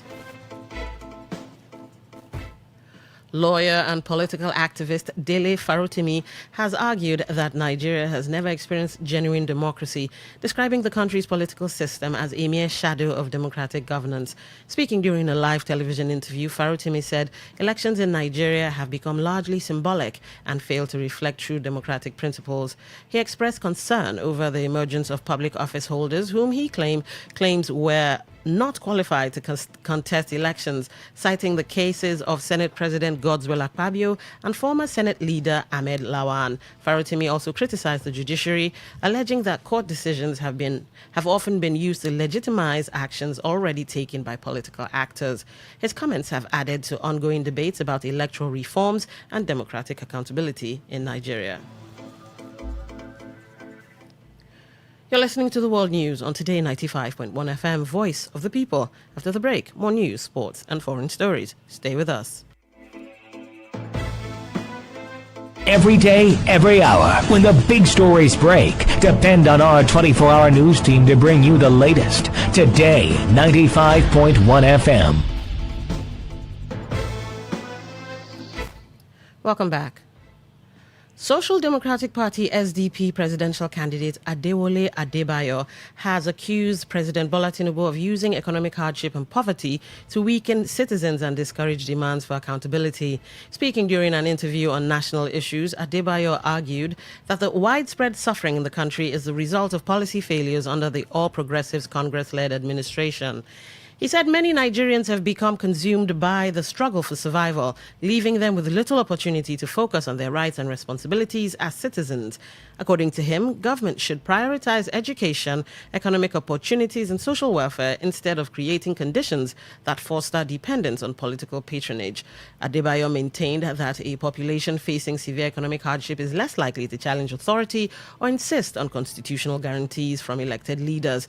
He further argued that the current administration has failed to fulfill the obligations outlined in Chapter 2 of the Nigerian Constitution regarding citizens' welfare. Former Vice President Atiku Abubakar has called on the Independent National Electoral Commission, INEC, to provide answers regarding the unauthorized disclosure of information from its continuous voter registration database. Atiku said although INEC has assured Nigerians that its broader information technology infrastructure was not hacked, the commission admitted that voter information was accessed using valid official credentials and released without authorization. INEC has since launched an investigation into the incident, which involved the publication of information relating to a candidate during recent political party primaries in the Federal Capital Territory. The electoral body insists that the breach was limited to the retrieval of a specific voter's record and did not compromise the personal data of more than 90 million registered voters. INEC also disclosed that the Department of State Services has commenced a separate investigation with the Commission pledging full cooperation and possible legal action against anyone found culpable. In a statement, information was publicly released by Lere Olayinka, spokesperson to the FCT Minister, Nyesom Wike. National Secretary of the African Democratic Congress, ADC, Rauf Aregbesola, to withdraw from a leadership dispute involving the party. The request comes ahead of the hearing of a suit filed by Nafiu Bala Gombe, challenging the legitimacy of the David Mark-led leadership of the ADC. Justice Lifu recently took over the matter after it was reassigned by the Chief Judge of the Federal High Court, John Shoho. The case had previously been handled by Justice Emeka Wite before his nomination to the Court of Appeal prompted a redistribution of pending matters. In a motion filed through his lawyer, Mohammed Sherif, Aregbesola argued that he lacks confidence in Justice Lifu's ability to hear the case impartially. He cited a previous case involving the ADC as one of the reasons for seeking the judge's recusal and requested that the matter be reassigned to another judge. Former Secretary to the Government of the Federation, Babachir Lawal, says he is considering voting for activist and former presidential candidate Omoyele Sowore in the 2027 general election. Lawal made the disclosure during an interview on a live television program after announcing his resignation from the African Democratic Congress, ADC, citing concerns over the party's presidential primary process. He said his position does not amount to an endorsement of any major political contender, but reflects his dissatisfaction with the current political options available. The former SGF criticized both President Bola Tinubu and former Vice President Atiku Abubakar, arguing that neither represents an attractive leadership alternative. Despite his reservations, Lawal stressed that he is not actively campaigning for any candidate and considers to vote in the 2027 election and is still weighing his options, although Sowore remains one of the individuals under consideration. Hundreds of residents gathered at the Gummel Local Government Secretariat in Jigawa State after a viral social media message claimed that holders of COVID-19 vaccination cards would receive a 75,000 naira cash grant. Many residents reportedly abandoned their daily activities and traveled from neighboring communities only to discover that the information was false. The rumor, widely circulated on WhatsApp and other messaging platforms, instructed residents to present their vaccination cards at the Secretariat to collect the supposed payment. Authorities have urged residents to verify information before acting on messages circulating online. On the foreign scene, hundreds of protesters gathered in Southampton, England, following the murder of 18-year-old student Henry Nowak, with demonstrations escalating into clashes with police. Witnesses reported that protesters chanted Nowak's name while throwing stones, bricks, and chairs during confrontations with security personnel. The unrest follows the conviction of 23-year-old Vikram Digwa, who was found guilty of murdering Nowak and sentenced to life imprisonment with a minimum term of 21 years. Court proceedings heard that Nowak was attacked while returning home from a night out with friends in December, while Digwa initially claimed he had been the victim of a racist assault. The case has attracted further attention after body camera footage showed police officers handcuffing and arresting Nowak as he lay critically injured at the scene. The police force has referred itself to the Independent Office for Police Conduct, while political figures, including Nigel Farage, have commented on the public reaction to the case. To end the news, here's a summary of the major stories. CAN is demanding urgent action to tackle insecurity, including a declaration of a security emergency and the creation of state police. Military airstrikes in the Lake Chad region reportedly killed more than 50 insurgents and destroyed key terrorist logistics infrastructure. We told you that Atiku Abubakar is demanding accountability from INEC following the unauthorized release of voter information from its registration database. And on the foreign scene, you also heard that protests in Southampton turned violent after the murder conviction of Vikram Digwa in the killing of student Henry Nowak, with scrutiny also focused on police actions at the scene. That was the news as edited by Priye Izogo. For comments and inquiries, please call 0818-389-2850 or send your emails to news@todayfmlive.com. You can read our stories on www.todayfmlive.com, Facebook Today 95.1 FM, Instagram Today FM 951, X Today FM 951. You can also join our YouTube live at Today 95.1 FM. I am Dawn Wilson. Thank you for listening. Have a great afternoon. Today's news, today's entertainment, today's sports, today's issues. Today on Today 95.1 FM, Port Harcourt. Stay informed, stay ahead. Tune in to Today 95.1 FM for the latest news and exciting sports updates. Your trusted source for everything you need to know. Today 95.1 FM, the voice of the people. Time for us to take you through the stories from the newspapers. It's the newspaper review segment on today's Quest Today 95.1 FM.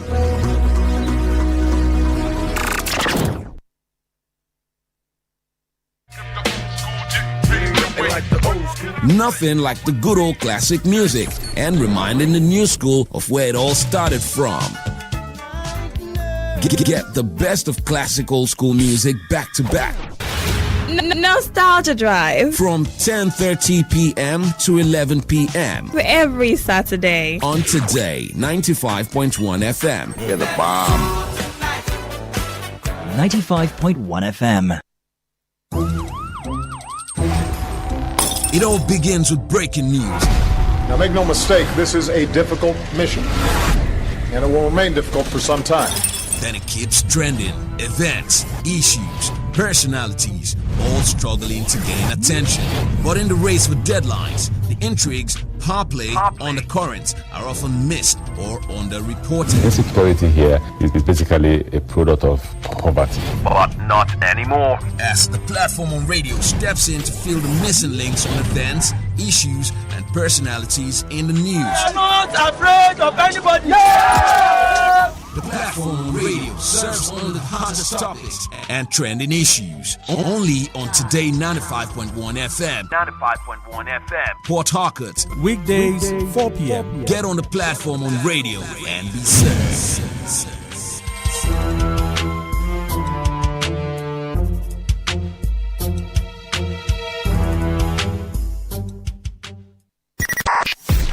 95.1 FM, voice of the people.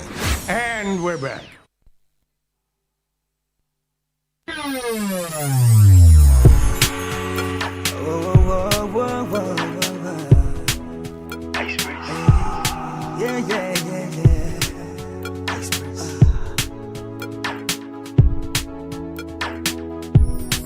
Ice Prince.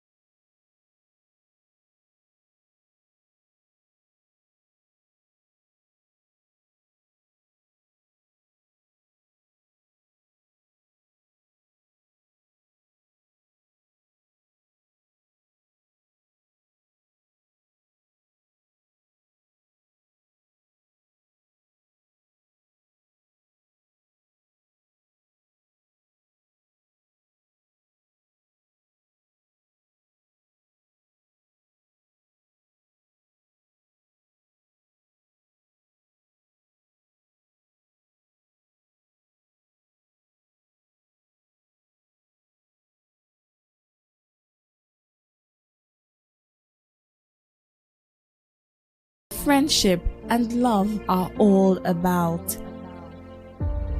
Maybe home is listening to all of your favorite shows on Today 95.1 FM. We create memories. We inspire comfort. We are the voice of the people, and we are home away from home.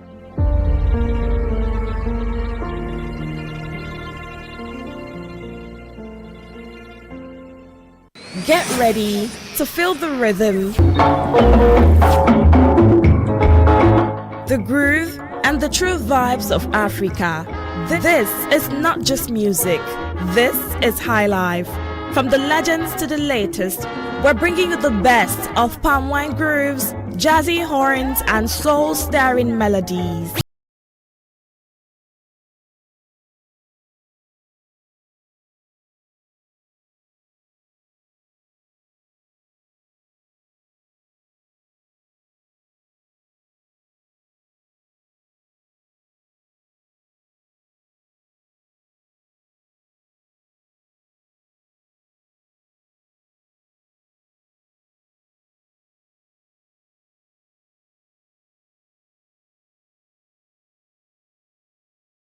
lives here.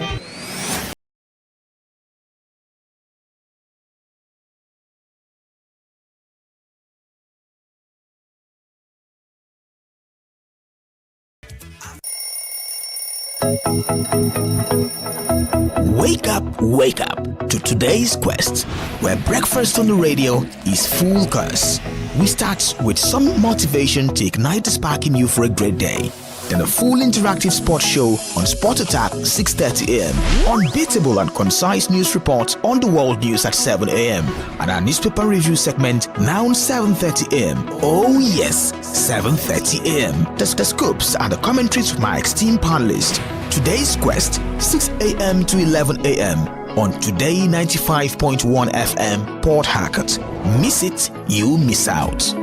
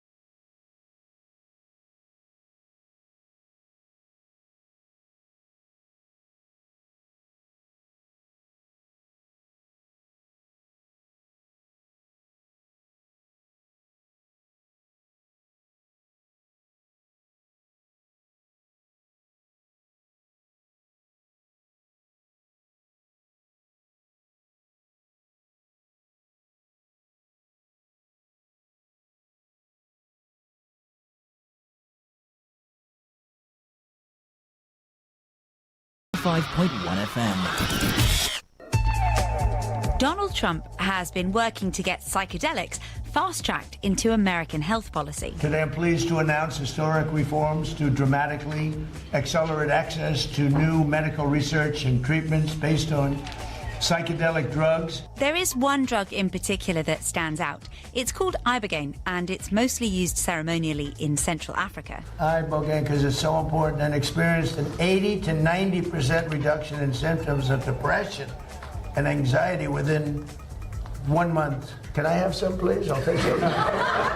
But apparently it came to Trump's attention after he got a text message about it from the podcast host Joe Rogan. Within a week, the president had signed an order promising new funding to research it and to give it priority review. Psychedelic drugs are banned in the US in the vast majority of circumstances. So why is the president greenlighting them for research? And what do we know about these drugs and their medical use? I'm Hannah, and this is What in the World from the BBC World Service. We're going to find out more about that now from Bernd de Busman, who is our BBC reporter in Washington. Hi. Hello, thank you for having me. It's really great to speak to you. So this is a really interesting story, right? Donald Trump is famously teetotal. I can honestly say I never had a beer in my life. His party historically has also been very anti-drug. So how have we got here? Well, it's true. For much of U.S. history, psychedelic drugs were really kind of seen as something in the counterculture. I think most people will kind of identify it with the hippie movement or the Vietnam protest movement of the 1960s, and it's not something that was generally regarded as having any sort of medicinal benefit. It was seen as kind of a recreational drug. And over time, we started to see that kind of shift. We started seeing, research in the 60s and 70s. And I think where we really started to see the shift was in the early 2000s, and Afghanistan, many of whom were suffering from post-traumatic stress, many of whom had traumatic brain injuries, which were altering how they behaved. And then several of the more prominent ones got into politics. One of them, for example, his name is Morgan Luttrell. He was a Navy SEAL, and he became a congressman representing Texas. And he's spoken quite openly about using one of these drugs, ibogaine, at a clinic in Mexico, and he credited it with transforming his whole life and even saving his marriage. But this is all quite recent in the last 25 years, I would say.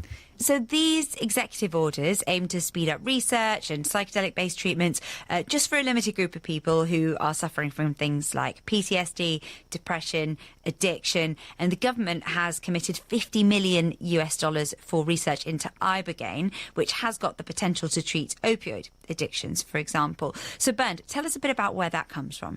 Well, ibogaine comes from a plant called the iboga plant, which is kind of it's a shrub, essentially, that's native to parts of Central and West Africa. And the psychoactive part, the part that actually has an effect on people, is in its roots. Now, in Gabon, in West Africa, it's really kind of an important part of the Bwiti religion, which is practiced among some of the ethnic groups in the country, and it's used for initiation ceremonies. Now, these aren't short ceremonies at all. They're often kind of very, very intense, multi-day hallucinatory experiences that people that use this substance believe connects them with ancestors and broadly the spirit world. And that's something that's been the case in that part of the world for hundreds of years, and it wasn't really until the 1960s or so that we began to see kind of Western interest in this substance and what it can do.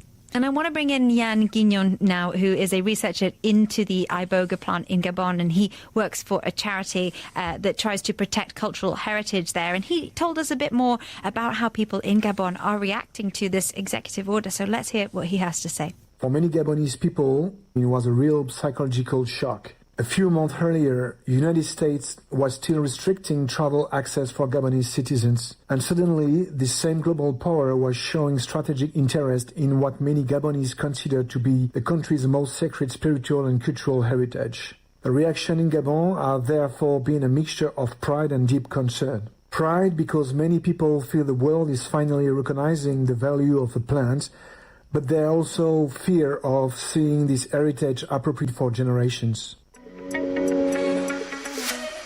Bernd, back to you. Tell me a bit more about ibogaine, what the effects are and how it might be useful medically.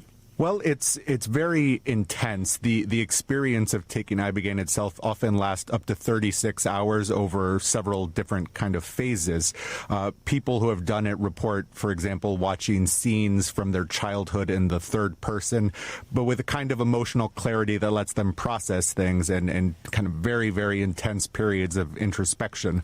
Now, researchers say that it's most promising for those addicted to substances, particularly opioids like heroin. And, rather than manage withdrawal symptoms, which is something other substances that are much more common in the Western world do, it dramatically reduces or eliminates the cravings after just a single dose. It's been described as kind of a mental reset for people suffering from addiction to heroin or other substances. There's also a lot of research that shows it has a very significant impact on the symptoms of post-traumatic stress or traumatic brain injury. Now, that's, as I mentioned, that's something that many veterans came back from Iraq and Afghanistan with, and traumatic brain injury in particular is seen as kind of the signature injury of those wars. And I read there are some quite serious risks associated with it too. There is, and it's certainly not something that it can be taken lightly. Deaths really have occurred when this is done in an unsupervised setting. The primary physical risk is cardiac. It can cause heart arrhythmias that can be very, very dangerous. There's also a seizure risk. So now we're seeing more reputable clinics that have done this. Some of those clinics in Mexico, for example, they require cardiac monitoring, EKGs, blood work to be done, and past the physical part, the experience is itself quite mentally intense. There's almost everyone that does it reports intense nausea, feelings of fear or dread, but it's most often framed as something that's very, very unpleasant, but it works. I've heard it compared to surgery more than once. That's really interesting. So these 2 executive orders have now been signed. What does the pathway look like from here? Well, certainly in the short term, it means that the government and medical institutions are more free to actually conduct research and experiments into these substances. Also, in those cases that I mentioned of people having been deemed someone who needs it or who has a right to try it, that's actually called the right to try policy, they'll certainly be able to at least try it and then deliver feedback and also do it in a clinical setting. I think much of the issue now is that for veterans, for example, many of whom have done this, they've had to leave the United States to do it. Most often in Mexico, in Tijuana, there's several very well-known clinics. They haven't been able to do that in the United States, and I think that's something that these executive orders begin to change. Further down the line, we could see kind of a more gradual loosening of regulations particularly over psilocybin mushrooms, kind of similar to the beginning of what we saw in the U.S. several decades ago, in which marijuana and cannabis products went from being illegal to kind of in a gray area to eventually in many states legal. And then in the long term, we might see an industry of psychedelics in the United States, similar to the way we now see an industry of cannabis in the United States. Bernd, thanks so much for joining us. Of course. Thank you for having me.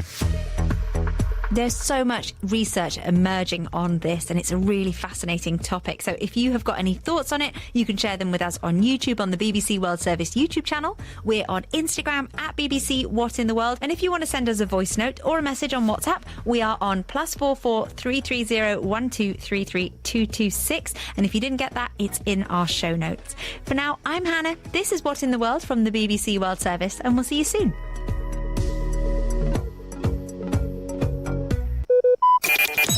Talk radio. I listen to a lot of talk radio. 95.1 FM. Here's the breakdown from BBC Pidgin.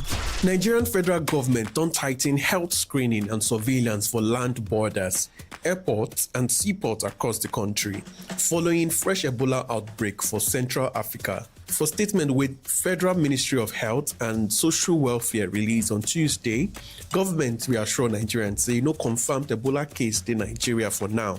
However, authorities don't activate measures nationwide to prevent cross-border spread of the disease. According to the ministry, all incoming travelers could face stricter screening, including temperature checks, health declaration forms, and travel history assessments. Travelers wey show symptoms linked to Ebola or other viral hemorrhage fevers fit undergo secondary screening, isolation, and referral for further medical examination. Government also don strengthen disease surveillance systems across the country, while public health emergency operations centers and rapid response teams remain on standby for quick response if any suspected show face. Meanwhile, World Health Organization say Democratic Republic of Congo don record 321 confirmed Ebola cases, including 48 deaths. Neighboring Uganda don also confirmed 9 cases, with 1 death recorded. Federal health authorities dey urge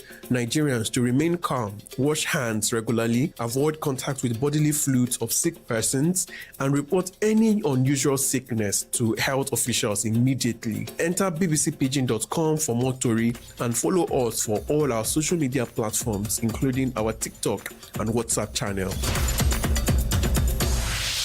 That's not the breakdown from BBC Pidgin.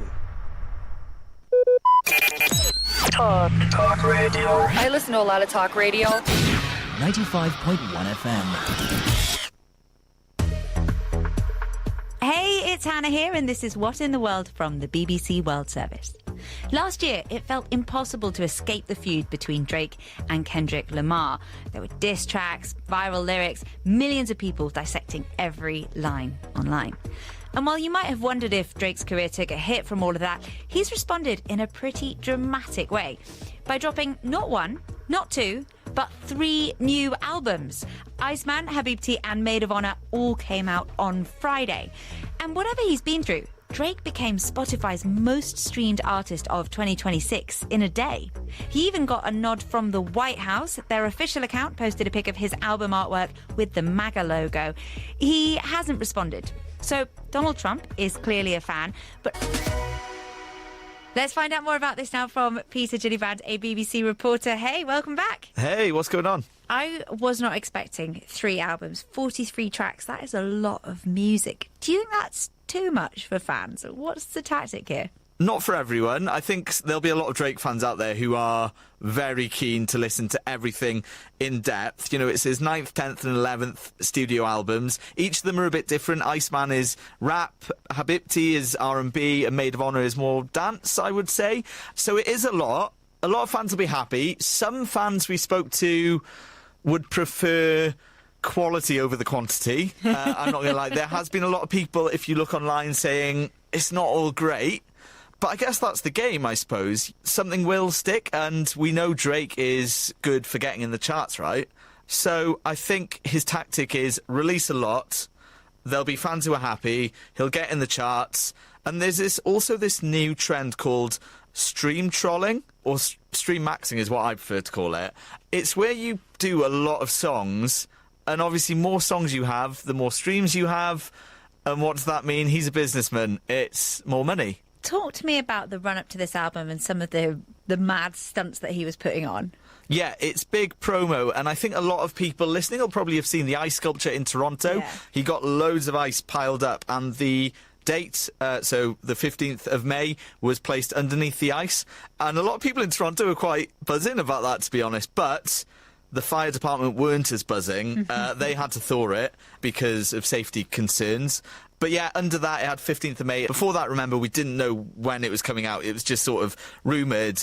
And Drake had been posting hints about Iceman from as way back as early 2024. The CN Tower's been projected into ice. Toronto Raptors, the basketball team, he had seats iced out.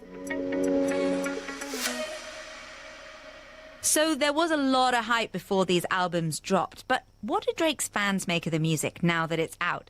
Well, we got these voice notes from fans in Nigeria and the UK. Yo, when I saw Drake drop 3 albums in one night, I was like, nah, this guy's actually different. As a Drake fan, that move was absolutely crazy.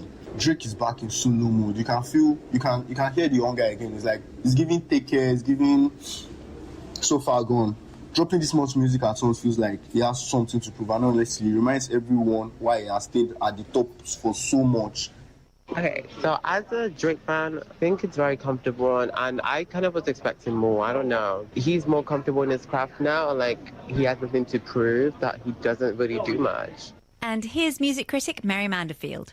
Do you know what? Drake's music is often very commercially appealing. I think other artists would do this in a way where they might have a remix album or they might do an acoustic version. But yeah, to give us 3 albums at the same time in one day, it feels excessive, but I would not be surprised to see this in future. I think he's probably setting a bit of a standard. And if it does well, then I think other artists will follow. So why was a big comeback so important for Drake? Well, it's partly because of his inescapable bitter feud with Kendrick Lamar. In 2024, the two rappers went back and forth in diss tracks. Over a month, 9 different songs were released between them. One of Kendrick Lamar's songs, Not Like Us, was a huge success. It accused Drake and his entourage of being, in quote, certified paedophiles. So Drake filed a lawsuit for defamation. Peter, tell me a bit more about that. As you can imagine, he wasn't very happy with Not Like Us. So he actually sued Universal Music Group, who rep him, for defamation and harassment. He claimed that the whole thing was causing a false and malicious narrative, accused bots of being behind the sort of growing popularity of Not Like Us. But that case got dismissed, essentially, because the judge said there's just non-actionable opinions there. So yeah, his team says he'll appeal that, but it's definitely a topic of conversation among these albums, and he does bring it up in the lyrics. Universal Music, which represents both Drake and Kendrick Lamar, said that Drake, in quotes, lost a rap battle that he provoked and in which he willingly participated. They added that his lawsuit was an attempt, in quotes, to weaponize the legal process to silence an artist's creative expression and to seek damages from Universal for distributing that artist's music. All right, Peter, so you mentioned the lyrics just now. I want to get into them. What are some of the disses that fans have been picking up in the new album so far?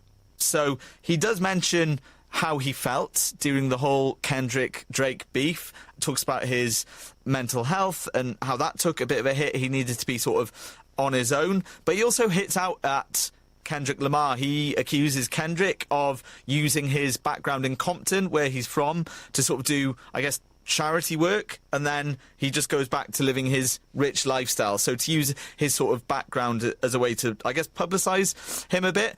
Drake also calls out LeBron James, the basketball player, because LeBron went to one of Kendrick Lamar's concerts.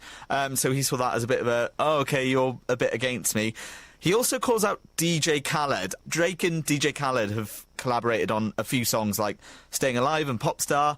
And Drake feels like DJ Khaled didn't stick up for him or didn't speak out during the rap beef between Drake and Kendrick. So he sort of said, dude, where were you? You know, where were you when I was going through all this, when the world's eyes were on this massive feud, one of the biggest feuds in rap and music history, to be honest? Where were you? But on a positive side, he also mentions BTS and praises BTS, the K-pop group, right? Yeah. And there's a lovely video online of 2 of the members sort of hearing this and kind of going, oh, wow, okay, Drake's called us out for being, like, great, essentially. What is Drake's reputation like now, and do you think that these 3 albums are going to help bring him back up to his former greatness? His reputation did take a hit, but I think it's kind of almost devalued him as an artist, and people forget how big he actually is. If you look on the latest stats from Spotify, for example, they released their 20-year listening figures. The third top artist was Drake. From speaking to sort of music experts, from fans, I think they say, you know, he needed to do something with a bang. Some are arguing that 3 albums is going to wow people. It's going to be like, okay, he's making a scene, he's going to get charted. But on the other end, some reviews have said, well, why couldn't he just perfectly craft a 12-song, a smaller album, and sort of perfect every song instead of doing sort of mixed quality? I think it's going to take a few weeks to see with the charts where he's charting. But yeah, he's probably hoping that his reputation will get better, yeah. It's definitely an interesting tactic. Peter, thanks so much for joining us. Thank you so much. That's it from me today, but remember, you can always get in touch with us. You can send us a voice note on WhatsApp if you want to hear your voice on the pod. We're also on Instagram at BBC What in the World, and I love reading your comments on our YouTube episodes on the BBC World Service YouTube channel. For now, I'm Hannah. This is What's in the World from the BBC World Service, and we'll see you next time. A lot of talk radio. 95.1 FM. Catch the latest news, real talk, real stories, all on Today 95.1 FM, where you belong. Hit the road, fill your drive. Ignite the vibe, stay locked. Today 95.1 FM, radio on the go.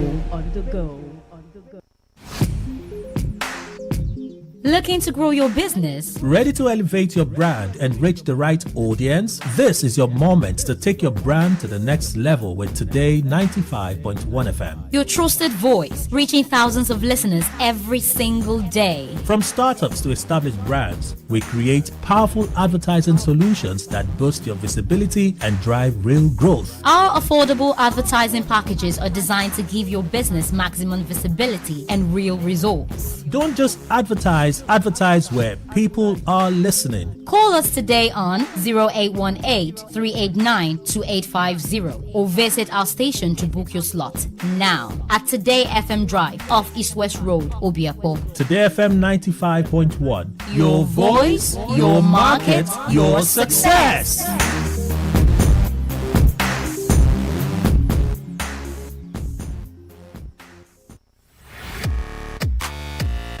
Turn the dial and turn up the thrill. We are not in the same league. We are rewriting the rules. Here on Today 95.1 FM.